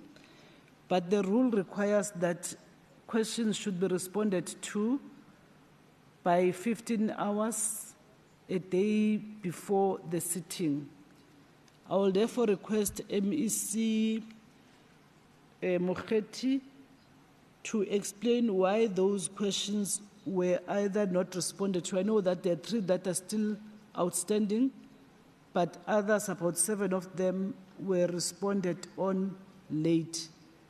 And I'm also informed that some of the questions, or even officials from departments, they call the team from the proceedings in the evenings around 12 midnight, at times around 4 a.m. in the morning, which is really unfair. And I think we should actually stick to the rules rather than disturb people, officials, when they are with their families. They also need to sleep. If you didn't do your work, please don't. Let us also protect our workers from the Gauteng legislature. It's not only Department of Health, but other departments as well. There is a tendency of actually doing that. Honorable MEC Mokgethi, can you respond why your questions were responded late? And we have about 3 that have not been responded at all. It's HL 053, HL 054, and HL 062 that have not been responded, but the rest were late. Thank you very much, Honorable Speaker. I think I tend to agree with you that 53, 54, and 62 have not been submitted as yet to proceedings, but I do have them now. Speaker, these questions were submitted to the Office of the HOD on the 23rd of May. But maybe it's because of the quality check processes that we have put in place, just to make sure that when we respond to the legislature, we respond accurately and with honesty. I really apologize. Speaker will have to make sure that we shorten that process of making sure that all the responses that we submit or table have been quality checked. Thank you very much, Speaker. Thank you, Honorable MEC, for your response. But let us ensure that we use the rule in case, in the event you are late, just ensure that you ask for extension, because that is also allowed, rather than us putting things in the speaking list when we are not going to get a response, or a response is going to be late. So let's ensure that we use the provisions of the rules next time. Thank you very much. Can we therefore ask the Secretary to read the first order? Thank you, Honourable Speaker. Finance Portfolio Committee Oversight Report on the 4th Quarterly Report of the Department of E-Government for the 2021-2022 financial year. Thank you. Honourable BC.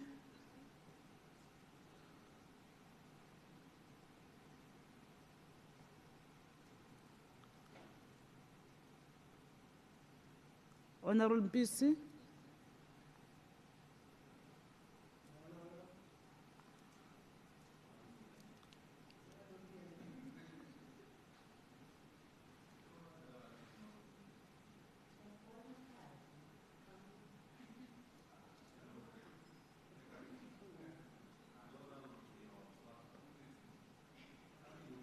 Honourable Mpisi.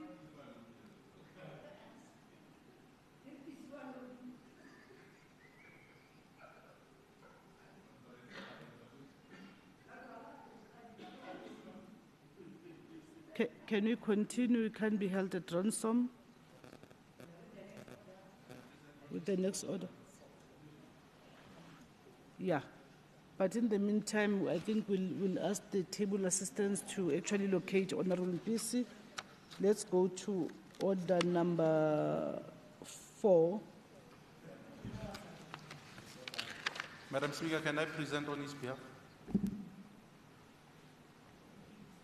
I didn't hear that, and I'll pretend I didn't. I'm not here. I don't reside here. Can we have order number 4? Thank you, Honorable Speaker. Economic Development, Environment, Agriculture and Rural Development Portfolio Committee Oversight Report on the 4th quarterly report of the Department of Economic Development and its entities for the 2021-2022 financial year. Thank you. Honorable Hassan.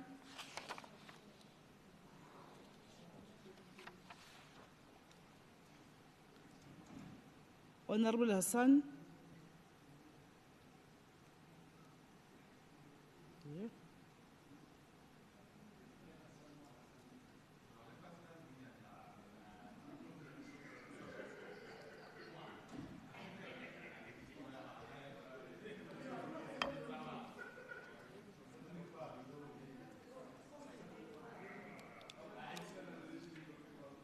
Honorable members were aware that there's also load shedding, so maybe, and in other areas it's load reduction.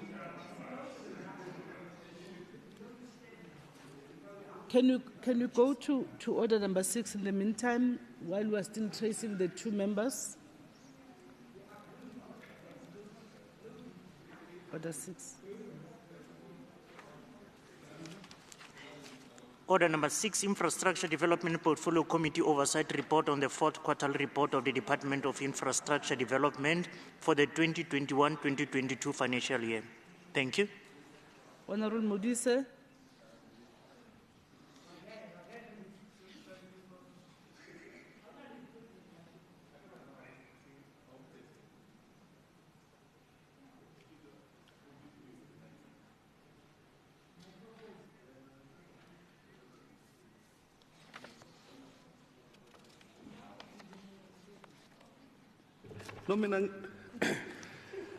Honorable Speaker, the Premier of the Province, members of the Executive Council, honorable members of the House, Chief Whip of the Majority Party, people of Gauteng.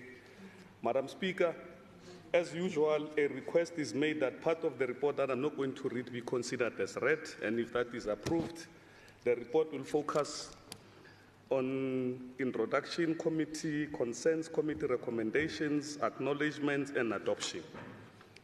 On introduction of the 4th quarterly report of the Department of Infrastructure Development and Property Management, it's as follows. This report has been developed in accordance with the sector oversight model, the GPL committee oversight and accountability framework, which is known as COVAC, as part of the GPL project and on standardization of oversight, accountability, and reporting in Gauteng.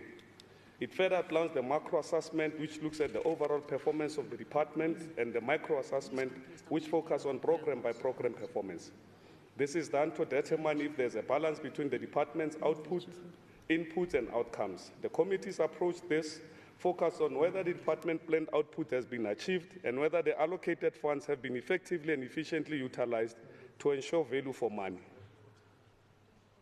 The assessment forms part of the oversight work that is continuously carried out by the committee to evaluate the implementation of program against the set targets and expenditure on the quarter under review.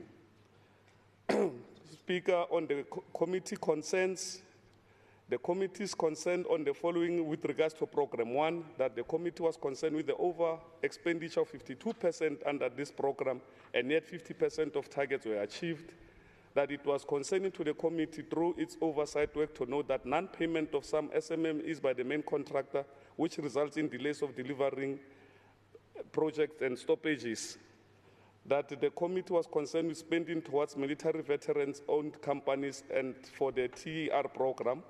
And then on program 2, the committee was concerned with the limited information provided by the department in terms of the total budget spent on the Bram Fisher Primary School project, which was started way back in 2018.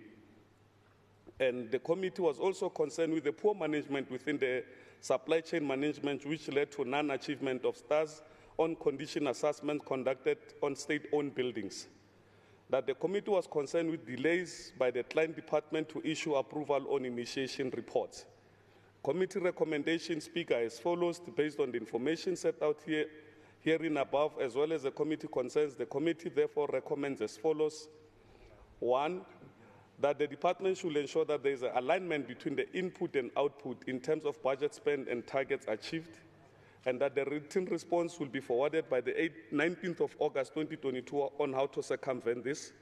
That the department to develop a policy to intervene when there is non-payment of SMME in projects that indicate that it does not interfere on contractual agreements. Also to provide a list of projects affected as part of the way forward, and this must also be handed by the 19th of August. The department to develop a strategy in ensuring the spending towards military veterans-owned companies and TER program. That should also be forwarded by the 19th of August. The department should fast-track the completion of Bram Fisher School project and report to the committee on the total budget spent on the project since the beginning to date. That information is expected on the 19th of August. The department should ensure that condition assessments for STARS projects are conducted and reinforced within the supply chain management, and that the department should strengthen its engagement with client department to fast-track approval of the initiation report. All of these should be submitted by the 19th of August. In acknowledgement, Speaker, the Chairperson of Portfolio Committee on Infrastructure Development and Property Management would like to thank Acting MEC Jacob Kolobe Mamabolo, Head of Department, and the entire department's executive for their efforts in consideration of this report. Chairperson further appreciate the diligent deliberation of Honorable Members Magagula, Diale Tlabela, Ndlovu, Litsiye, Fuchs, Diache, Mofama, Mabala, and Hoffman.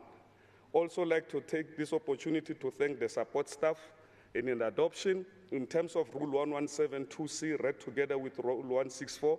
The Portfolio Committee on Infrastructure Development and Property Management present before the House the oversight report on the Department of Infrastructure Development and Property Management, fourth quarter report for the 2021-2022 financial year for consideration and adoption. Thank you, Speaker.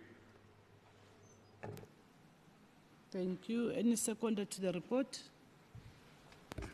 Member Ndlovu, I rise to second, Speaker. Thank you very much. I now put a question. All those in favor say yes. Yes. All not in favor say no. The ayes have it. The report is adopted by the House. Can we have the next order? Thank you, Honourable Speaker. Road and Transport Portfolio Committee Oversight Report on the fourth quarterly report of the Department of Road and Transport, including Gautrain Management Agency and G-Fleet Management for the 2021-2022 financial year. Thank you.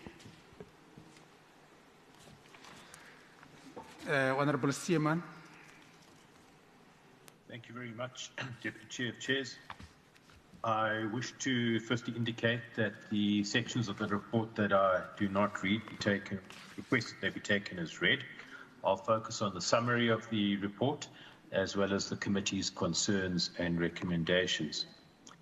In the quarter under review, the committee noted that the department managed to spend an amount of 2 billion rand, 27% across all programs, whilst G-Fleet spent 189 million rand or 24%.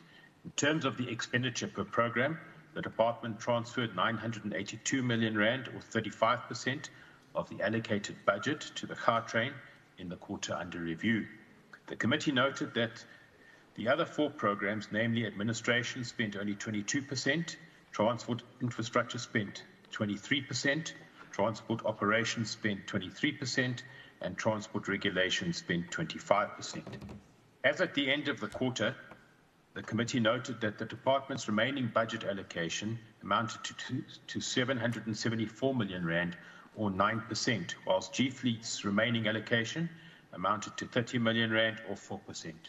The committee is concerned over the underspending realized in the current financial year, noting that the allocated budget of the department was adjusted downwards during the adjustment budget process to allow for surrender of funds on planned activities that could not be implemented in the current financial year. The committee is concerned that the transport infrastructure program was able to meet only 3 out of 11 of its planned targets in the implementation of infrastructure projects under the planning, design, construction and maintenance sub-program. According to the department, this was attributed to procurement processes that took longer than anticipated due to bids that had to be re-evaluated to address some concerns from probity auditors, limited capacity within the supply chain management unit, and failure to relocate informal settlements on road reserves in the city of Tshwane. The committee is concerned over the continuous delays in the implementation of the above-mentioned infrastructure projects due to persistent challenges that the department is continuously failing to resolve. The committee will continue to express its concerns over these delays as they take time to be resolved and end up taking the project backwards by a long margin and impact on other variables involved with the infrastructure projects. As part of the intervention to enhance service delivery on infrastructure projects, the committee noted that the department has advertised for technical posts for project management and information technology, and furthermore appointed the Hatch Consultancy Company in January 2022 for a period of 3 years to assist the department with technical and project management on the ground. Whilst the committee welcomes the above initiatives, the committee is concerned over the appointment of services of Hatch Company instead of capacitating the already introduced Transport Infrastructure House and the reflection it poses on the ability of the department to deliver on the infrastructure projects that it has.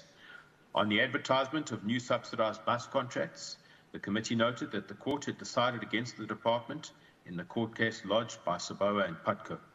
Furthermore, the committee notes the department is exploring alternative legal ways of ensuring the continued provision of subsidised bus services beyond 31 March 2023, which entails, amongst others, the confirmation of scope for engagement with the provincial subsidised bus service stakeholders, consideration of applicable sections of legislation to be applied in these engagements, rationalisation of network sites to fit the allocated public transport operations grant, and equitable share.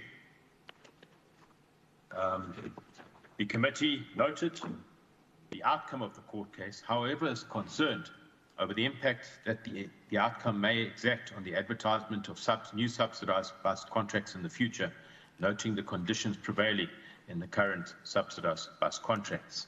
In relation to the entities, the committee noted that both the entities, that is the GMA and G-Fleet, were able to meet most of the planned service delivery targets.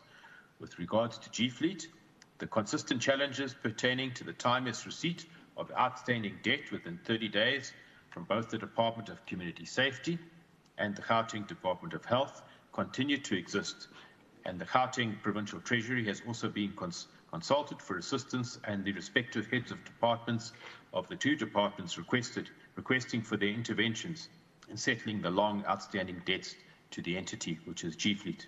With regards to the GMA, or Gautrain Management Agency, the agency underachieved on its target in relation to the bus and rail passenger targets by 2.5% off the planned target. However, the committee observed that the ridership is indeed growing in peak hours and remain very low during off-peak hours, and this may lead or contribute to the reduction of the already increased patronage guarantee costs. The committee further noted that the Executive Council has approved the Gautrain Rail Extension Phase 1 for further, and there will be further processing on this, and the province is awaiting approval from National Treasury. The committee will continue to monitor the implementation of intervention measures in place for the implementation of infrastructure projects, particularly projects that were deferred to the next financial year due to reasons provided by the department, and the impact these deferred projects may have on the implementation of planned targets for the next financial year. I move now to the committee's findings and concerns. With respect to achievement of planned service delivery targets, the committee is concerned over the continuous low level of attainment of planned service delivery targets by the department, particularly under the Transport Infrastructure Programme, as experienced in the previous quarters of the financial year. With respect to expenditure for women, youth and persons with disabilities, the committee is concerned on the failure of the department to provide a detailed report on the performance of this programme towards the planned targets for women, youth and persons with disabilities in the quarter under review. With respect to vacant posts, the committee is concerned over the current number of vacant posts, in particular senior management and technical skills, noting the bulk of infrastructure projects planned for implementation in the current financial year and over the MTF period. With respect to spending of the allocated budget, the committee is concerned about the underspending realized in the current financial year, noting that the allocated budget of the department was adjusted downwards during the adjustment budget process to allow for surrendering of funds on planned activities that could not be implemented in the current financial year. With respect to infrastructure projects, the committee is concerned over the continuous delays in the implementation of deferred infrastructure projects due to persistent challenges that the department is continuously failing to resolve. With respect to infrastructure projects, the committee is concerned over the appointment of services of Hatch, the Hatch company, should I say, instead of capacitating the already introduced Transport Infrastructure House and the reflection it poses on the ability of the department to deliver on its infrastructure projects. With regards to subsidy bus contracts, the committee is concerned over the outcome of the court case and the impact that the outcome may exact on the advertisement of new subsidized bus contracts in the future. With respect to payment of outstanding debt by client departments to G-Fleet, the committee is concerned over the continued failure by both the departments, that's Health and Community Safety, to abide by the settlement agreements entered into with the entity G-Fleet on the payment of long outstanding debts. I now move to committee recommendations. The department and the committee recommends the following, and that responses should be submitted for all of the recommendations by the 29th of July 2022. The first recommendation is that the department should provide the committee with a detailed report on the implementation of intervention measures that were in place and progress thereof to achieve planned service delivery targets and curb underspending within the department, particularly under the Transport Infrastructure Program for the quarter under review. That the department should provide the committee with a detailed report on the reviewed performance targets directed towards women, youth, and persons with disabilities, with remedial measures for the quarter and current financial year. That the department should provide the committee with a detailed report on the development of the new organizational structure. The report should include the vacant posts for senior management and technical positions, as well as the progress made in filling these positions. That the department should provide the committee with a detailed report on the development with regards to the proposed revised intervention measures, revised timelines, and progress thereof on the implementation of infrastructure projects that were deferred to the next financial year. That the department should provide the committee with a detailed report on the profile, procurement, and appointment processes for the Hatch company. That the report should also include the scope of work that the company has been appointed for, the work that's been done, as well as the budget allocated and paid to the company. That the department should provide the committee with a detailed report on the implementation of intervention measures that are in place to ensure the advertisement of the new subsidized bus contracts in the future. And lastly, that the department and G-Fleet should provide the committee with a detailed report on the intervention measures in place and progress thereof for the Department of Community Safety and Department of Health to pay outstanding debts. On behalf of the committee, we wish to acknowledge our appreciation, firstly to the MEC Mamabolo, and the team for their assistance and cooperation during this process. I would also like to express gratitude to the honourable members of the Portfolio Committee for their participation and contribution towards the finalisation of this report. And also, we would also want to express our appreciation to the Committee Support Section for their work and their efforts and commitment. In terms of Rule 117(2)(c), read together with Rule 164, the committee presents to this House and recommends the adoption of the committee's oversight report on the Gauteng Department of Roads and Transport, Gautrain Management Agency, and G-Fleet Management in terms of the fourth quarterly performance report for the 2021-2022 financial year. I thank you. Thank you. Can I get a seconder? Any seconder to the report? Honorable Mtovana, second, Chair of Chair. Thank you very much. Let me now pose a question. All those in favor say yes. Yes. And all those who are not in favor say no. The yes have it. Let's get Secretary, the next order. Thank you, Honorable Deputy Chair of Chairs. Health Portfolio Committee Oversight Report on the fourth quarterly report of the Department of Health for the 2021-2022 financial year. Thank you. Let me call upon Honorable Paladi Khamela to present the committee report. Thank you very much, Honorable Deputy Chair of Committees, and thank you for this opportunity. From my side, I would like to report that parts of the report that I will not be able to read be considered as read.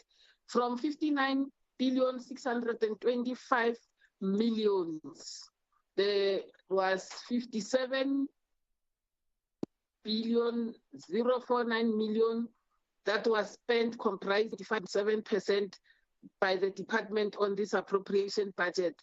The committee is noting the overspending in administration of 168.2%, as envisaged on the previous quarter performance, that this program will overspend, and the request for remedial action was further requested from the department to ensure that the program remains within the target.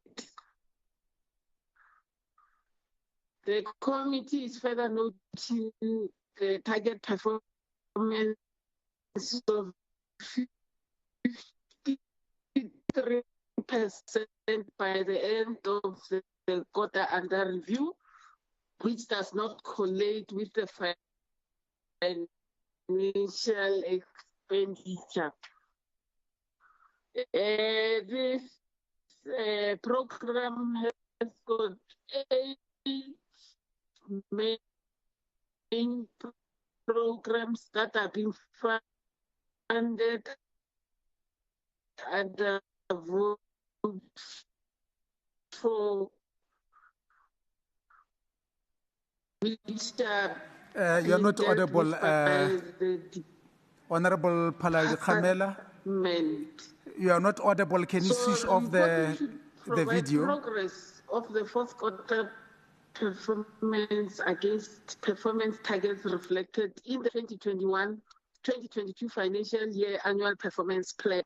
The department set 131 targets that are relevant to addressing the performance on service delivery for the quarter under review. Of those targets, audible? Yeah, now you are audible. Continue. Okay, thank you, Chairperson of Committees. The department is noted to have performed on 53% in the target, noting a concern in financial management alignment. Patterns of underspending and overspending are of the quarter under review. On DOD, the department participated in a program called SEPO 1 Million. This is a job creation and empowerment program for the unemployed youth. So the will be an internships program and learnership program for the qualifying youth. By the end of quarter 4, a total of 4,768 youth empowered and were employed, with 1,656 medical interns, 63 pharmacy interns, and 61 clinical physiologists were attended to. Community service professionals were placed in the following categories: 811 nursing professionals, 440 medical doctors, 43 clinical psychologists, 25 dentists, 54 dietitians, and 101 radiologists, as well as 35 environmental health practitioners, 84 occupational therapists, 85 pharmacists, 94 physiotherapists, and 67 speech and audiologists, bringing a total to 1,788 on a one-year fixed contract. The total number of youth participants was 1,200 in this program, as well as people living with disability. to be 92, which made up 7.6% exiting the target. The committee concerns there is lack of provision of breakdown on accruals that further impact on the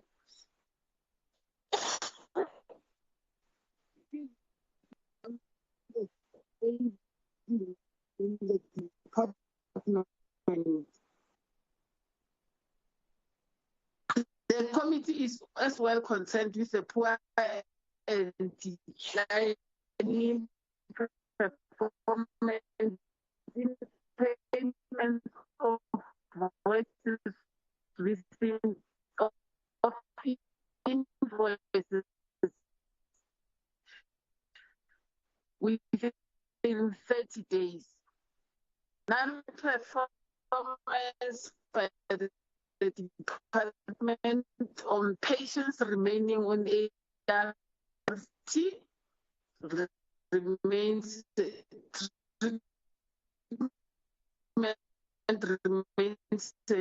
problem. Continuous non-performance on antenatal visits for 20 weeks is also the role of the committee members of Health Portfolio Committee for their dedication and commitment. Those were Dr. Masuku, Mr. Mabunda, Mrs. Litie Mukhale, Mr. Bloom, Ms. Mabala, Ms. Nicola Duplessis, Mr. Fuchs, now our alternate member, Mr. Albert, who never attends the committee meeting. I also acknowledge the support of staff members, GCC, Panchwa Mbalo, Senior Researcher, Dr. Ninweli, Researcher, Dr. Mukonoto, Senior Committee Coordinator, Ms. Ngidi, Coordinator, Ms. August, Administrator, Ms. Musomi, Service Officer, Mr. Ngobo, Hansat Staff, Mr. Makwela, Information Officer, Mr. Ntibande, Communication Officer, Mr. Mukoka, and Public Outreach Officer, Mr. Pteles. On adoption, Chairperson of Deputy Chair of Committees, in accordance with Rule 117, Section 2, Subsection C, read together with Rule 164, the Health Portfolio Committee hereby recommends that the report on the Gauteng Department of Health fourth quarter report for the 2021-2022 financial year be adopted by the House, considering the committee's contents and proposed recommendations that are made in this report. I want to thank you, Deputy Chair of Committees. Thank you. Thank you. Let me get a seconder to the report. I second. I second. Thank you very much. Let me pose a question. All those in favor say yes. Yes. And those who are not in favor Yes. say no. The yes have it. The Secretary, read the next order. Thank you, Honorable Deputy Chair of Chairs. Education Portfolio Committee Oversight Report on the fourth quarterly report of the Department of Education for the 2021-2022 financial year. Thank you. Now let me call the chairperson, Member MK Chulwani, to present the report. Thank you, Deputy Chair of Committees. The committee noted the Gauteng Department of Education's fourth quarterly report and its commitment towards the implementation of the 2021-22 financial year goals. In the quarter under review, the department achieved all three of the quarterly outcome indicators, while 25 of the 29 annual outcome indicators checked in this quarter were achieved. In total, 87% of indicators were achieved. The key highlights of the quarter under review include the achievement of 82.8% in the 2021 metric results, the successful reopening of Setlabucha Primary School in January after refurbishment. The department welcomed 175 staff from early childhood development from the Department of Social Development as part of the function shift of ECD to basic education. Chair of Chair, the areas that I will not be reading be considered as read in the report. Under Program 1, the department reports that it received a total of 781 Funza Lushaka graduates to be placed in the province. In the fourth quarter, 114 of the 751 placeable graduates were placed successfully. The department partnered with ICT and eGov departments and successfully created a database where unemployed educators can register for consideration by the school principals and SGB. Under Program 2, POSE, in the fourth quarter, there were 1,407 no-field schools with 1.5 million learners enrolled, and scholar transport was provided to over 167,000 learners as part of the transport program, and 1.5 or to close to 1.6 million learners had access to school nutrition program. Early grade reading assessment was used to diagnose reading abilities in schools, and all schools were provided with CAPS policy documents. In an effort to enhance the quality of teaching and learning, monitoring and support was continued to ensure the quality of learner activities and written work through marking and correction. The department also implemented the SIP residential and working camps in March 2022 to address the content gaps identified during controlled tests implemented during Term 1. As part of the first push strategy, the purpose was to implement the subject support strategies. Tutors were also trained in the approach of content taught in grade 11 but examinable in grade 12 during these camps. The last push strategy will be implemented towards the preliminary examination because by then all examinable topics would be covered. Under Program 3, the primary phase, 388 home education applications were received and approved. 14 applications for registration of independent schools were received for primary schools and are currently being processed. In terms of post-registration and monitoring, 21 primary schools were found to be operating illegally. In the secondary phase, 151 home education secondary school applications were received and processed, while 12 secondary schools were identified as operating illegally. Post-registration requirements monitoring was conducted at one secondary school. Under Program 4, under the period under review, in the period under review, the special school readiness verification process was conducted in 125 schools to ensure that schools are optimally utilized in terms of the number of learners placed in the schools, with emphasis on appropriate support to learners directly at school in accordance to with the returning to phasing in approach. Additionally, 3 schools for the deaf were provided with readers, workbooks, South African Sign Language software. One meeting was held with ETDP SETA for the following training program: improving the implementation of inclusive education, improved support provisioning of special class educators, and lastly, improved support to learner support educators. Under Program 5, ECD, the committee noted that during the quarter under review, general education and training curriculum, grade R teacher development, e-learning, and knowledge management continued to support the program, and on-site support visits were conducted in 99 schools across all 15 districts. 62 laptops and data projectors were procured, distributed to support schools in line with the Department of Basic Education implementation of coding and robotics pilot project, and a refresher session for facilitators towards the training of grade R practitioners was conducted, focusing on assessment practice.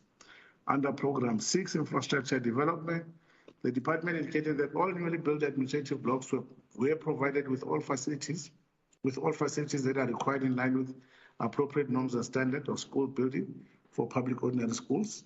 Of the 29 schools built predominantly out of asbestos, 14 schools are under implementation and 2 schools are under construction. In respect of ECD, 15 grade R classrooms are under construction and 3 new primary schools and 7 grade R classrooms were completed.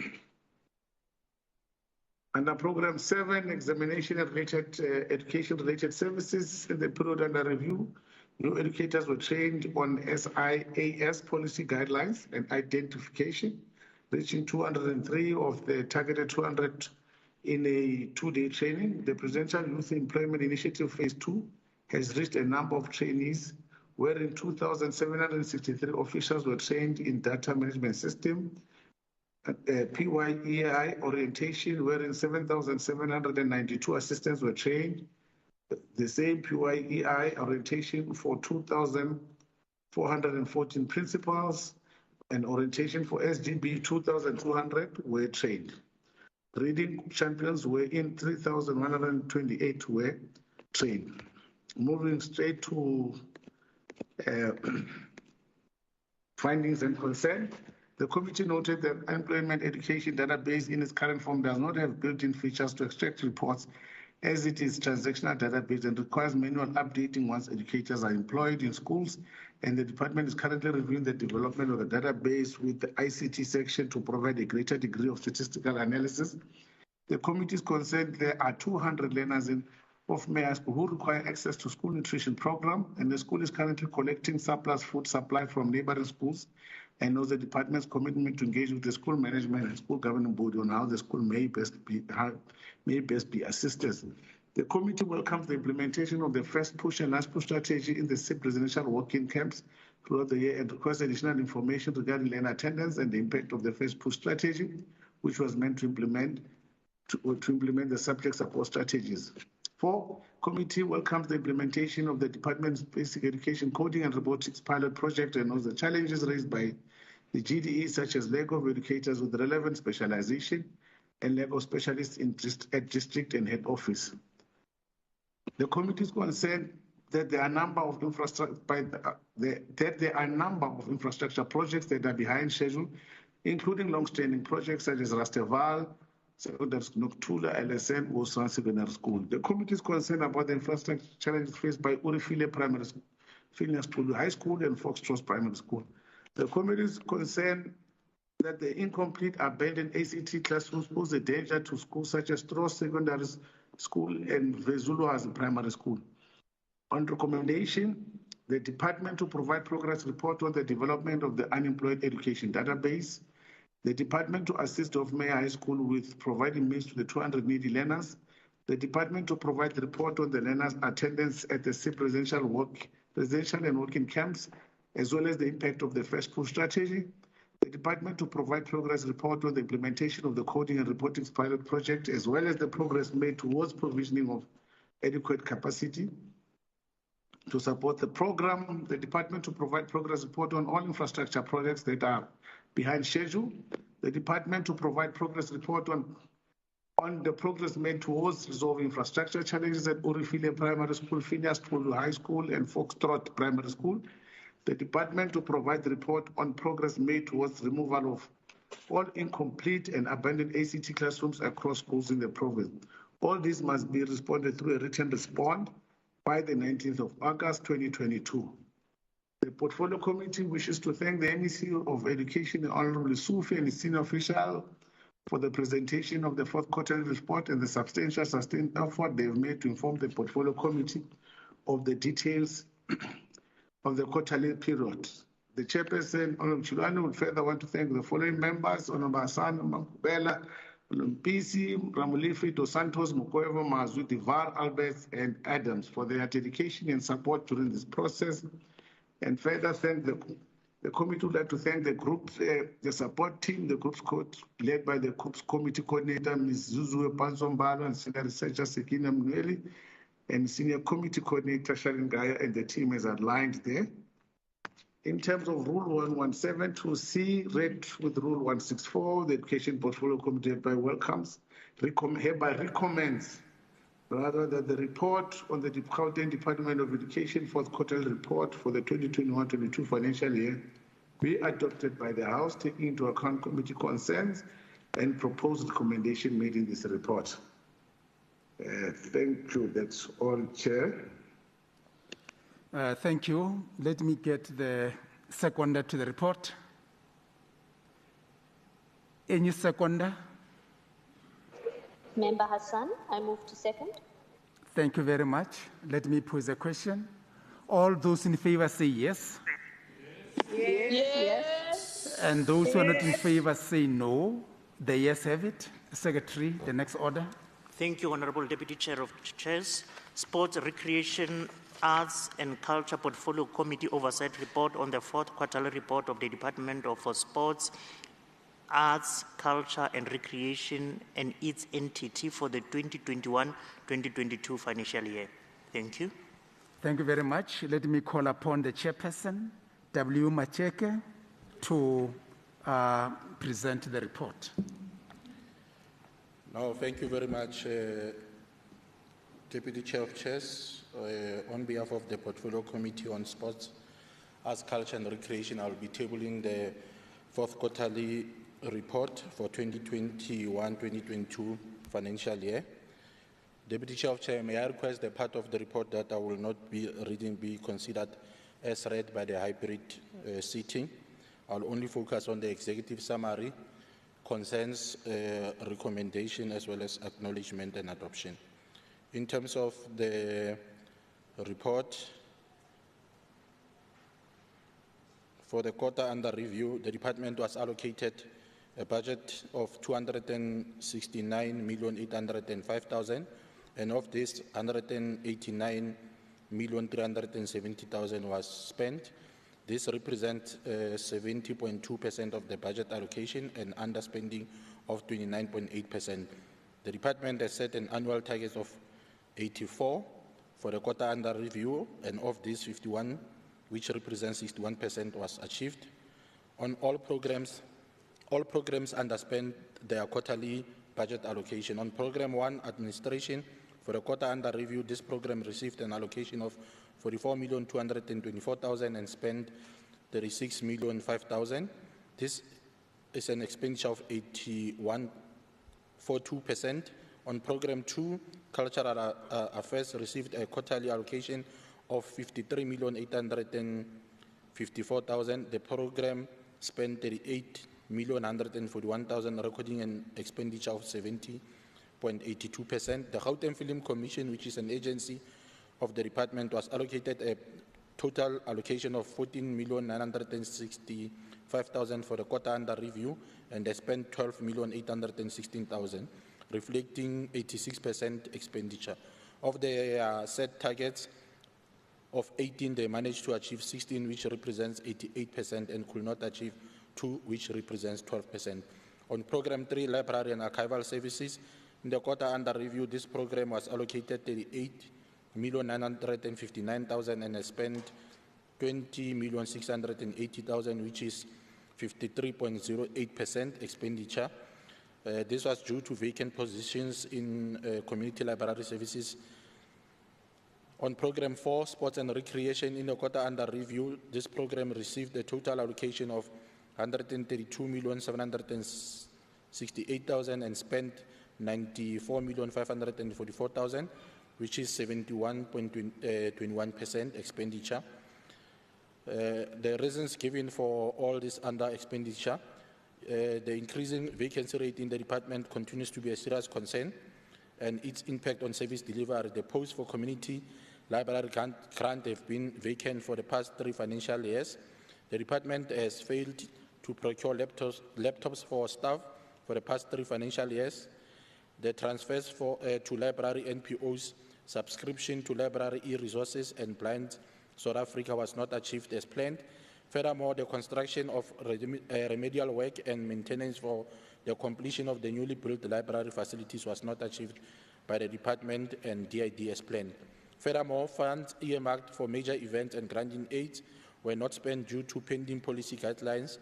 The department reported that the Grant-in Aid Adjudication Committee term of office had expired and a new committee had to be appointed, which demonstrated poor planning by the department and ultimately compromised service delivery for this much-needed service, as demonstrated by recipients in committee stakeholder sessions.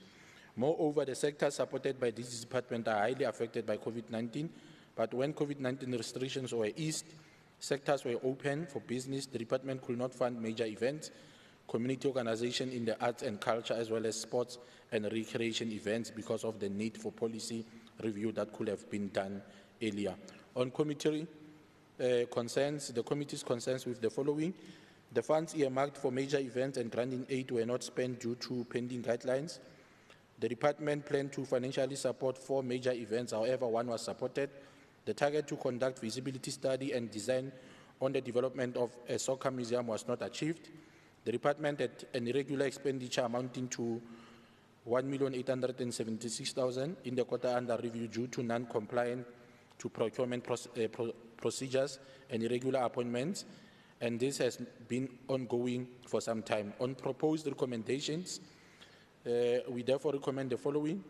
1, provide progress report on the incorporated funding policy for granting aid and major events and the guidelines thereof. The report should be submitted by the 29th of July 2022. Provide a status report on the feasibility study and design on the development of a soccer museum by the 29th of July 2022. Provide the committee with a plan to mitigate further irregular expenditure. This should be submitted by the 29th of July 2022. On acknowledgement, I would like to acknowledge the head of the department, which is MEC Mbali Klope, and the accounting officer, who's acting, Mr. Vuyani Mpofi, and all senior officials of both the department as well as the Gauteng Film Commission. I would also further like to thank honorable members, Member Letsoalo, Member Mudise, Member Ndlovu, Member Chabalala, Member Peach, Member Masemola Mnisi, Member Titangano, Member Khadebe, and Member Adams for their diligent deliberations. I will also like to further extend my gratitude to the committee staff led by Group Committee Coordinator, Ms. Mpanzwa Mbalo, Senior Committee Researcher, Dr. Nenweli, Committee Researcher, Ms. Shikwana, Committee Coordinator, Ms. Gubudu, Committee Administrator, Mr. Dabula, Senior Information Officer, Ms. Kiewicz, Communications Officer, Mr. Rikola, Hansard Recorder, Ms. Moremi, and our Service Officer, Ms. Mamabolo, for their role throughout the process. In terms of adoption, in accordance with Rule 117, subsection Rule C, read together with Rule 164, the Portfolio Committee on Sports Recreation recommends that the report on the 2021-2022 financial year, 4th quarterly report, be adopted by the hybrid house, considering all concerns and proposed recommendations made in this report. I thank you, Deputy Chair of Chairs. Thank you very much. Let's get a seconder to the report. Member Ndlovu, I rise to second. Thank you. Thank you very much. Let me raise a question. All those in favor say yes. Yes. Yes. And those who are not in favor say no. The yes have it. Secretary, the next order. Thank you, Honorable Deputy Chair of Chairs. Community Safety Portfolio Committee Oversight Report on the 4th quarterly report of the Department of Community Safety for the 2021-2022 financial year. Thank you. Thank you. Let me now call the chairperson, Ms. Ndlovana, to present the committee report. Thank you, Deputy Chair of Chair. Can I request not to switch on my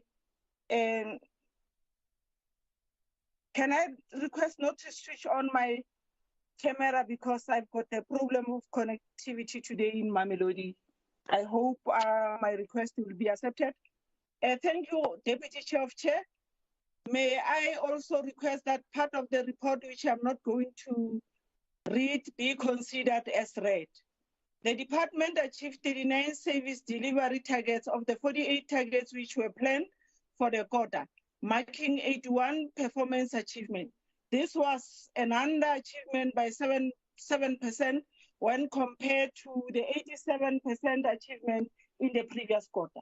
The 3 main programs performed as follows. Program 1, administration achieved 82%.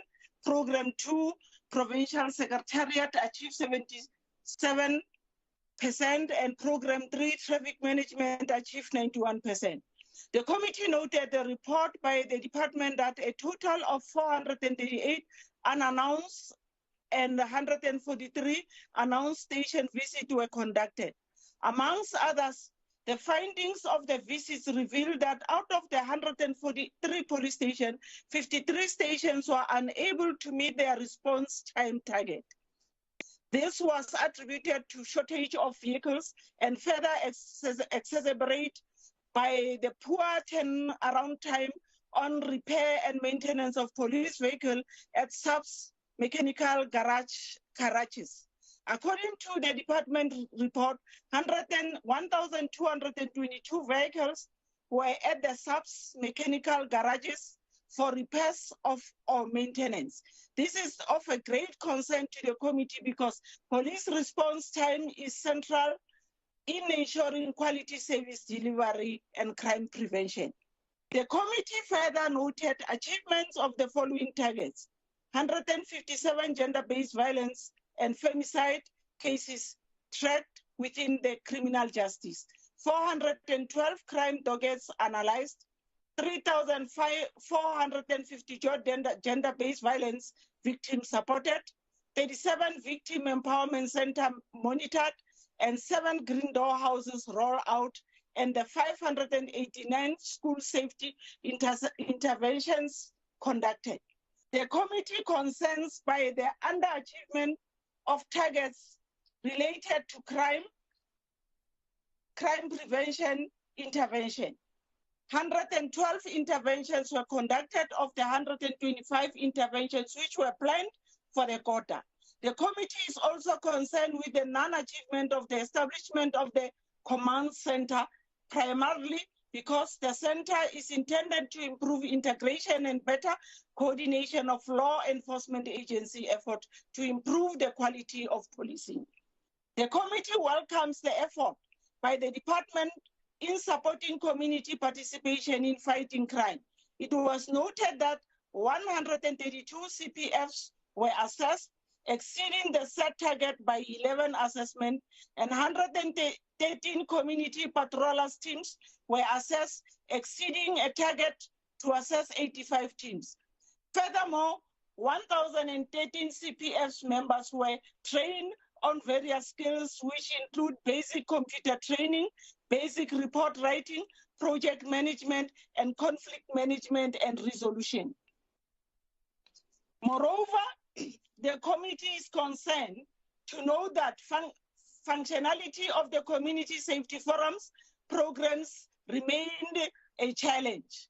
Only 4 of the 11 community safety forums were functional, whilst others had collapsed. This was attributed to various reasons, including lack of capacity and financial resources and lack of cooperation from councillors within the various municipalities. The lack of cooperation by municipality in this regard is a concern to the committee. The committee views community safety forum as a crucial role players in the fight against crime. The department reported that targets were met with regard to traffic law enforcement as follows: 1,984 reckless and negligent driving operation, 3,872 speed operation, 468 operation for driving under the influence of alcohol, 613 pedestrian operation, and 316 road safety awareness programs were conducted. Furthermore, the department participated in 1,058 crime prevention operations supporting other law enforcement agencies. Although the department had met all its targets, the committee is concerned that road crashes and fatalities remain prevalent. The department was unable to reduce its vacancy rate. There were 279 vacancy positions, marking a vacancy rate of 15.8% in the quarter under review. The department reported that it plans to reduce the vacancy rate to be below 10% by the 31st of March 2023. The committee is concerned by the high vacancy rate as it might impact on the service delivery. On committee findings and concern, Honorable Deputy Chair of Chairs, the department's failure to reduce the high vacancy rate, the delay in the establishment of the command center, the inability to ensure functionality of the community safety forum, the kind of training provided to community policing forum, the high number of gender-based violence and femicide incidents, the limited effort by the MPDs in executing the crime prevention mandate, and the number of challenges faced by police stations which impact on the effective police, including shortage of vehicles, poor record and case management, poor infrastructure condition, lack of electricity in some police stations, and inadequate office, and etc. On proposed recommendation, committee recommendation number 1, the department must expedite filling of the vacant funded position at least by the second quarter of the 2022-2023 financial year to improve performance and avoid an under expenditure by the end of the financial year. Recommendation 2, the department must speed up the establishment process of the command center and provide progress report. Recommendation 3, the department must provide a progress report on the intervention measures which were put in place for the revival and sustainability of the Community Safety Forum. The department must ensure that the kind of training offered to CPF is aligned to their function and capacitate them to effectively executing their mandate as agents of oversight over the police. The department must strengthen the gender-based violence and femicide prevention strategy to reduce the high number of gender-based violence incidents, and also report on the impact of the Gender-Based Violence Brigade program since its inception. The department must report on Metro Police Department contribution to the crime prevention on quarterly basis. The department must submit report on the implementation of recommendation made by the law enforcement agency as outlined on the law enforcement agents performance report in addressing challenges that were reported to be impacting on the effective policing. All this must be submitted as a written report response by the 29th of July 2022. On acknowledgement, I'd like to thank the Honorable MEC of Community Safety, Honorable Faith Mazibuko, the HOD, Ms. Nonzikelelo Sisuli, and their team for their cooperation during the committee assessment of the department fourth quarterly report for 2021-2022 financial year. I further wish to thank members of the committee, Honorable Nkosi Malobane, Honorable Mhlagazi Manamela, Honorable Kanyile, Honorable Bosch, Honorable Jiagar, Honorable Khadebe, and Honorable Hoffman for the due diligence in the assessment of the quarterly report of the Department of Community Safety. Moreover, thank you to the following support staff of the legislator, Group Committee Coordinator Zoziwe Panzombalo, Senior Researcher Sekina Nenweli, Committee Coordinator Tabile Malumani, Committee Researcher Pabalo Malisi Banda, Committee Administrator Tabise Mfukeng, Committee Officer Tebe Kumalo Hansat, Recorder Sylvester Valoy, Service Officer, Ms. Fezega Roy, Information Officer, Ms. Azindweni Nichumvuyo, and all support staff for the assistance given in the consideration of this report. On adoption, in terms of Rule 117, subsection 2C, read together with Rule 164 of the Standing Rules of the Gauteng Provincial Legislature, the committee hereby present this report to the House for adoption. I thank you, Deputy Chair of Chair. Thank you very much. Let me get if there is a seconder. Anyone who seconds the report?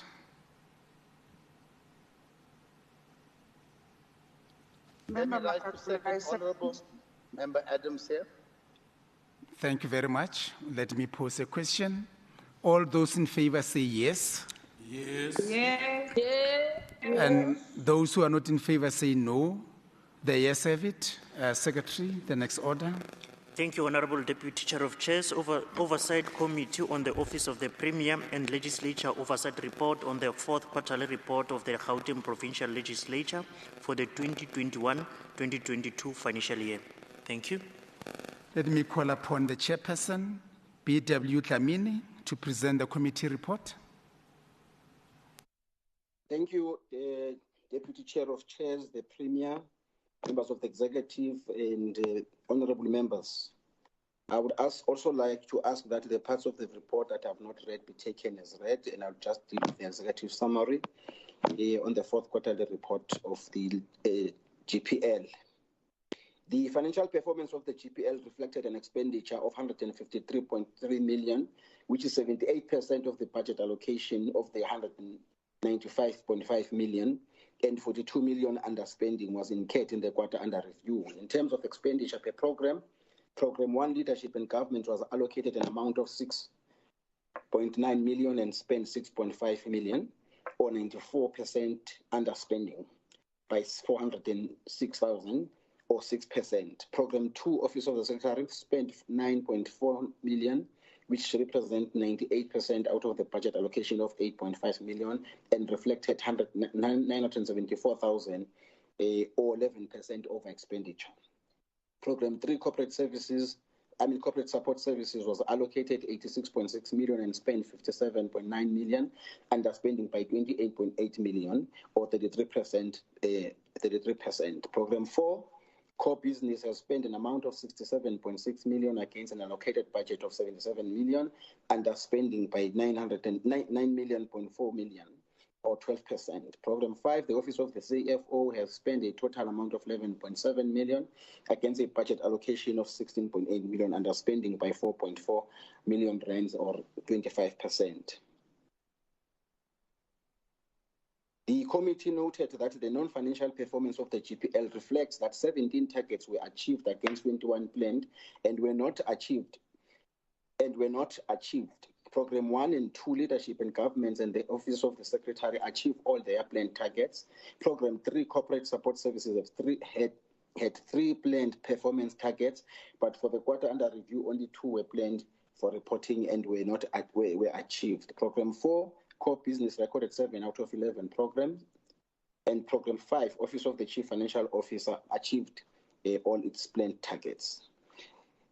The 4 performance targets not achieved in Program 4 related to a percentage of House resolutions, responses considered by committees, 1 adopted committee inquiry report, a number of petitions considered by GPL, and the percentage achievement of communications, and the PPP 5-year strategy and implementation plan. During deliberations, the GPL indicated that the deviation on achievement of 95% of resolutions responses considered by committees was due to the limited time allocation to review resolutions, resulting in lower volumes of resolution reviewed. The GPL has resolved that increasing time allocation will be prioritized on all committee agendas to ensure that the implementation of a full cycle of this oversight mechanism is completed. With respect to committee inquiry report not being achieved, the GPL indicated that consultation with the relevant stakeholders resulted in the delays of the delivery of this target. The contributing factors included time to seek legal opinion or to mitigate potential litigation risk, as well as lack of internal technical capacity. In terms of non-achievement of the petition's target, the GPL indicated that the term program was rescheduled to prioritize the sitting of the Special Adjustment Appropriation Bill, which impacted on the consideration of the petitions by the committee. The achievement of implementation of the integrated communication strategy was affected by the emerging political priorities and tight legislative schedule. Summary of the main strategic risk focused by the institution during the period under review and measures in place to manage them. The committee notes that in comparison to the previous quarters, progress has been made in reducing strategic risk and implementing measures in place in the quarter under review. The following strategic risk and measures in place to manage them were reported. 1, ineffective public participation on the legislature business. The consultation with the HR has taken place and 6 human resources are expected and a 2 further to support the petitions process. It was noted that the PPP is not able to provide optimal support to committees because of capacity challenges, and there is no one that is dedicated to a particular committee. Resolution for the 2 sector parliaments conducted in Q2 and 4 are considered and processed through committees like the Education and Social Development. There is also been a resolution to have a 1 committee holding 1 sector parliament in a financial year to ensure that responses and feedback are given to people of Gauteng. 2, non-adherence to regulatory environment and mandate of the GPL. The expression of the interest was issued for GPL staff to form part of the task team and review the framework, and currently the applications received are being reviewed. The program of action was developed and is currently being updated for sharing with members of the task team. The terms of reference for establishment of the steering committee have also been developed, and a consolidated action plan of all the conducted and recent studies, including perceptions and stakeholder satisfaction and the impact of COVID-19 survey, was produced during Q1 of the 22-2023 financial year with assigned responsibilities and timeline. 3, on lack of business continuity, all the 15 senior managers' positions have been filled, and in addressing the gap in institutional knowledge loss, a transitional focal team was engaged to facilitate the transition until the new incumbent settled in. The board has resolved that a proposal that will address the next term be tabled before them for future risk mitigation. As part of the digital legislative project, a vendor was appointed to implement the hybrid committee rooms and auditorium. The implementation is expected to be completed in Q1 due to equipment shortages in the country. Continuous engagement with the supplier takes place to ensure final delivery on time. 4, non-achievement of strategic goals due to inadequate funding. The process for appointment of a service provider to manage the GPL investment portfolio has been concluded, and the contract has been signed by both parties. Investment will commence in the new financial year, and reports generated on monthly and quarterly basis. The last one on poor record management. The terms of reference for the appointment of a service provider have been finalized and requests for proposal issued. The migration of documents from the file servers to SharePoint has not been completed, and the new file structure was created in SharePoint in Q4 by ITC. The records management project will appoint a vendor to manage the migration to the new structure. On concerns and findings and recommendations, the committee is concerned that there are delays in the upgrade of the age infrastructure roof covering structure and waterproofing phase 1 and 2, and rehabilitation of the concrete sheet roof portion. The committee is also concerned with the delays in the finalization of investigation regarding the misappropriation of substance and travel allowance. The committee noted with concern that the PPP is not able to provide optimal support to committees because of capacity challenges. Therefore, the committee recommends that the GPL should provide a report on the finalization of the upgrade of 8 infrastructure, roofing covering structure, and waterproofing phase 1 and 2, and rehabilitation of the concrete sheet roof by the 29th of July 2022. 2, provide a report with recommendations on the investigations regarding the misappropriation of the substance abuse by the 29th of August 2022. Provide a report on how it intends to capacitate the PPP unit to be able to provide optimal support to committees by the 29th of July 2022. The committee hereby thanks and acknowledges the cooperation of the Speaker of the Gauteng Legislature, Honorable NL Mehwe, Provincial Secretary Mr. Pius Kosana, and senior management team during the consideration of the 4th quarterly performance report for the 2021-2022 financial year. I would also like to thank the following members of the committee: Honorable Kumalo, Honorable Hassan, Honorable Mngobe, Honorable Makubela, Honorable Msemang, Honorable Blom, Honorable Mukwebo, and Honorable Mabala, and Honorable Alberts, and Honorable Adams. The committee would also like to thank the committee support staff as listed. After due consideration, the committee unanimously adopted its report on the 4th quarterly performance report of the GPL for 21 financial year. In terms of Rule 164, the committee presents to this House and recommend the adoption of the Committee Oversight Committee. Thank you very much. Let me get a seconder. Is there a seconder to the report? I second. Okay, thank you very much. Let me pose a question. All those in favor say yes. Yes. Yes. And those who are not in favor say no. The yes have it. Secretary, the next order.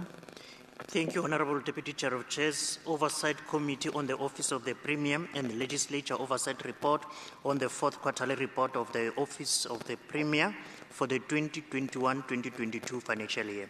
Thank you. Let me call again the chairperson, P.W. Dlamini, to present the committee report. Thank you, Deputy Chair of Chairs. Can I also ask that the parts of the report I've not read be taken as read?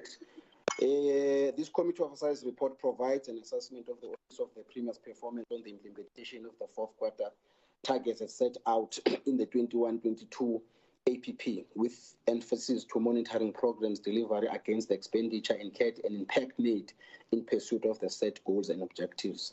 The Office of the Premier recorded an achievement of 92%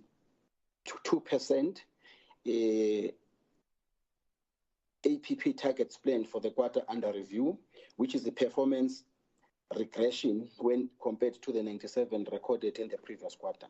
The APP targets performance per program reflected that Program 1 administration achieved 5 of the 6 planned targets. Program 2 institutional development achieved 21 of the 22 planned targets, and Program 3 policy and governance achieved 32 of the 36 planned targets.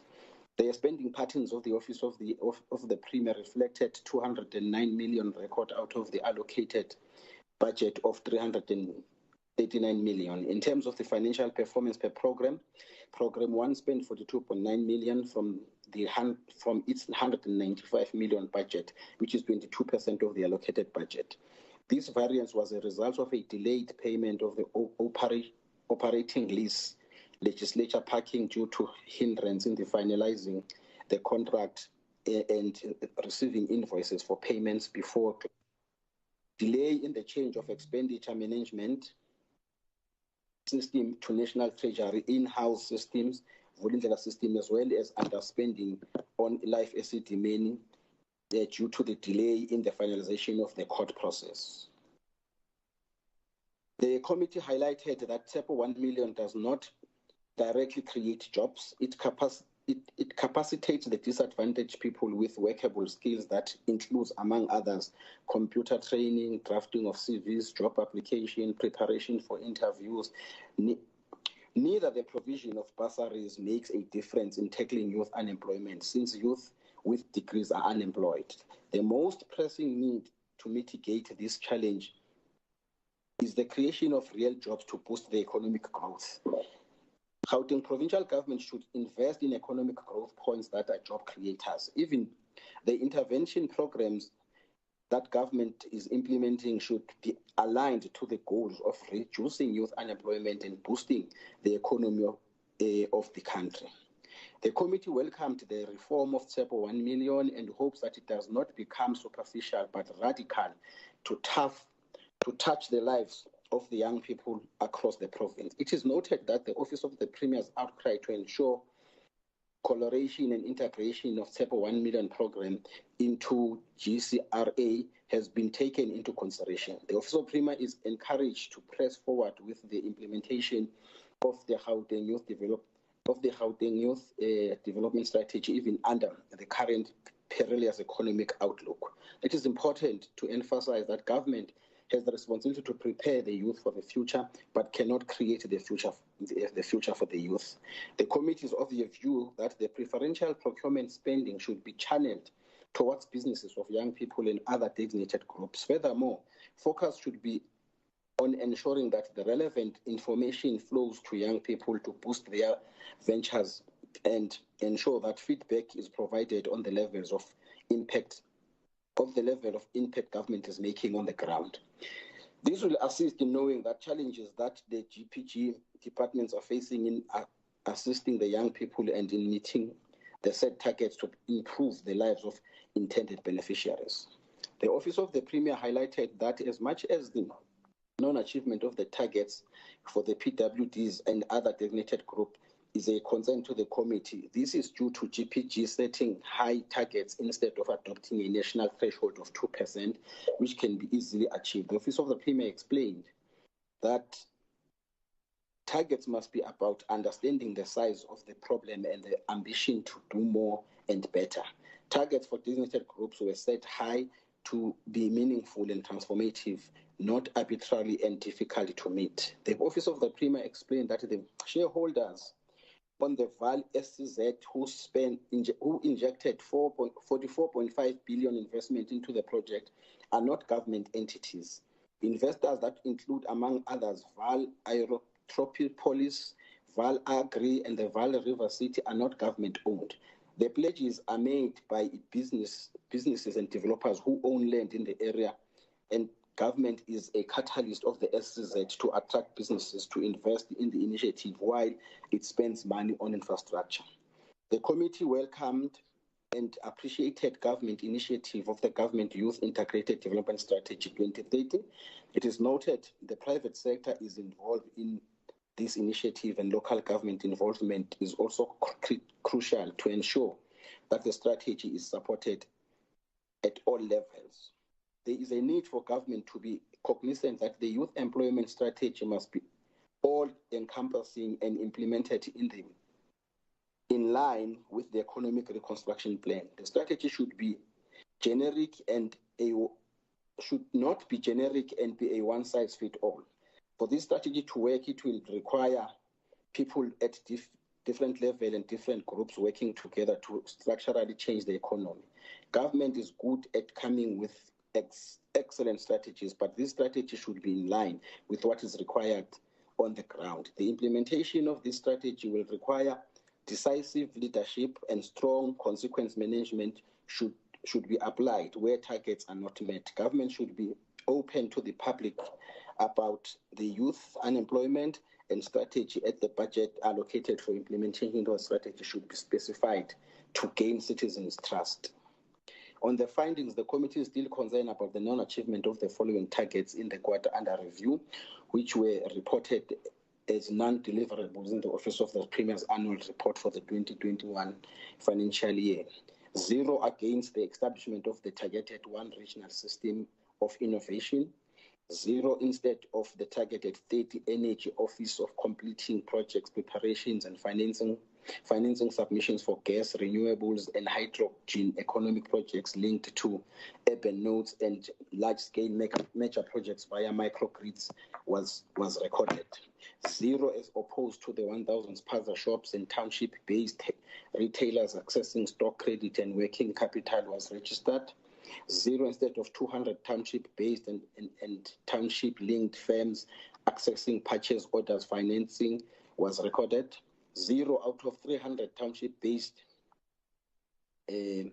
linked firms accessing cash loans for business working capital was recorded as well. 0 instead of 1,000 township-based and township-linked firms in retail and trade sectors accessing supply credit for operational needs was registered.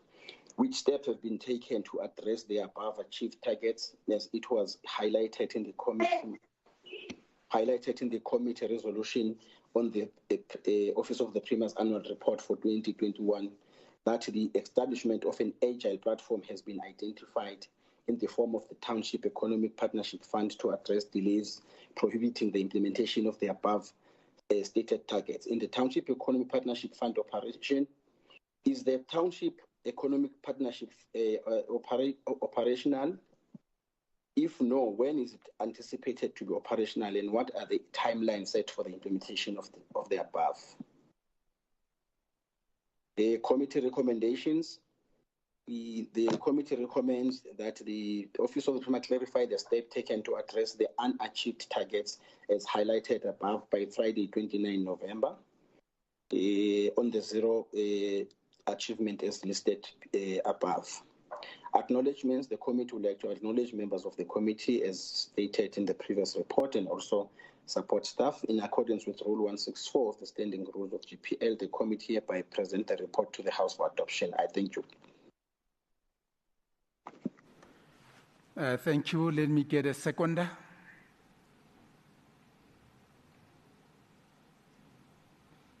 Anyone who seconded the I second. Okay, thank you very much. Let me pose a question. All those in favor say yes. Yes. And those who are not in Yes, favor yes. say no. The yes have it. Secretary, the next order. Thank you, Honorable Deputy Chair of Chairs. Cooperative Governance, Traditional Affairs and Human Settlement Portfolio Committee Oversight Report on the fourth quarterly report of the Department of Human Settlement for the 2021-2022 financial year. Thank you. Thank you very much. Let me call upon Chairperson KP Diale Tlavela to present the committee report. Thank you very much, Deputy Chair of Chairs, for the opportunity. And good afternoon to honorable members in the House. Deputy Chair of Chairs, I'm going to request, like my colleagues, that part of the reports that I'm not going to read be considered as read. As a portfolio committee, we noted that the Department of Human Settlement in Gauteng received 5.9 billion and has spent 5.6 billion, which is 95% of its total allocation at the end of the fourth quarter. The department planned to achieve 46 targets across all its 4 programs during the quarter under review. Out of the combined 46 targets, the department has achieved 41% of the 46 were fully achieved and 11% was partially achieved. The portfolio committee has, however, noted during the third quarter of 2021 financial year reporting period that the budget of the department has been revised upwards by 73.9 million through a rollover from National Treasury. The department allocated a total of 1.5 billion in the fourth quarter, and as at the end of the quarter under review, the department managed to spend 2.2, which translates to an overall expenditure of 147%. And the department was supposed to spend 100%, which results in overspending of the budget by 47%. The portfolio committee noted that the department partially achieved its target on procurement budget that targets township-based businesses as well as GOD targets. The department achieved its target on percentage of invoices paid within 30 days of receipt.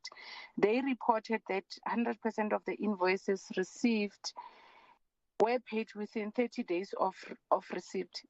The department also reported that they facilitated funding for bulk infrastructure of about 134 million in rent value. They also reported that on the FLIPS housing subsidies that were supposed to be dispersed to qualifying beneficiaries, they planned to achieve 367 target, and this was not achieved. The portfolio committee noted that a total of 1,500 post 2014 title deeds were registered, even though there was no planned target for this quarter. However, the department also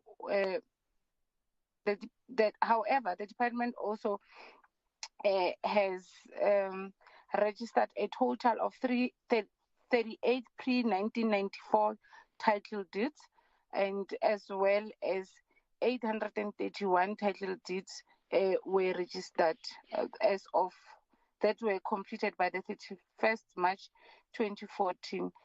There was no planned output for the quarter under review. However, the annual target is 7,777. While noting that steady improvement on its performance, the portfolio committee notes with concern that the department is not achieving its own set targets timelessly. The committee continues to encourage the department to ensure efficient quality service delivery, and when necessary, the department should put control measures and consequent management on non-performance.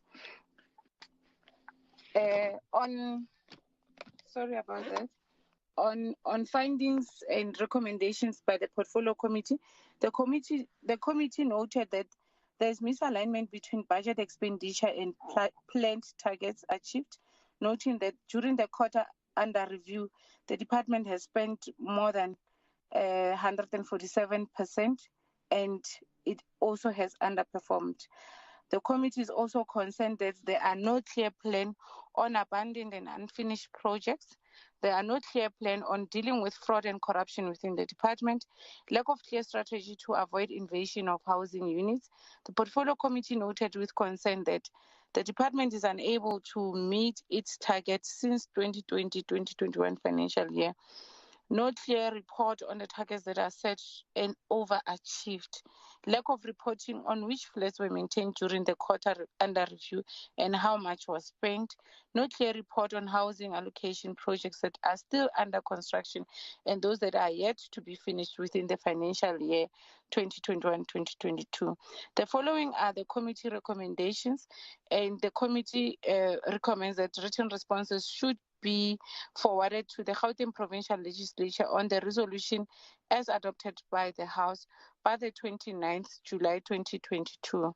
That the department should submit a remedial action plan to avoid misalignment between budget expenditure and plan targets achieved.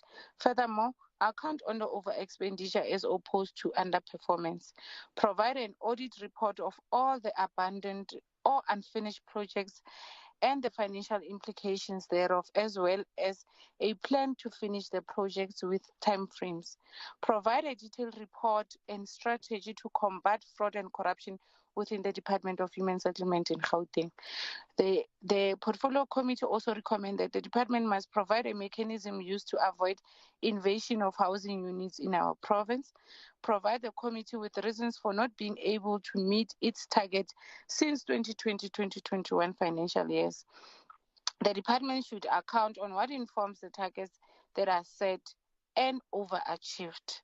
Provide the committee with names of flats that were maintained during the quarter under review and how much was spent. Provide a detailed report on housing allocation projects that are still under construction and those that are yet to be finished within the financial year of 2021-2022. Deputy Chair of Chairs, allow me to acknowledge the COGTA and Human Settlement Portfolio Committee members, as well as the MEC of COGTA in Gauteng, Honorable Maile, and the head of the department, Ms. Pim Banjwa, and a team.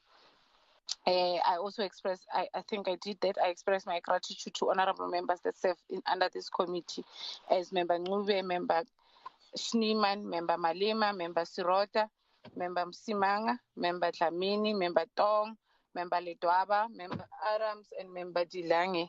I further wish to express my appreciation to the contribution of staff members of the Gauteng Provincial Legislature.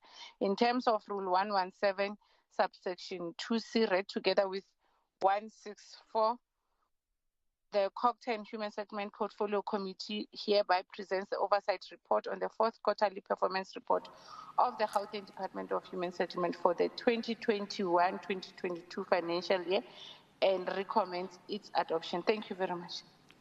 Thank you very much. Let me get the seconder to the report.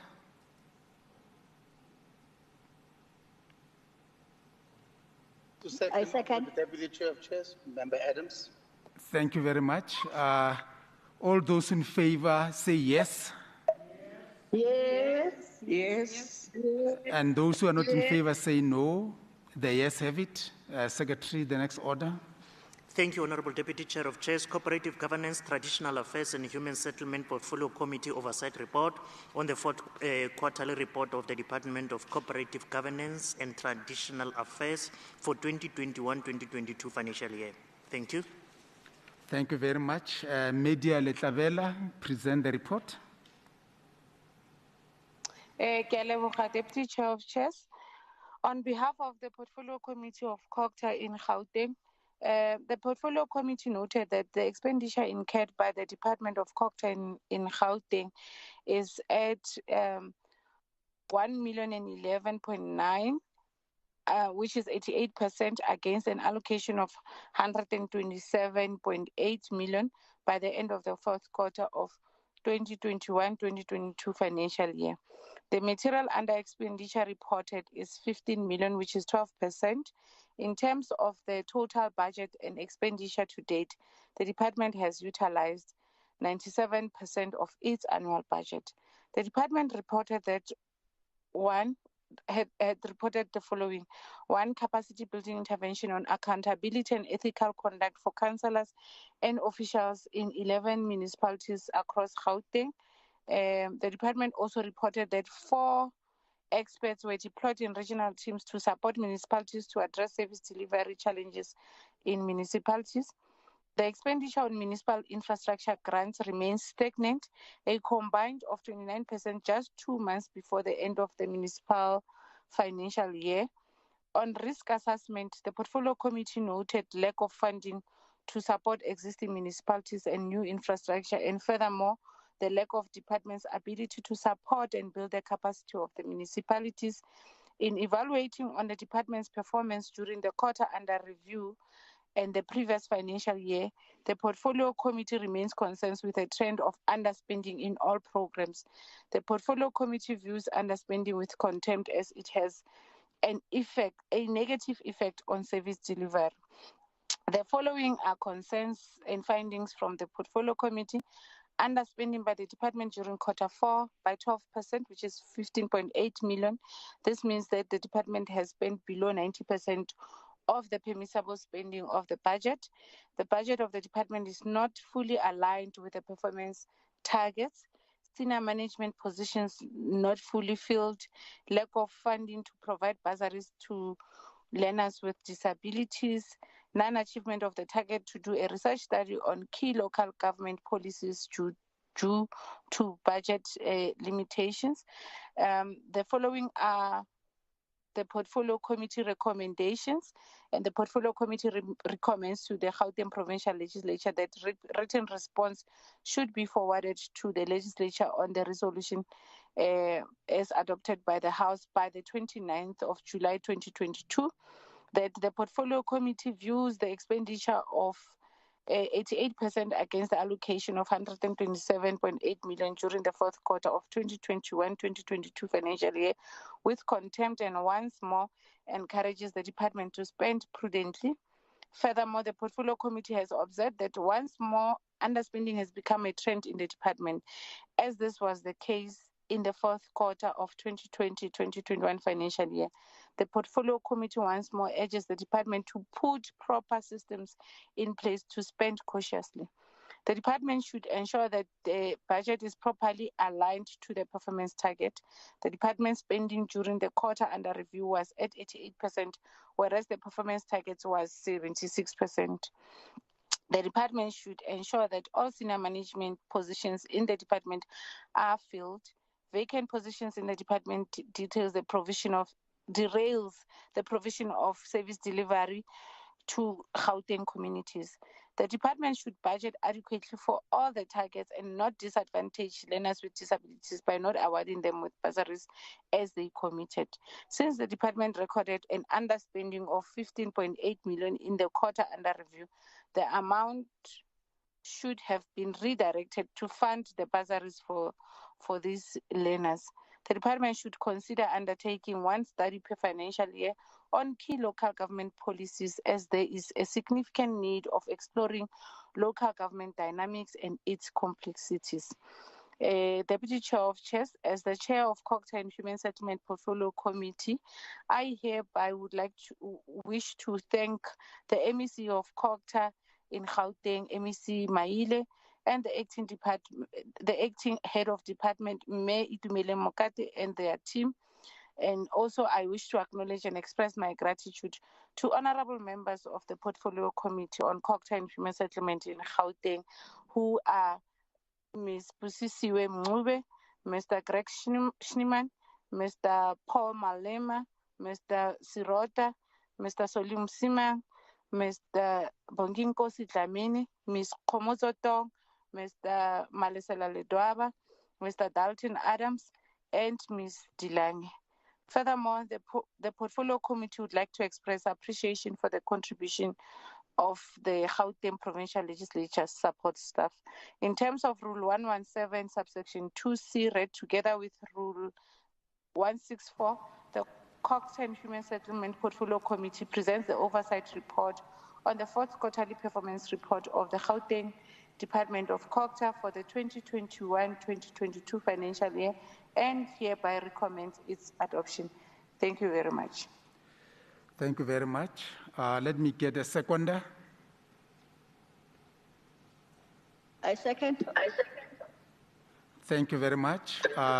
Those who are in favor of this report say yes. Yes. Yes. And those who are not in favor say no. The yes have it. Secretary, read the next order. Thank you, Deputy Chair of Chairs.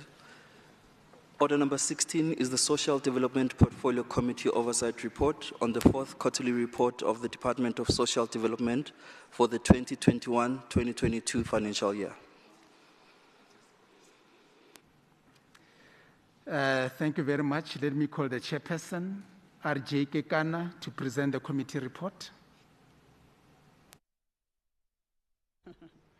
Thank you, Honorable Deputy Chair of Chairs, honorable members in the House, the Premier, members of the Executive, and all members present here today. Deputy Chair of Chairs, I would request the House to take parts of the reports that I'm not going to read as read, and would start with the executive summary, move over to the annual performance plans or targets, and oversight on the financial performance, and I will move straight to committee findings and concerns, acknowledgements, and end with adoption. I, Refilwe Kekana, Chairperson of the Portfolio Committee on Social Development, hereby tables the committee's fourth quarter report of the Department of Social Development for the 2021-22 financial year as follows. On the executive summary, the committee acknowledged that during the period under review, the department has managed to fund 2,856 NPOs to render a variety of social welfare and development services, and it has also capacitated 844 NPOs by the end of the period under review. On the Welfare to Work program, 16,021 beneficiaries participated and benefited from this program, while 7,204 work opportunities were created. On persons with disabilities, the committee acknowledged that 1,694 persons with disabilities access services in 31 residential care facilities, with 3,957 in the protective workshops and 4,267,136 were reached through disability prevention programs. On substance abuse prevention, treatment and rehabilitation, the committee acknowledged the department had reached 35,277 service users who access funded substance abuse in and outpatient treatment centers, including the community-based services, while aftercare programs were provided to 2,529 persons who managed to access substance abuse treatment centers. On on Poverty program, the department reported that 1.2 million beneficiaries access food through food banks and DSD centers-based feeding programs, while 20,080 youth accessed economic opportunities or income-generating programs by the end of the quarter under review. On the oversight on the annual performance plans and targets, of the 24 planned targets, 17 were fully achieved, representing 71%, while 3 targets exhibited with good progress, representing 13%. 3 targets showed fair progress, representing 13%, and 1 indicating poor progress, which represents 4%. In the previous quarter, the committee acknowledged that out of the 25 planned targets, 17 targets were fully achieved with a representation of 56%, and 3 were partially achieved, representing 12%, 2 not achieved with fair progress, representing 8%, and 1 target not achieved, representing 4%. On the targets that have not been achieved during the period under review, the department reported that it will continue to monitor the implementations of the plans with a view to make sure that it improves in the next reporting cycle.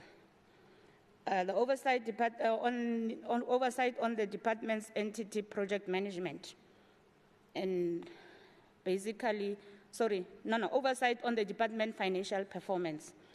During the 2021-22 financial year, the department had been allocated an amount of 6,148,557,000 during the quarter under review. And the department managed to spend 6.025 billion across all programs, representing 98% of the allocated budget by the end of the quarter under review. In terms of the expenditure per program, the committee acknowledged that on administration, the department managed to spend 767 million. Yeah, I think the figures are overwhelming me there. Okay. In terms of the expenditure per program, the committee acknowledged that on administration, the department managed to spend 766 million, which is 100% of the budget. And on social welfare services, the department spent 1 billion, which is 100%. On children and families, it spent 2.5 billion. And on restorative services, it spent 794 million, which is also 100% of the budget. And on development and research, it spent 870,366,000, which is 96% of the budget. On township economy, the department reported to have spent 38%. The committee acknowledged that on procurement targets related to historically disadvantaged individuals, the department recorded an 89.26% against the 80% planned target. On women, the department recorded 42.8% against 40% planned targets for the period under review. On youth, the department recorded a 26.86% against the 10% planned target for the period under review. And on people with disabilities, the department recorded a 2.14% against the 5% planned target for the period under review. According to the department, 90.81% of its service providers were paid within 30 days, while 78.45% were paid within 15 days. The department reported that the ECD Employment Stimulus Relief Fund spent 38% of the allocated budget. On committee findings and concerns, with respect to provision of school uniform packs and dignity packs, the committee is concerned with the unavailability of stock for dignity packs and school uniform as a result of the cancellation or suspension of the tender due to a court ruling. However, the committee has previously raised its dissatisfaction regarding the suspension of the tender for school uniform and dignity packs and has made recommendations on the third quarter report for the 2021-22 financial year. The committee will, however, monitor the situation and make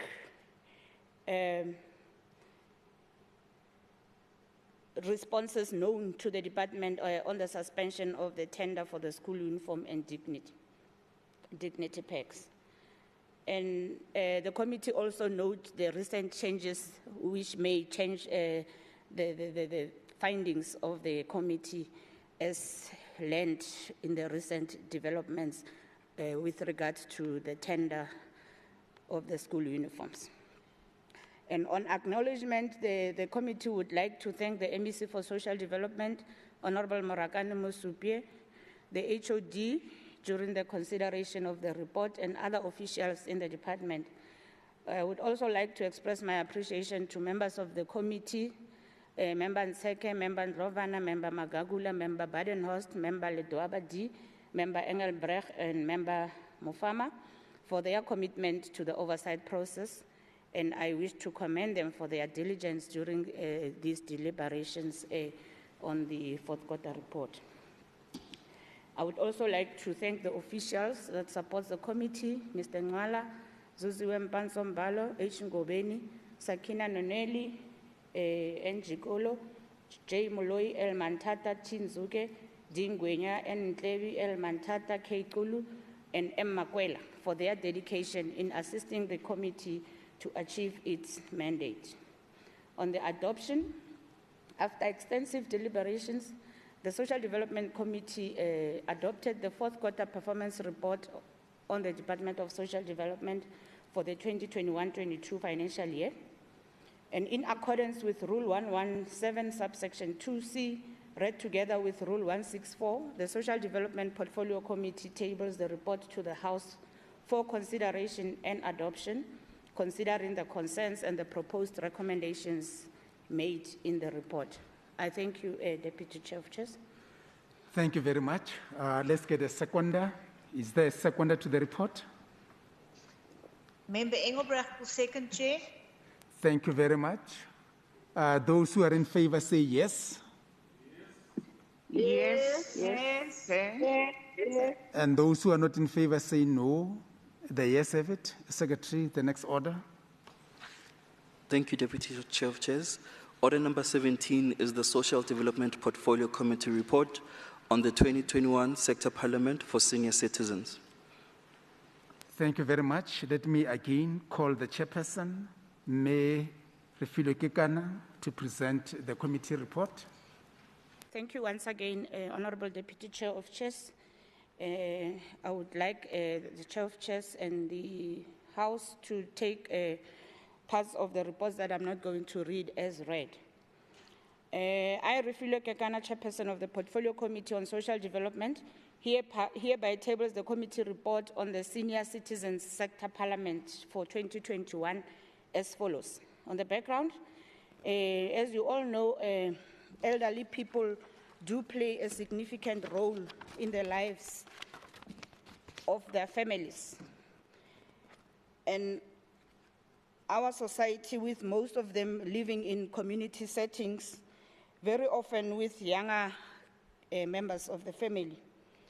And these intergenerational or skip generation households heavily rely on grandparents to care for children and the sick, and of course contribute significantly to household incomes through their pension money.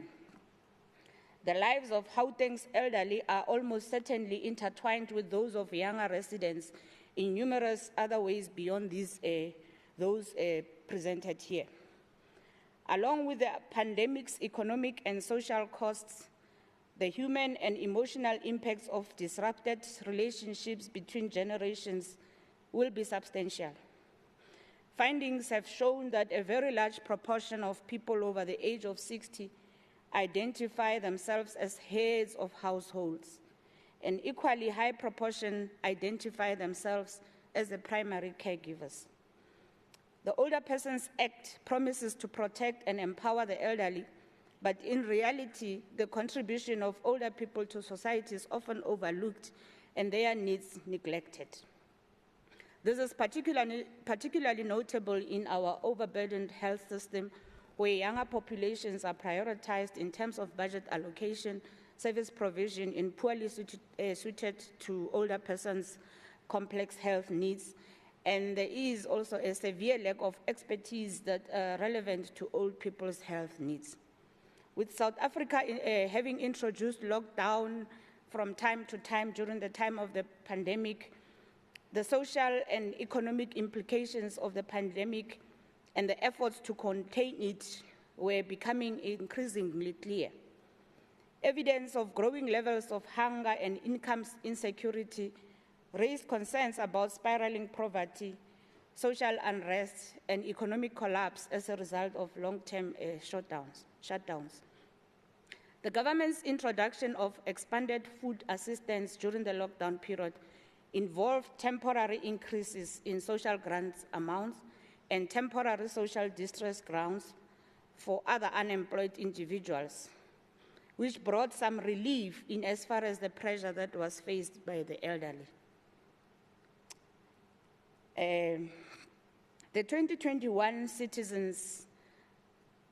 Senior Citizens Sector Parliament made the following resolutions, which are to be responded to by the 30th of September. And in the formulation of their resolutions, they were guided by 4 commissions. One, the safety and security for older persons, an assessment of the safety programs in dealing with risks associated with the collection of social grants. The second commission dealt with the sports participation and positive development in older persons, and exploration of programs in place to encourage physical activity, exercise among older persons. The third commission dealt with assessing the state of service centers and luncheon clubs during COVID-19, the importance of older persons accessing service centers and or luncheon clubs. I will start with the first the recommendations from the first commission, which reads as follows, and I'm going to read them verbatim.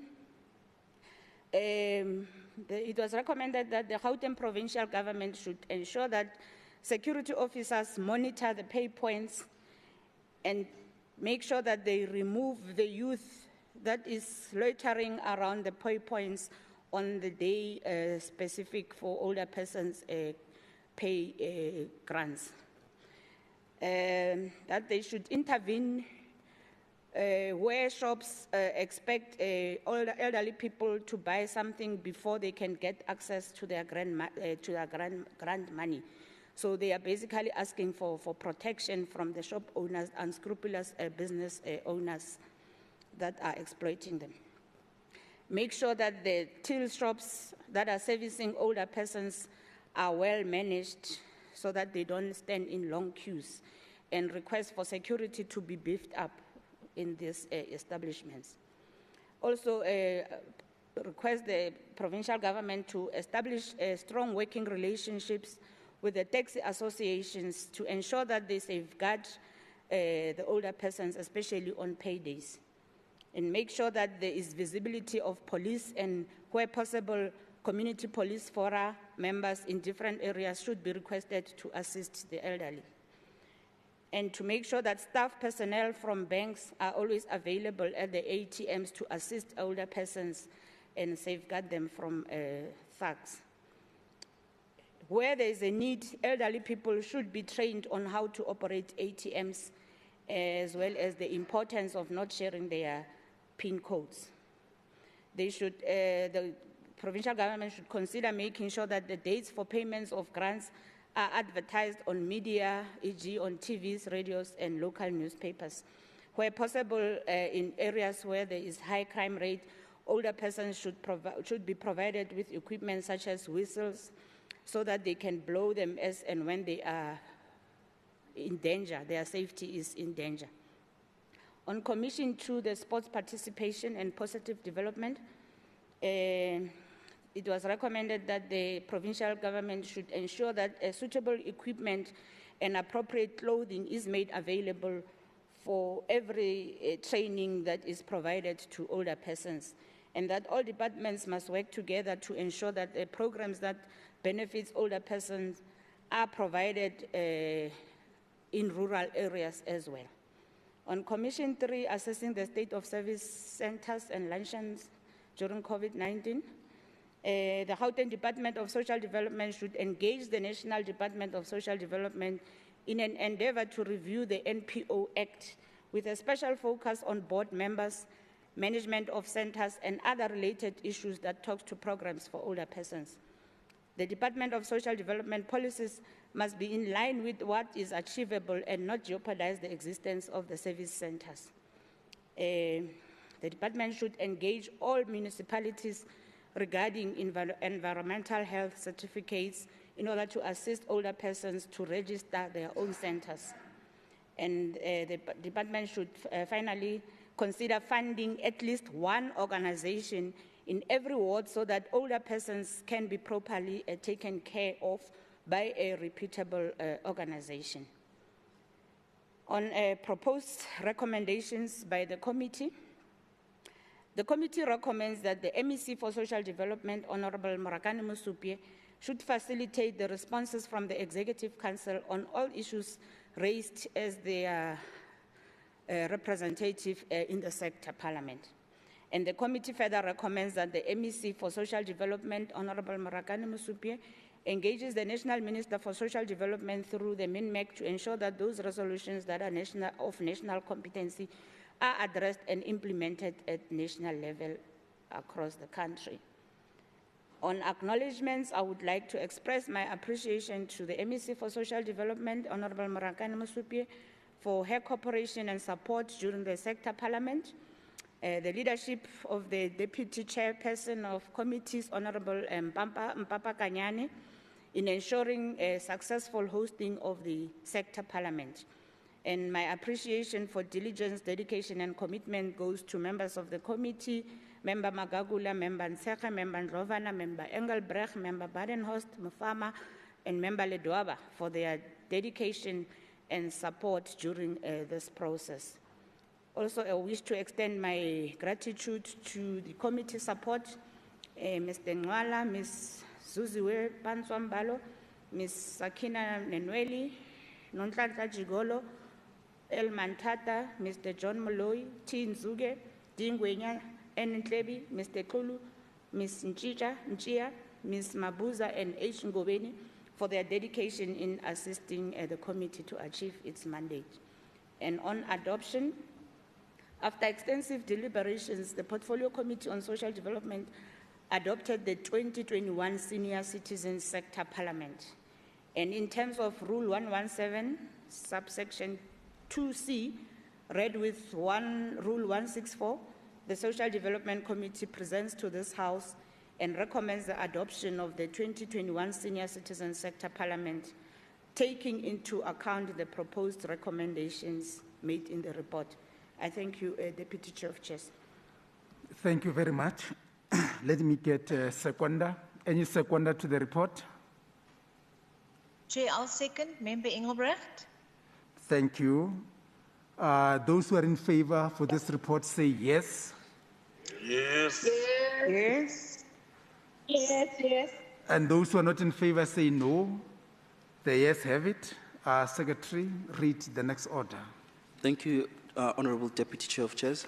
Order number 18 is the Finance Portfolio Committee on E-Governance Focused Intervention Study Report on the impact of the GBN rollout on the township services providers, finding the linkage between the GCR ICT strategy 2015-2020 and the Gauteng Township Economy Revitalization Strategy 2014-2019.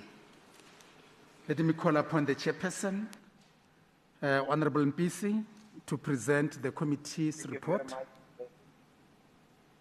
Thank you very much, Deputy Chairperson of Committees. Deputy Chair of Committees, I want to apologize for the earlier hiccup. I couldn't connect due to load shedding. I will take the areas that I'm not going to read as read and focus on the executive summary of the report.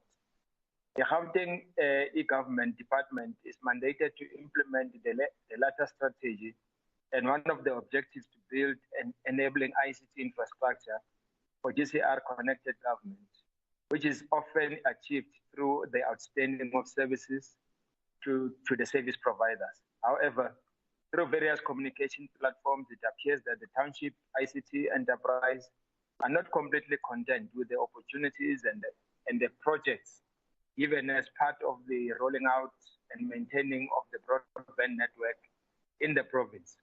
The study therefore seeks to assess, investigate, determine and recommend possible mechanisms that will ensure that township ICT businesses significantly participate and meaningfully included in the mainstream ICT economy, which is currently monopolized by a few players.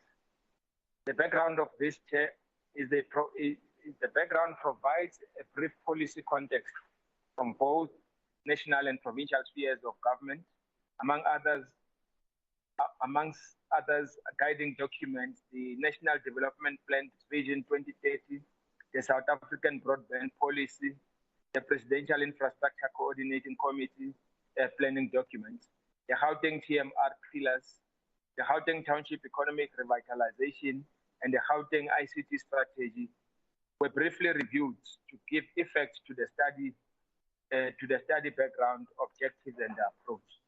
This FIS would adopt both qualitative and the quantitative methods, where the former will include the roundtable discussions, interviews, and presentations, while the latter focus on the review of the previous reports in relation to how the rollout of the Gauteng broadband network contributed towards the township economic development.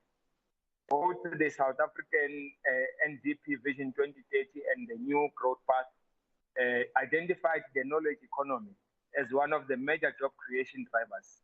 A knowledge economy basically refers to an economy that is underpinned by universal available and accessible high-speed broadband, providing access to the creation and consumption of the wider range of converged services required for effective economic and social participation.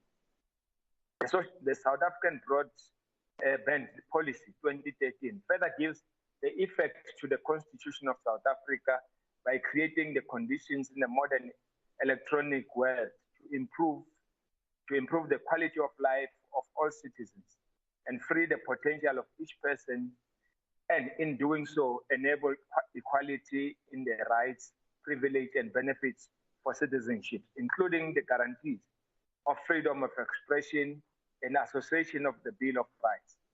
To respond to the above, the national policy priority, the Gauteng provincial government adopted the 10-pillar program of radical transformation, modernization, and reindustrialization with the aim of making the province an integrated city region characterized by social cohesion and economic inclusion. On the introduction of the methods, Chair, the impact of the GBN rollout on the township service providers, finding the leakage between the GCR ICT strategy 2015 to 2020 and the Gauteng Township Economic Revitalization Strategy. The reasons for the committee to choose the FIS Chair, we have chosen this FIS because the Gauteng government department has been reporting and surpassing the target on procurement spending of requests for quotations and payment of suppliers. Invoices within 15 days are being paid as part of the contribution towards the Gauteng Township Economic Revitalization Strategy for 2014-19 strategy. However, the reported performance does not tally with the perception of the township ICT enterprise on the one role and the contribution towards the GTERS 2014-2019 objectives through the rollout and the maintenance of the broadband network within the Gauteng city region. On the process followed, the township service providers finding the impact of the GBN rollout on the township service providers, finding the leakage between the GCR ICT strategy 2015-20 and the Gauteng Township Economic Revitalization Strategy. The portfolio committee engaged various stakeholders, Gauteng Department of eGov, Altron, and the State Information Technology Agency on ICT-related matters. On the acknowledgements, Chair, the concerns, Chair, the committee's concern about the following. That it's concerned about the process and the criteria used to appoint the township ICT enterprises by Altron, which requires service providers to have a certain ICT equipment as a prerequisite, while the amount of work does not provide equal returns to recover the cost of buying the ICT equipment. The committee found that the SLA between CETA and the Gauteng Department of eGov was not crafted in a way that will compel the main GBN contractors to subcontract township ICT enterprises and report on the progress made as per the policy provider.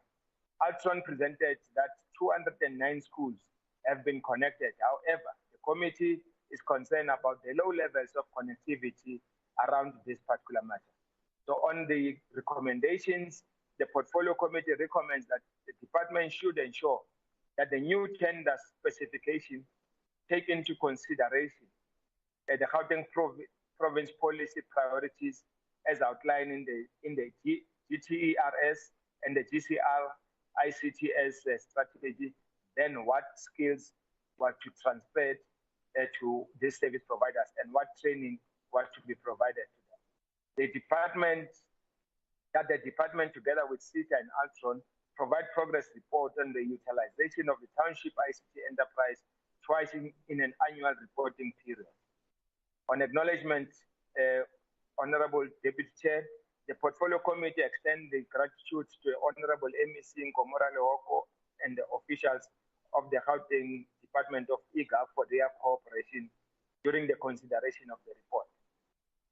An appreciation for diligence, dedication, and commitment shown to all the members of the Portfolio Committee, Member Malema, Member Randall, Member Pamela, Member Masuku, Member Macheke, Member Atkinson, Member Mukwebe, and Member Mazwi.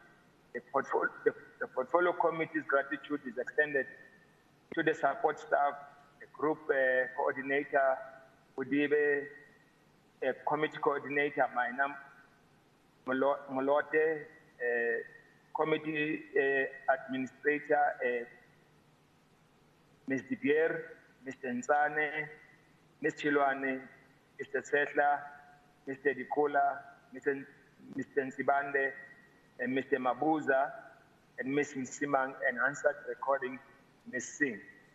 After due consideration, the Finance Portfolio Committee adopted the FIS report titled The Impact of the GPN Rollout on the Township Service Provider, finding the leakage between the GCR ICT Strategy 2015-20 and the Gauteng Township Economic Revitalization Strategy for 2014-19. In terms of Rule 1172C, read together with Rule 165, the Portfolio Committee presents to the House and recommend the adoption of the committee's oversight FIS report as presented. I thank you, Chair. Thank you very much. Is there a seconder? I rise to second, Deputy Chair of Chairs. Thank you very much. Those who are in favor of this report say yes. Yes. Yes.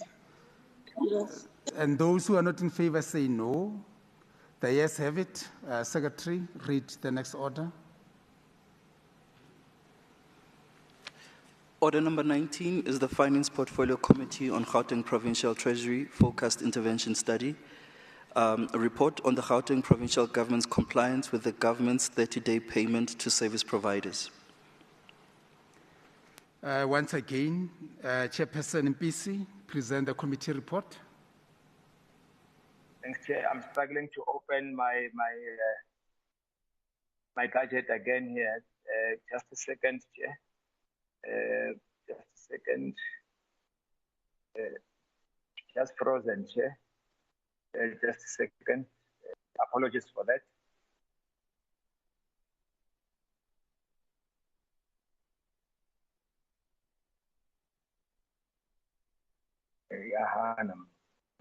Chair.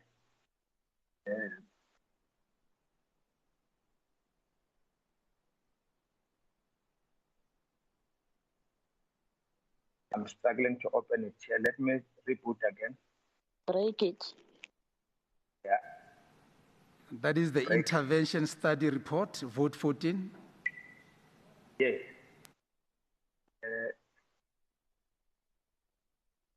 Onion it here.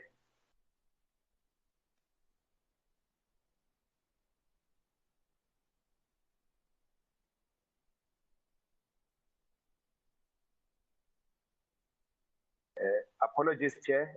I'm struggling to open it here.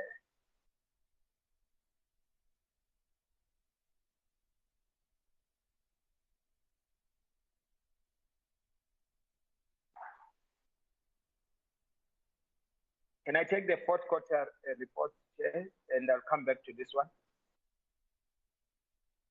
Because that's the only one I can open now.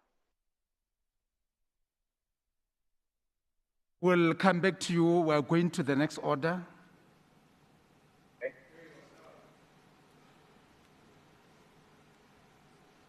Secretary, can we get to the next order? Thank you, Deputy Chair of Chairs. Order number 20 is the Infrastructure Development Portfolio Committee's Focused Intervention Study Report on the Department of Health Infrastructure Maintenance for the 2020-2021 financial year. Let me call upon Chairperson Honorable Modise. Thank you so much, Deputy Chair of Chairs. As indicated earlier on, protocol observed. And Chair, a recommendation is made that part of the report that are not going to be read be considered as read. And therefore, the focus intervention study report will focus on executive summary, public involvement, committee consents, committee recommendations, acknowledgements, and adoption. On the executive summary, the focus intervention study emanates from the annual report process of the 2020-2021 financial year. In line with the prescript of the sector oversight model, the Department of Infrastructure Development and Property Management, herein referred to as the department, proposes to develop and maintain a socio-economic infrastructure that allows the province people to access social services. It also implements projects on behalf of its line departments, namely Department of Education, Department of Health, Sports, Arts and Culture, Agriculture and Rural Development. The purpose of this study was to engage the department on the blockage that lead to the underperformance and under-maintenance of the hospitals and clinic. This was because of the poor performance of the department in the past financial years, including the 2020-2021 financial year. The committee welcomed and acknowledged the department presentation, and it also noted that the department is working hard in ensuring that all challenges are addressed. The committee visited Charlotte Maxeke, Chris Hani, Kopanong, Heidelberg, Anglo Ashanti, Cullinan Hospitals, and Johan Haynes, which is a community health care. While noting that some of the hospitals are reaching or have reached their relatively mature stage, it was concerning to note that the department takes so long to attend to maintenance requests logged by the hospital's own e-maintenance system. All the hospitals visited reported to the committee that the GDID delays in appointment of contractors, and in many cases, it was either appointed contractor was incompetent or their work was of poor quality. The main concern noted by the committee was that the department had no maintenance strategy in place, also that there was no sufficient budget for both the departments, which is infrastructure development and health, to carry out maintenance work in the Gauteng provincial institutions. Poor communications between both the departments was also noted with concern by the committee, and late payments of contractors is a serious concern. The committee further noted with concern that the DID, as the custodian of properties in the Gauteng provincial government, has no condition assessment register, and there was no preventative maintenance plan provided by the department. The condition register is necessary to ensure the condition of each structure in the asset register. All institutions visited were in the deteriorating state, save for Chris Hani, which was better when compared to others during the visit. With clear walkways and there were so many broken windows noted by the committee. The committee is also of the view that there was management and leadership crisis in terms of maintenance of provincial institutions. There were also poor project management noted by the committee, with budget overspend and poor achievement on the maintenance activities.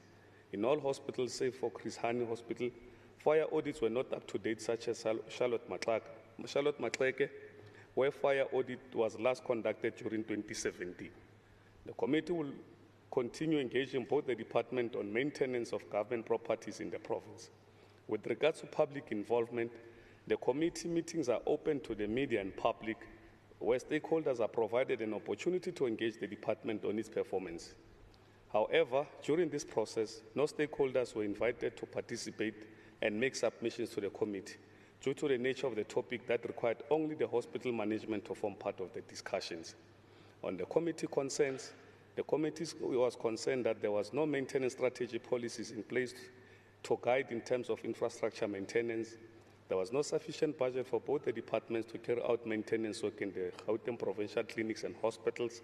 The department continues to appoint poor-performing contractors. There were late payments of service providers in maintenance projects. There was staff shortage allocated in hospitals for maintenance.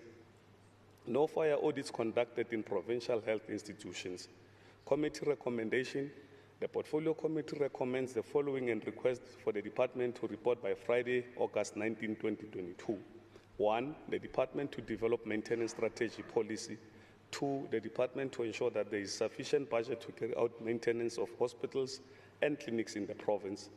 3. The Department to ensure that the appointment of poor-performing contractors is avoided. 4. The Department to ensure that contractors are paid within 30-day period as committed by the provincial government. 5. The Department to appoint more maintenance personnel in hospitals and clinics. 6. The Department to conduct fire audits in all GPG health institutions. In acknowledgement, the Chairperson of Portfolio Committee on Infrastructure Development and Property Management would like to thank Acting MEC Jacob Kolobe Mamabolo, Head of Department and the entire Department Executive for their efforts in consideration of this report. The Chairperson further appreciates the diligent deliberation of Honorable Magagula, Dialetlabela, Ndlovu, Litsie, Fuchs, Diache, Mufama, Mabala, and Hoffman. The committee chairperson would also like to thank Budibe, Chabalala, Ndlalose, Mulibana, Kumalo, Ngumbe, Mbonani, and Pirimi for their dedication and assistance. In adoption, in accordance with Rule 165, the Infrastructure Development and Property Management Portfolio Committee Chairperson hereby recommends that the report on infrastructure development report on the Gauteng Department of Infrastructure Development and Property Management second FIS report for 2020-2021 financial year on the health infrastructure for maintenance be considered and adopted. Thank you, Chair. Thank you very much. Do you have any seconder to this report? Member Ndlovu, I second. Thank you very much. I now pose a question. All those in favor say yes. Yes. Yes. Yes. And those who are not in favor say no. The yes have it. Secretary, the next order. Thank you, Honorable Deputy Chair of Chairs. Order number 21 is the Education Portfolios Committee Focused Intervention Study Report on the Youth Sector Parliament for the 2021-2022 financial year. Again, let me call upon the Chairperson, MK Chilwan, to present the committee's report.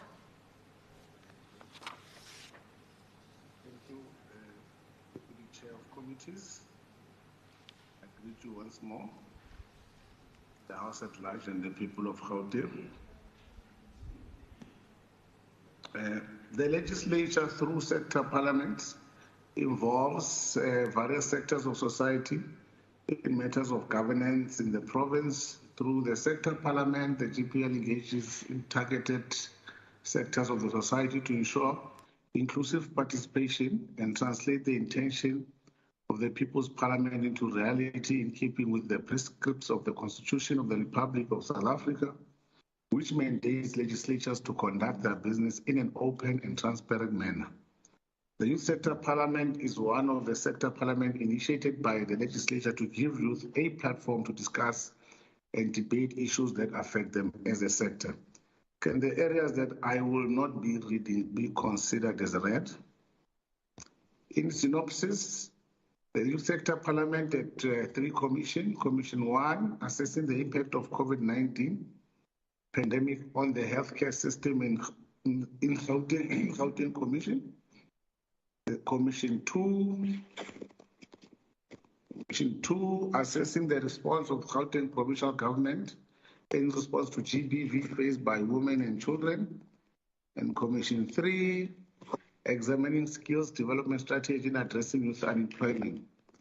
I'll move straight to recommendation. Proposed recommendation. The 2021 Youth Sector Parliament made the following resolutions to be responded to by the 15th of September 2022 on Commission 1, assessing the impact of COVID-19 pandemic on the healthcare system in Gauteng. Commission 1, decisive intervention by government in the grievances of healthcare workers and their safety to mitigate the risks to their mental health and physical well-being is required. 2, a well-structured procurement plan must be developed to address delicate provision of needs of essential goods required for safety and physical well-being of patients and healthcare workers to promote better partitioning of wards of ill patients and healthcare workers due to limited PPE, random budget adjustment totaling billions of rand with no proper plans for the intended outcomes must end. Budget adjustment must have a clear target and must ensure that youth empowerment is a prioritization and participation focused at youth as main benefactors in the Department of Health adjustments. 4, investigation of allegations of COVID-19 procurement irregularities and corruption in the relief program should be firmly acted on. It's not enough that people are removed from positions, but the money lost must be recovered and used to uplift the youth of Gauteng. From Commission 2, assessing the response of the Gauteng provincial government in response to GBV faced by women and children.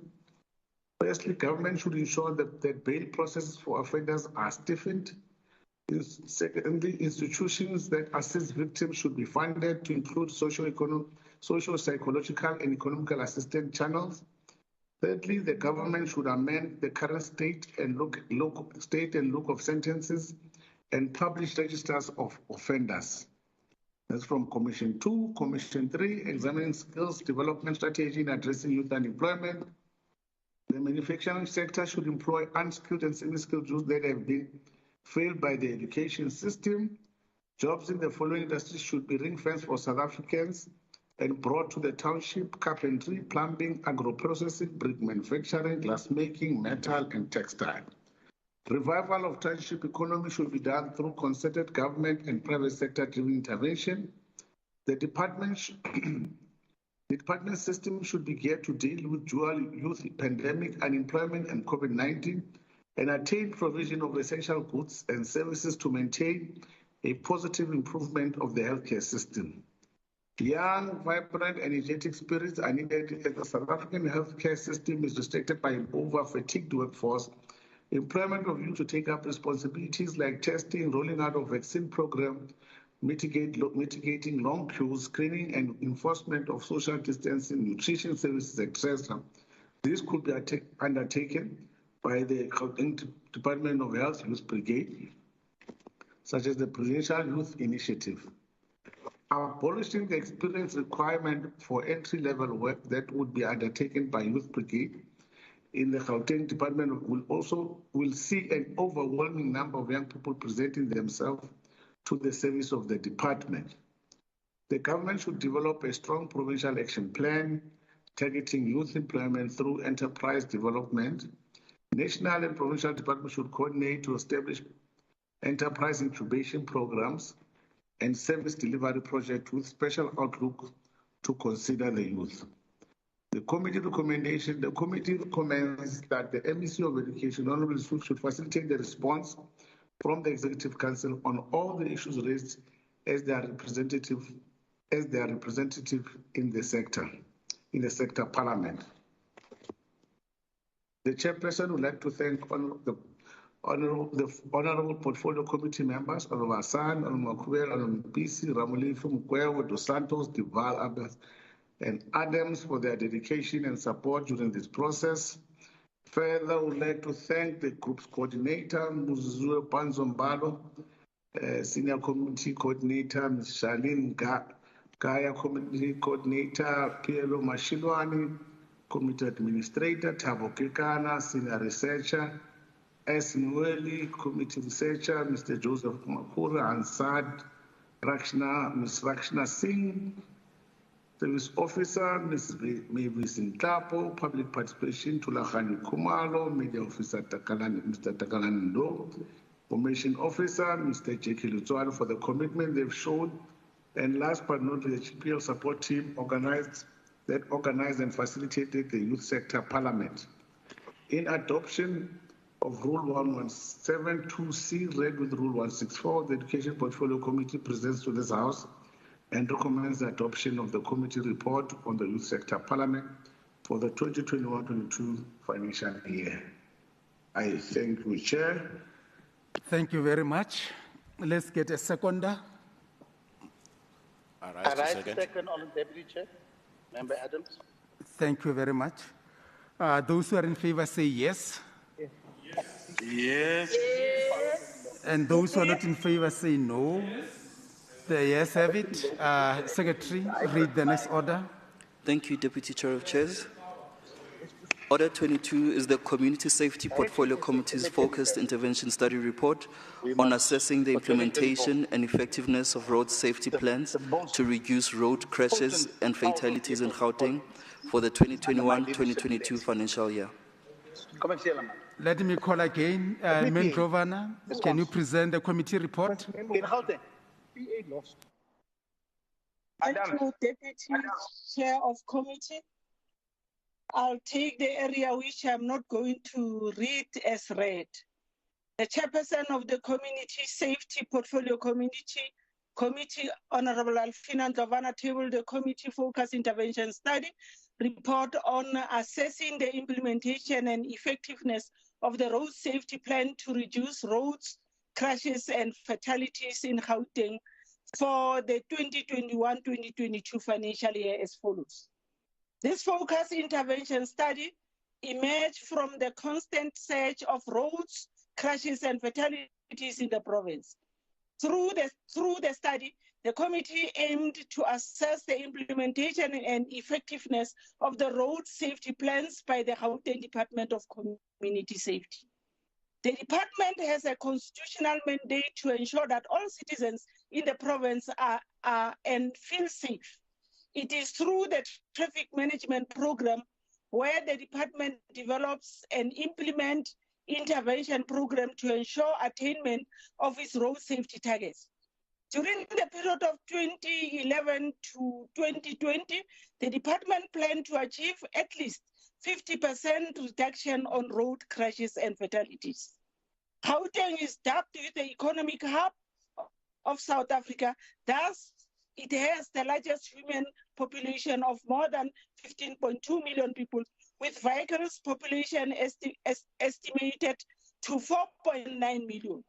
The committee noted the report that an average of 7 road users are killed per day in Gauteng.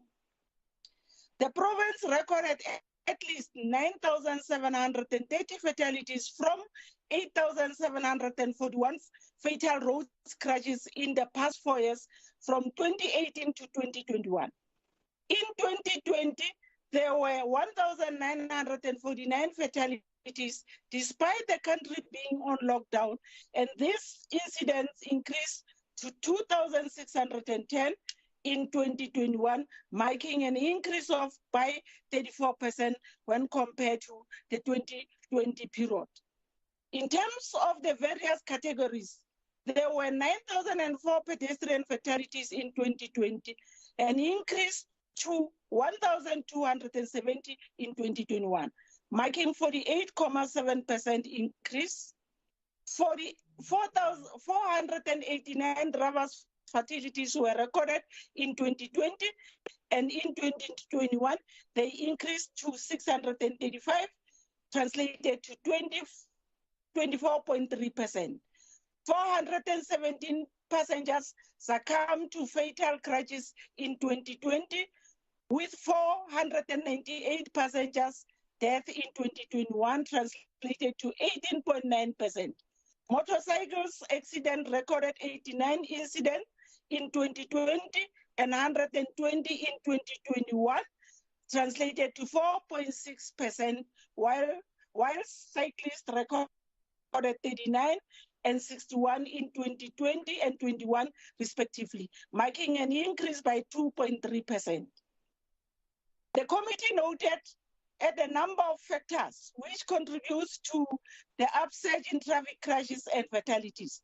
These include poor road environment and roadworthy vehicles, road users' behavior, which include reckless and negligent driving while under the influence of alcohol, speeding, overloading, using a cell phone while driving, failing to wear seat belts, to mention a few. The committee further noted that one of the major disturbing elements emerges from the study is the vulnerability of pedestrians. Pedestrians account to nearly half of the road fatalities in the province, making them the most vulnerable group. The committee is concerned that despite various interventions programs being implemented aimed at the traffic law enforcement and improve road safety, the reduction target were never achieved and fatalities continue to increase. The committee believes that to achieve a significant reduction on road fatalities, emphasis must be put on regular maintenance of poor roads environment and changing human behavior. On the committee concern, the committee raised the following concerns. The high number of fatalities, including pedestrian fatalities, resulting from hazardous road and roadway vehicle, human behavior, etc. The road accident on the Bronkhorstspruit Road allegedly caused by the trucks, which are contracted by the mining industry to transport coals. The rife incidents of officers soliciting bribes from motorists, the lack of cooperation by police officers in detaining traffic law offenders, the lack of integrated and collaborated effort by the various traffic law enforcement agencies in traffic enforcement programs, the rife network of bribery and corruption of driver's license testing station by examiners soliciting bribes in exchange for learners and driving license. Committee recommendations. The committee make the following recommendation. The department must develop a multidisciplinary strategy aimed at intensifying intervention program to improve road safety. Moreover, the department must strengthen its road safety awareness campaign to change road users' attitude towards their personal safety and the safety of other road users. The department must convene a consultative meeting with relevant stakeholders to investigate possible solutions to mitigate the prevalence of accidents allegedly caused by trucks. The department, through the quarterly review session with law enforcement agencies, must devise a plan to curb bribery and corruption by law enforcement officers. The department must further provide a progress report on the envisaged smart policing model, which intends to introduce installation of dashboard cameras in police vehicles and body-worn cameras by police officers. The department must address the reluctance of police officers in detaining traffic law offenders and further engage the courts to ensure prosecution on this violation to reduce the upsurge on road carnage. The department, as part of its coordination function, must encourage an integrated strategy partnership amongst the law enforcement agencies to strengthen collective efforts and ensure a harmonized approach to traffic policing.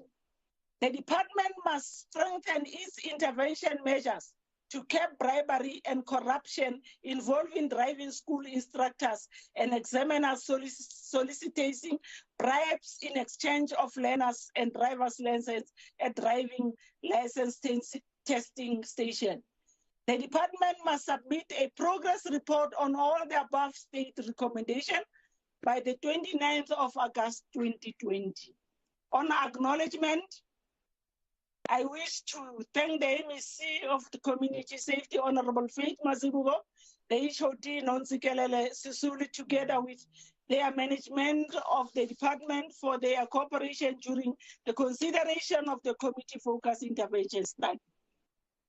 I also extend my deepest gratitude to the members of the committee, Honorable Mhlakazi Manamela, Honorable Nkosi Malobane, Honorable Kanyile, Honorable Bosch, Honorable Diagar, Honorable Hoffman, and Honorable Khadebe for their due diligence during the assessment of the department performance in the implementation of the road safety plan to reduce road crashes and fatalities in Gauteng province. I also thank the committee support staff, group committee coordinator Zoziwe Panso Mbalo, senior researcher Sakine Nenweli, committee researcher Pabalo Malisi Banda, committee coordinator Tabile Malumani, Administrator Ntebise Mufokeng Hansat, Recorder Sylvester Baloyi, Service Officer Fezege, Royal Communication Officer Tere Kumalo, and Information Officer Azindwini Michivu for their support to the committee to ensure that the goals of the committee was achieved. On adoption, in accordance with Rule 1172 subsection 2C, read together with Rule 165 of the standing rules of the GPL, the Community Safety Committee hereby tables its focus intervention study, report on the Community Safety Committee focus intervention study, report on assessing the implementation and effectiveness of road safety plan to reduce road crashes and fatalities in Gauteng for the year 2021-2022 to the House for adoption, taking into consideration the recommendation made in this report. Deputy Chair of Chair. Thank you very much. Let's get a seconder. Any seconder Chair, to the... I rise to second. Thank you very much.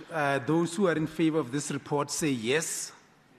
Yes. And those who are not in favor say no. So the yes have it. I'm now going back to Honorable Hassan and Honorable Mpisi. Secretary, read the next order. Thank you, Honorable Deputy Chair of Chairs. Order number 4 is the Economic Development, Environment, Agriculture and Rural Development Portfolio Committee Oversight Report on the 4th quarterly report of the Department of Economic Development, including its entities, for the 2021-2022 financial year. Let me call upon Chairperson Honorable Hassan, present the report. Thank you, Honorable Deputy Chair of Chairs. Let me start by apologizing about earlier. I had no audio, so I'm going to assume that honorable members can hear me, and I'm going to launch straight into the report. I'm going to take parts of the report that I do not read as being read, and therefore only cover the executive summary, committee concerns, and recommendations. The department realized 72.55% against the APP set targets, of which entities attained 105 of 156 planned targets, thus translating into a 67% achievement. This remains concerning as the department and its entities continue to fail in attaining all targets. The committee noted that the department budgeted 369.9 million, with an amount of 350.4 million that was spent, translating to 94.72% of the budget of the fourth quarter. It has thus resulted in a 4.28% variance, and thus amounts to 19.5 million rand worth of underspending. There is underspending in 3 of the 5 programs, which is mainly evident in the business regulation and governance at 42.81%. On the other hand, the Integrated Economic Development Service has spent 100% of its allocation, as well as the trade and sector development that has overspent in the quarter under review. The great concern for the committee is that its agencies continue underspending, especially the Gauteng Growth Development Agency on the infrastructure projects, which are meant to bolster the economy of the province. The performance of departmental agencies and its subsidiaries is fairly satisfactory, as they've managed to realize 105 targets of 156, thus translating into a 67% achievement. The GIDS continues to be the worst performing subsidiary since it's realized 2 out of 8 targets while spending 33% of the budget. The Gauteng Tourism Authority achieved 7 out of 15 planned targets with an expenditure of 38%. Meanwhile, GEP attained 13 of 20 targets while spending 94% of the budget.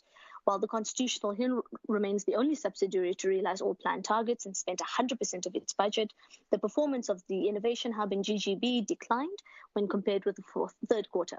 The decline is related to the challenges due to delayed infrastructure projects at the Constitutional Hill and Biopark Phase 3 at the Innovation Hub. Chairperson, I'm going to move straight to committee concerns. With respect to the departmental expenditure, the committee is concerned about the imbalance between the expenditure and outputs. And with respect to the department responding to resolutions, the committee is concerned that the department, including its entities, do not respond to resolutions on time, as this poses a challenge and impacts on the work undertaken by the committee. The recommendations are related as such. The department should also submit a report to the committee outlining measures put in place to ensure that there is alignment between planned targets and expenditures within our agencies. In addition to this, the report should outline the role of the agency's oversight sub-program in ensuring that all targets related to the entities are achieved. A written response should be forwarded to GPL on this resolution as adopted by the House by the 29th of July 2022. And lastly, the department should adhere and submit all responses to the resolutions on time as adopted by the House, as non-responsiveness by the department impacts on the work undertaken by the committee and the Gauteng legislature. Furthermore, the department should give a detailed account on the rationale behind the late submission of responses to resolutions emanating from the third quarter report, and this report should be submitted to us by the 29th of July. Appreciation is expressed to all members of the committee as well as the MEC and his department, and of course, honourable members, and I think it is alternative members as well.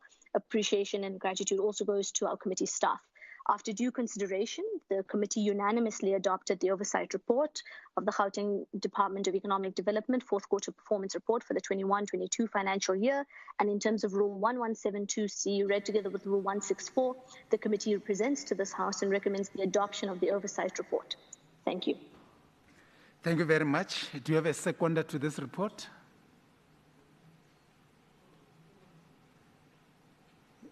Any seconder to the report? I second, Chair. Second, Chair. Thank you very much. Let me pose a question. All those in favor say yes. Yes. Yes. Yes. And all those who are not in favor say no. The yes have it. Secretary, the next order. Order number 5 is the Economic Development, Environment, Agriculture and Rural Development Portfolio Committee Oversight Report on the fourth quarterly report of the Department of Agriculture and Rural Development for the 2021-2022 financial year. Again, Chairperson Hassan, present the report. Thank you. Thank you very much. Going to take part of the report as read. The committee noted the department's focus on harnessing and maximizing the economic potential of the province's agricultural sector and ensuring food security for all. Moreover, agriculture has been identified as one of the province's 11 key economic sectors. The department is committed to ensure that the sector is involved with all interventions to radically transform, modernize, and reindustrialize Gauteng. Apart from its alignment, the Gauteng department rather, to ensure that the sector is involved with all interventions to radically transform. Apart from the alignment of its programs and policies to the GPG's transformation, modernization, and reindustrialization, the department must also ensure alignment to the National Development Plan. The department has planned for and reported on a total of 122 indicators at the end of the fourth quarter. Overall, the department achieved 79% of the fourth quarter targets. A total of 21% of targets were not achieved for the fourth quarter, and this can be attributed to non-achievement in Program 1, Administration, Program 2, Agriculture and Rural Development, and Program 3, the Environment, which accounts for 9 of those unachieved targets. The committee is concerned that the department continues to battle with delivering on targets related to infrastructure and capital-funded projects, and the committee further noted with concern that the department has consistently been underperforming even before the COVID-19 pandemic. The committee continues to encourage the department to ensure that the service delivery mandate is achieved. In terms of concerns, the lack of improvement on spending of the allocated budget, consistently underperforming and not achieving planned targets. 2, the lack of spending on conditional grants in the agriculture industry. 3, failure to produce long-term solutions to address the issue of sustainable food security. 4, the continuous failure to identify available land for rehabilitation and agricultural production and implementation thereof. 5, continuous challenges of the IDMS system and non-responsiveness to tenders, which affect service delivery. 6, failure to implement projects that will create green job opportunities around renewable energy sources as an alternative energy in the province, particularly on solar panels. Number 7, the committee is concerned that the department continues to underachieve its target for businesses owned by youth and people living with disabilities. Number 8, inability to create work opportunities in relation to the TEPA 1 million program. In terms of recommendations, the department should provide monitoring and evaluation quarterly, reports on the progress of how planned targets are achieved and the budget is spent on those planned targets. All of these resolutions or recommendations rather are for written responses on the 20th 09/2022. Number 2, provide the committee with a detailed report on how the allocated funds on the conditional grants will be utilized to support the agricultural sector. Number 3, provide a comprehensive report or plan to address food security issues in the province, including and thus includes measures put in place to assist community food gardens to be maintained. Number 4, provide the committee with a comprehensive report, which includes a list of identified land for agricultural production. 5, provide the committee with a comprehensive report on mediums utilized to advertise tenders and measures undertaken to attract bidders. Moreover, a report on how the IDMS will be improved in order to achieve set targets. Number 6, provide plans to create green job opportunities on the renewable energy sources as well as alternative energy sources in the province. The plan should also include ways in which the department will ensure there's a reduction on the over-reliance on coal, which is finite and environmentally unfriendly. Number 7, almost done, the department to provide a turnaround strategy on how procurement targets for women, youth, and people living with disabilities will be achieved. And number 8, provide the committee with a continuous report on the creation of work opportunities related to TEPA 1 million. On acknowledgements, I acknowledge the MEC and his department, as well as honourable members of the Portfolio Committee. We also wish to acknowledge the committee staff. In terms of Rule 1172C, read together with Rule 164, the Economic Development Portfolio Committee presents this oversight report of the 4th quarterly performance report for its adoption. Thank you very much, Chair. Thank you very much. Let's get a seconder. Rise to second, Chair. Thank you. And those who are in favor of this report say yes. Yes. Yes. And those who are not in favor say no. Yes. The yes have it. Secretary, let's get to the next order. We go back to Mpisi. Continue. Order number 19 is the Finance Portfolio Committee on Gauteng Provincial Treasury Focused Intervention Study, report on the Gauteng Provincial Government's compliance with the government's 30-day payment to service providers. Let me call upon Honorable Mpisi, present the committee report. Thank you very much, Honorable Deputy Chairperson of Committees. I'll take the areas that I'm not going to read as read, so that the portfolio can then acknowledge the work that we have done. During 2009, it came to light that non-compliance with Treasury Regulations 8.2.3 had reached significant levels whereby departments were bluntly disregarding the requirements to make timeous payments to their creditors within 30 days from the receipt of the invoice. On the 2nd of December 2009, Cabinet resolved that the department must implement mechanisms to ensure that payments to the creditors are effected with 30 days from the date of receiving an invoice. The National Treasury also issued a circular on the 31st of May 2010, urging all accounting officers to institute measures to ensure that all their obligations are paid within the prescribed period. The Forum of South African Directors General also resolved that the National Treasury must provide the Forum with regular reports on the context of compliance by the department with the requirements to pay invoice within 30 days. Despite the foregoing, many departments are still not effecting payments to their suppliers within 30 days from the receipt of invoice. This undesirable practice has now reached a disturbing level, and besides being in contravening of the PFMA and the Treasury regulation, this practice is severely affecting the cash flow position and sustainability of business, especially to small, medium, and micro enterprises. The Gauteng Provincial Government Department, being a microcosm of the South African government, is not immune from the non-compliance within the government's 30-day payments to service providers. In a year, monitoring conducted by the Portfolio Committee on the GPG state of finance, the Departments of Health and Infrastructure Development has been identified as a consistent non-compliance to government's 30-day payments to service providers. In 2022 State of Province Address, the Premier also indicated that the Department of Social Development displayed the signs of regression in complying to 30 days payment to service providers.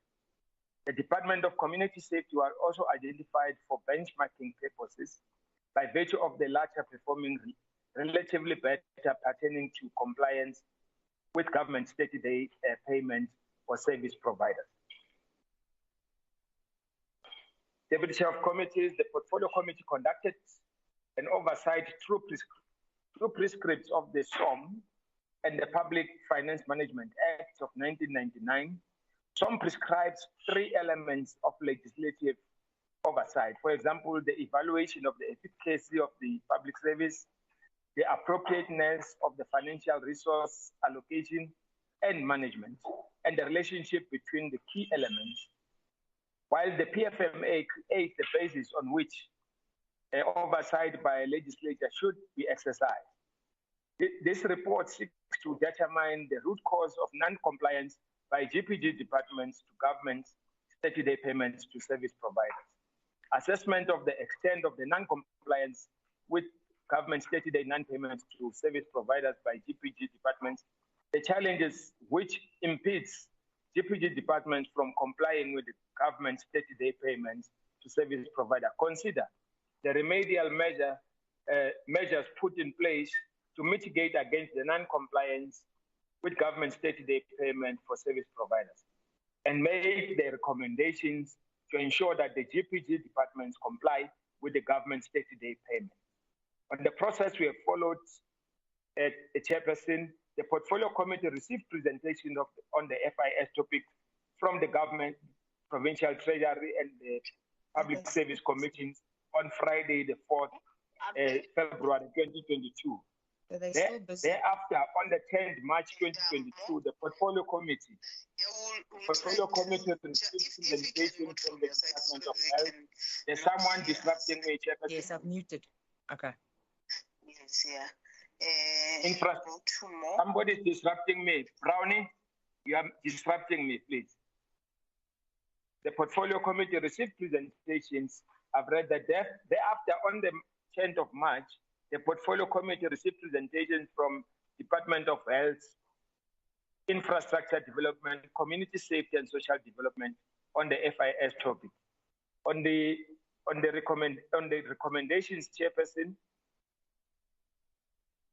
we look at the following, Chair. That the committee acknowledge and welcome the GPT's interventions and recommends that the service of gas be extended to the affected departments to alleviate challenges of non-compliance with government's 30-day payments should be looked at. On the analysis on the presentation of the Department of Health, the Portfolio Committee is concerned that the failure by the Department of Health to account why it is unable to comply with government's 30-day payments to service providers hinders the identification of appropriate solutions to the challenge. The Portfolio Committee is also concerned that the Infrastructure Development Department does not adhere to procurement plans evidence in insufficient funds on a purchase order. On the last recommendations, Chair, failure by the department of Health should provide. The Department of Health should provide a contingent reason why it did not cooperate with the PSC in the obligation to promote measures that would ensure effective and efficient performance within the department and to promote the values and principles of public administration as set out in the Constitution. On the Department of Infrastructure, the Department of Infrastructure Development should develop and submit a plan on how it intends adhering to procurement plans evident in the budget overruns on purchase order. The GPT should draft and submit uniform standard operating procedure for the implementation of the follow-up mechanism on non-compliance rather than respective departments implementing various systems to attain the objective of the follow-ups on the non-compliance. On acknowledgement, we want to acknowledge the MEC, Ngomorale Hoko, and the entire staff of the department. We acknowledge all these members of the Portfolio Committee, and our gratitude is extended to all the members of the Portfolio Committee. In accordance on adoption, Chair, in accordance with Rule 169, the Finance Portfolio Committee present to the House Focus Intervention Study report titled Gauteng Provincial Government compliance with the government's 30-day payment to service provider for adoption, taking into account the recommendations made in this. I thank you, Chair. Thank you very much. Any seconder? I rise to second. I second, Chair. Thank you. All those who are in favor say yes. Yes. Those who are not in favor say no. Yes. Yes, they yes have it. The next order.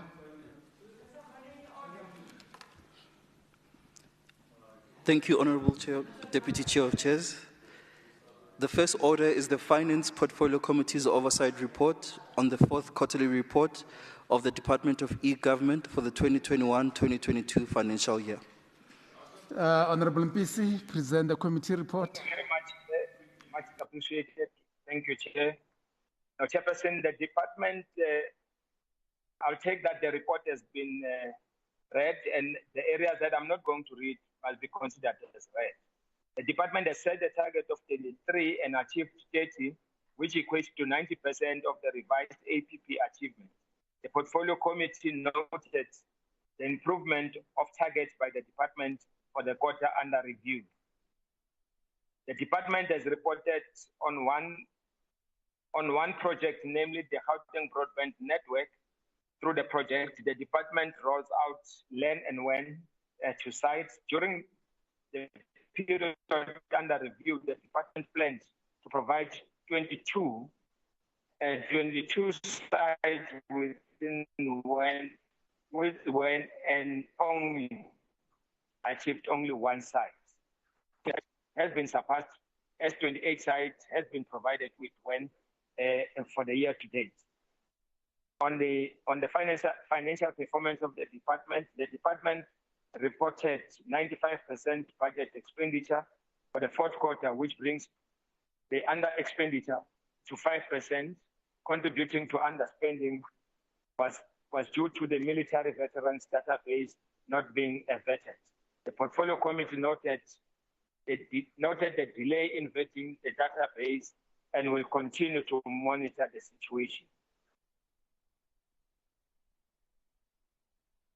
On the capacitated departments, the department plans, Chair, to fill a total of 885 posts as per the post establishment in the 2021 financial year and achieved 813 by the end of the quarter under review. This leaves the department with 72 unfilled posts at the end of the fourth quarter. The committee noted that 72 unfilled posts within the department, however, comments that the department with a decrease in vacancy rate for the period under review. On the summary of the committee's recommendations, Chair, that the department should provide a plan on how it intends escalating the military veteran database for the betterment of veterans. On the concerns, Chair,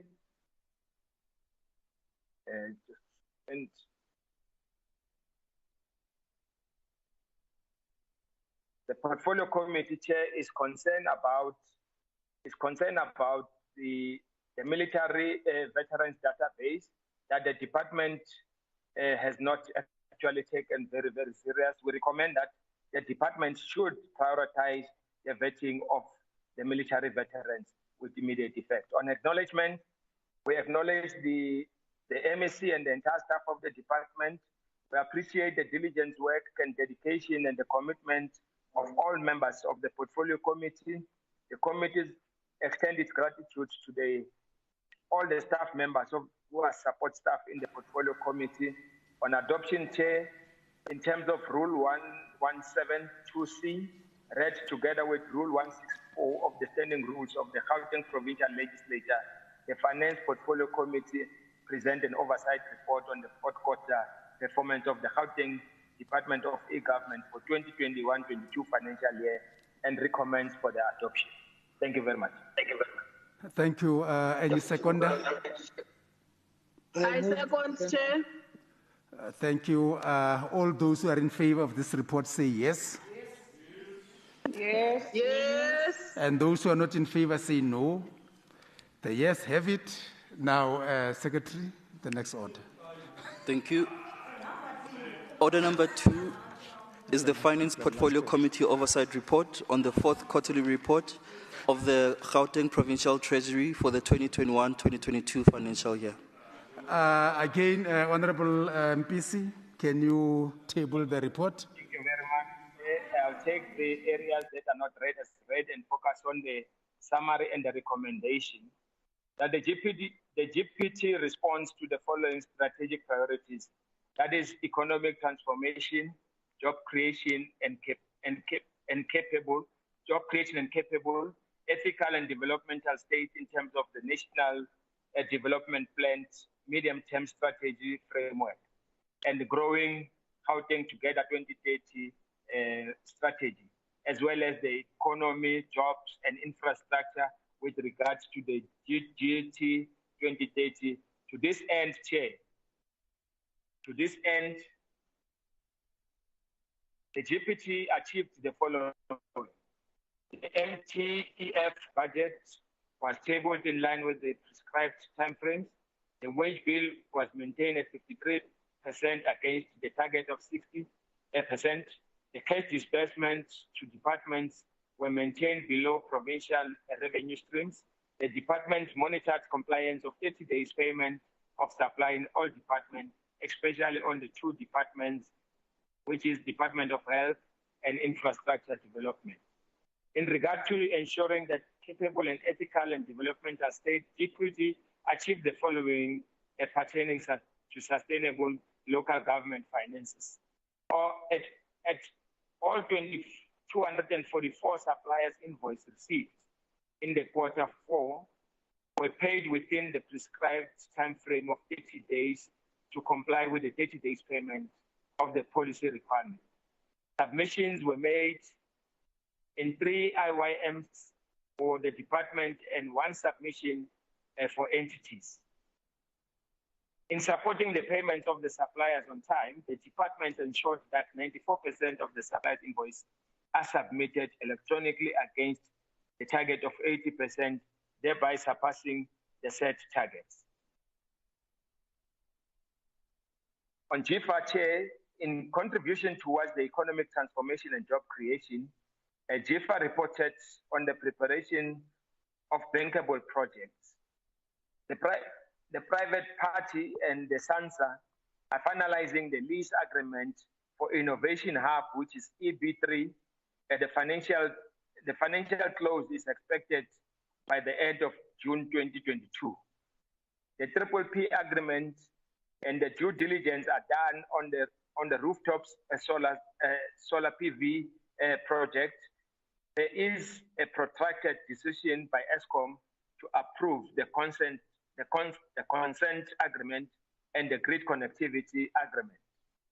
The procurement process of Kopanong Precinct project is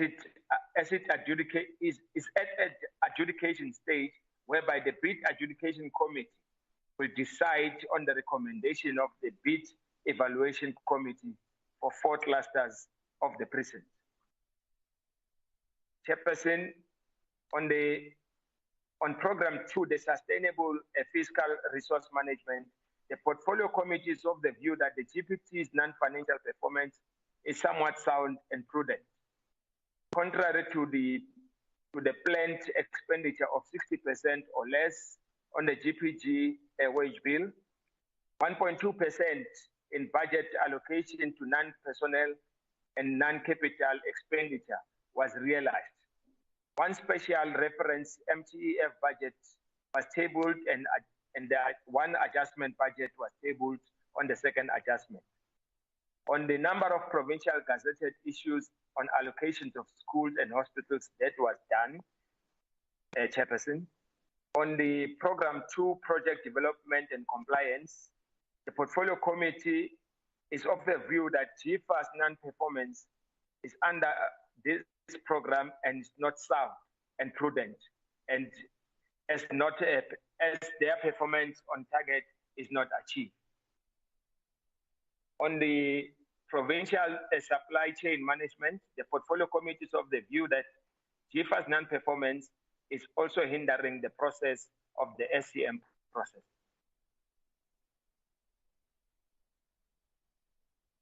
On the recommendations, Chair, the Portfolio Committee recommends the following.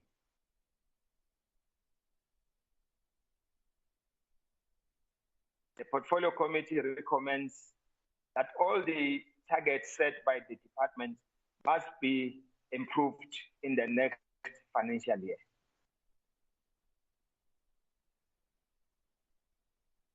On acknowledgements, Chairperson, just a second, my gadget is giving me problems today.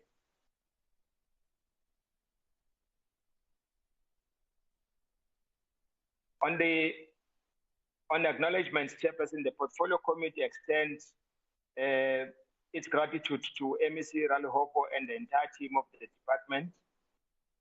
And we appreciate the diligent work done by all the members of the Portfolio Committee. We extend our gratitude to all the support staff of the Portfolio Committee. On adoption, after due consideration, the Finance Portfolio Committee unanimously adopted the fourth quarter performance report on the Gauteng Provincial Treasury for 2021-22 financial year. In terms of Rule 1172C, read with Rule 164, the Finance Portfolio Committee presents to the House and recommend for the adoption of the committee's oversight report on the fourth quarter performance report on the Gauteng Provincial Treasury for 2021-22 financial year. Thank you very much. Thank you very much. Do we have a seconder? I rise to second the report. Thank you very much. Those who are in favor say yes. Yes. Yes. And those who are not in favor say no. The yes have it. Secretary, I'm sure I'm calling for the last time. Yes, the next order. Thank you, Honorable Deputy Chair of Chairs. The last order is order number 3, which is the Finance Portfolio Committee's oversight report on the fourth quarterly report of the Gauteng Provincial Government-wide for the 2021-2022 financial year. Honorable Mpisi, present the report. Thank you very much. I take it that you are also tired like me now. Chair, thank you very much. I take that the areas that I'm not going to read as read, and this I must indicate, Chair, that this is a very important report that the legislature must actually look at the work that we have done. I'll focus on the executive summary and focus on the detail of the report, Chair, as it gives us a picture of how the Gauteng departments are performing. The Gauteng Provincial Government Quarterly Financial Performance Report, as tabled by myself, the chairperson of the Portfolio Committee, had an opportunity to interrogate the financial position and monitor the financial performance of the GPG's department for the quarter under review. Furthermore, the tabling of the GPG's quarterly financial performance report ensures that the GPG departments are accountable to the Gauteng Provincial Legislature through the Financial Portfolio Committee. The total provincial receipts amount to 149.4 billion, which is 9.95% of the total budget. Of this amount, the equitable share amount of 115.6 billion and conditional grants of 25.7 billion, own revenue of 6.7 billion, and the provincial financing of 1.4 billion. During the budget adjustment, the process of the provincial allocation was increased by 7 billion from 149.4 billion to 149.6 billion. The lion's share of the increase was directed to the Department of Health and Education. As at the end of the fourth quarter, the GPG department requisitioned 149.6 billion, which is 99.99% of the adjusted appropriation. It is worth noting that revenue collection as per the adjustment appropriation for 2021-22 financial year was projected at 7 billion. However, as at the end of the fourth quarter, 6.7 billion, which is 96%, was collected, thus missing the set revenue target by 4%.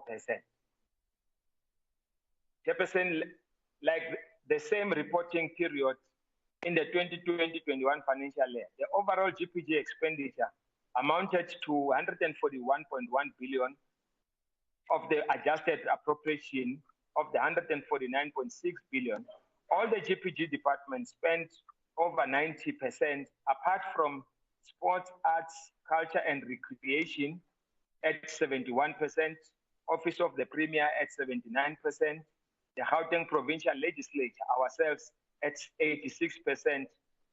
Of the importance to note, in the terms of economic classification, personnel costs account for 56% of the overall GPG adjusted budget. Most departments spend above 90%, while slow spending was recorded under the Department of Sports, Arts and Culture and Recreation at 90%, GPT at 92%, both the Department of Community Safety and eGov at 93%, GPL at 95%, Department of Economic Development, Cooperation, Government and Traditional Affairs and Human Settlement at 96.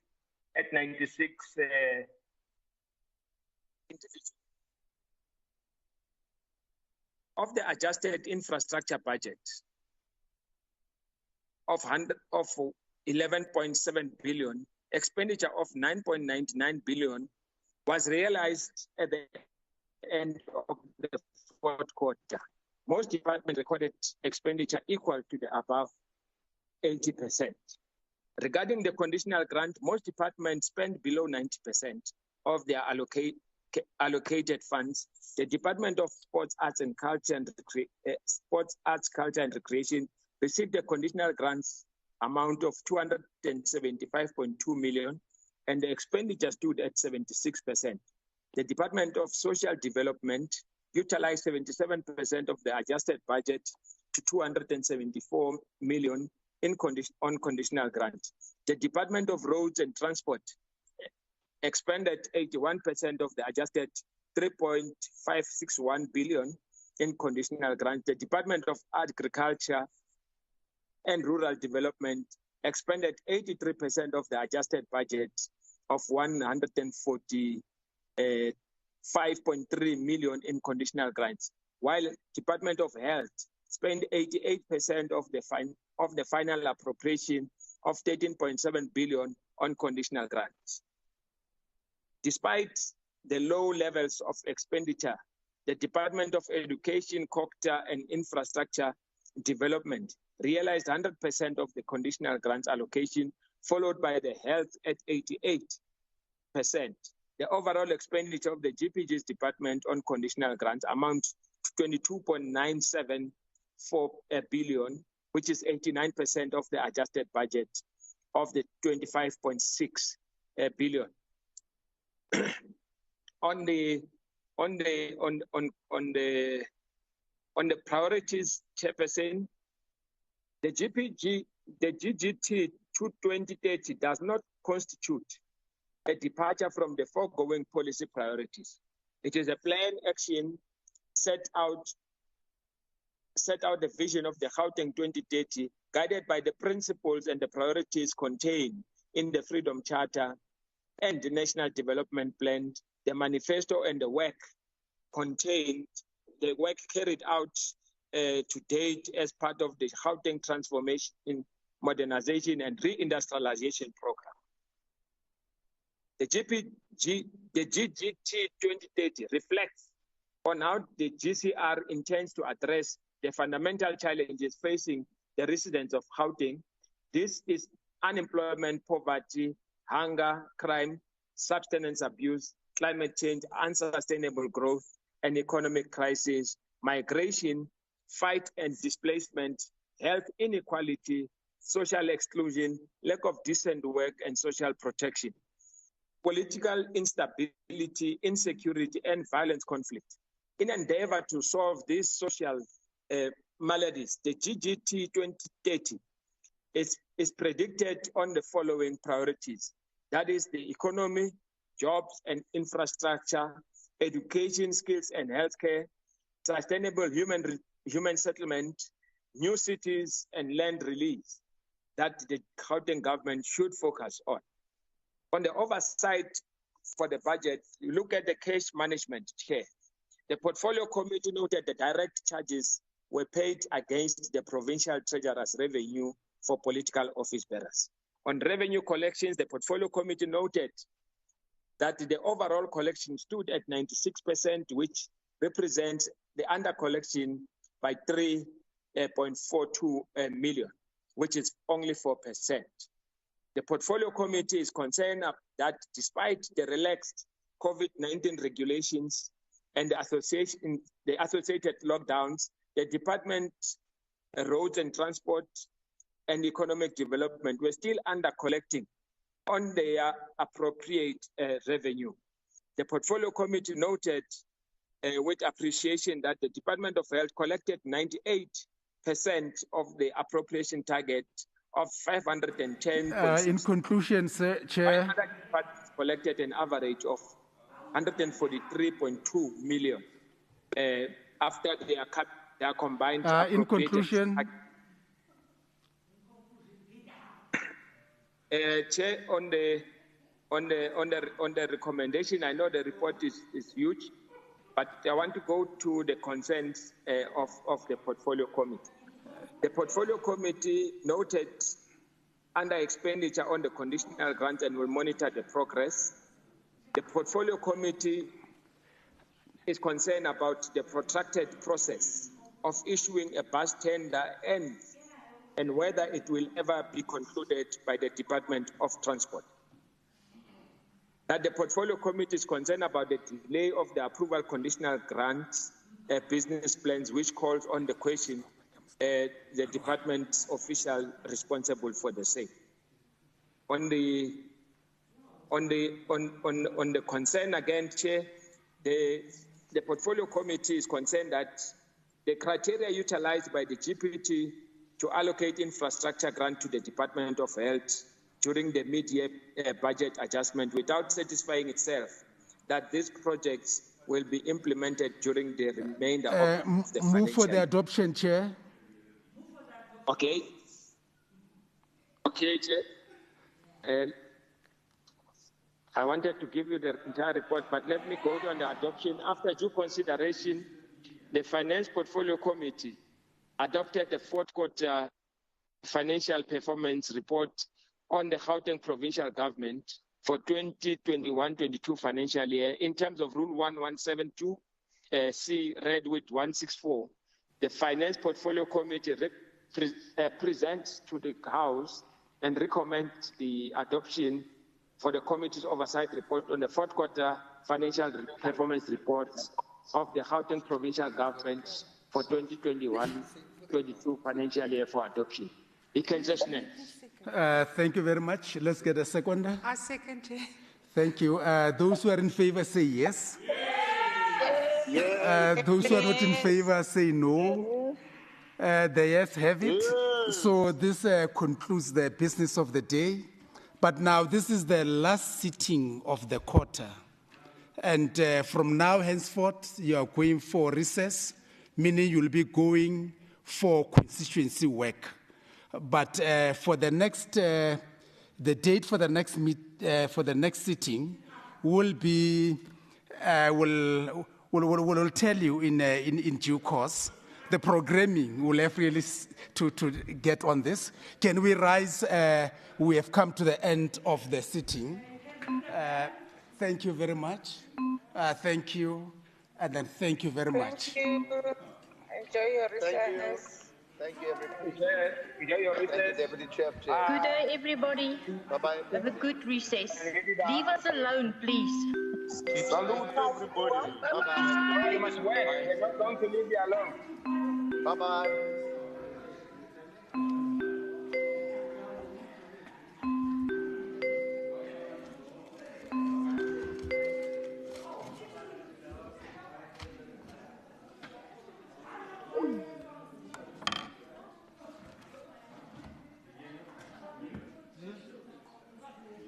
Okay.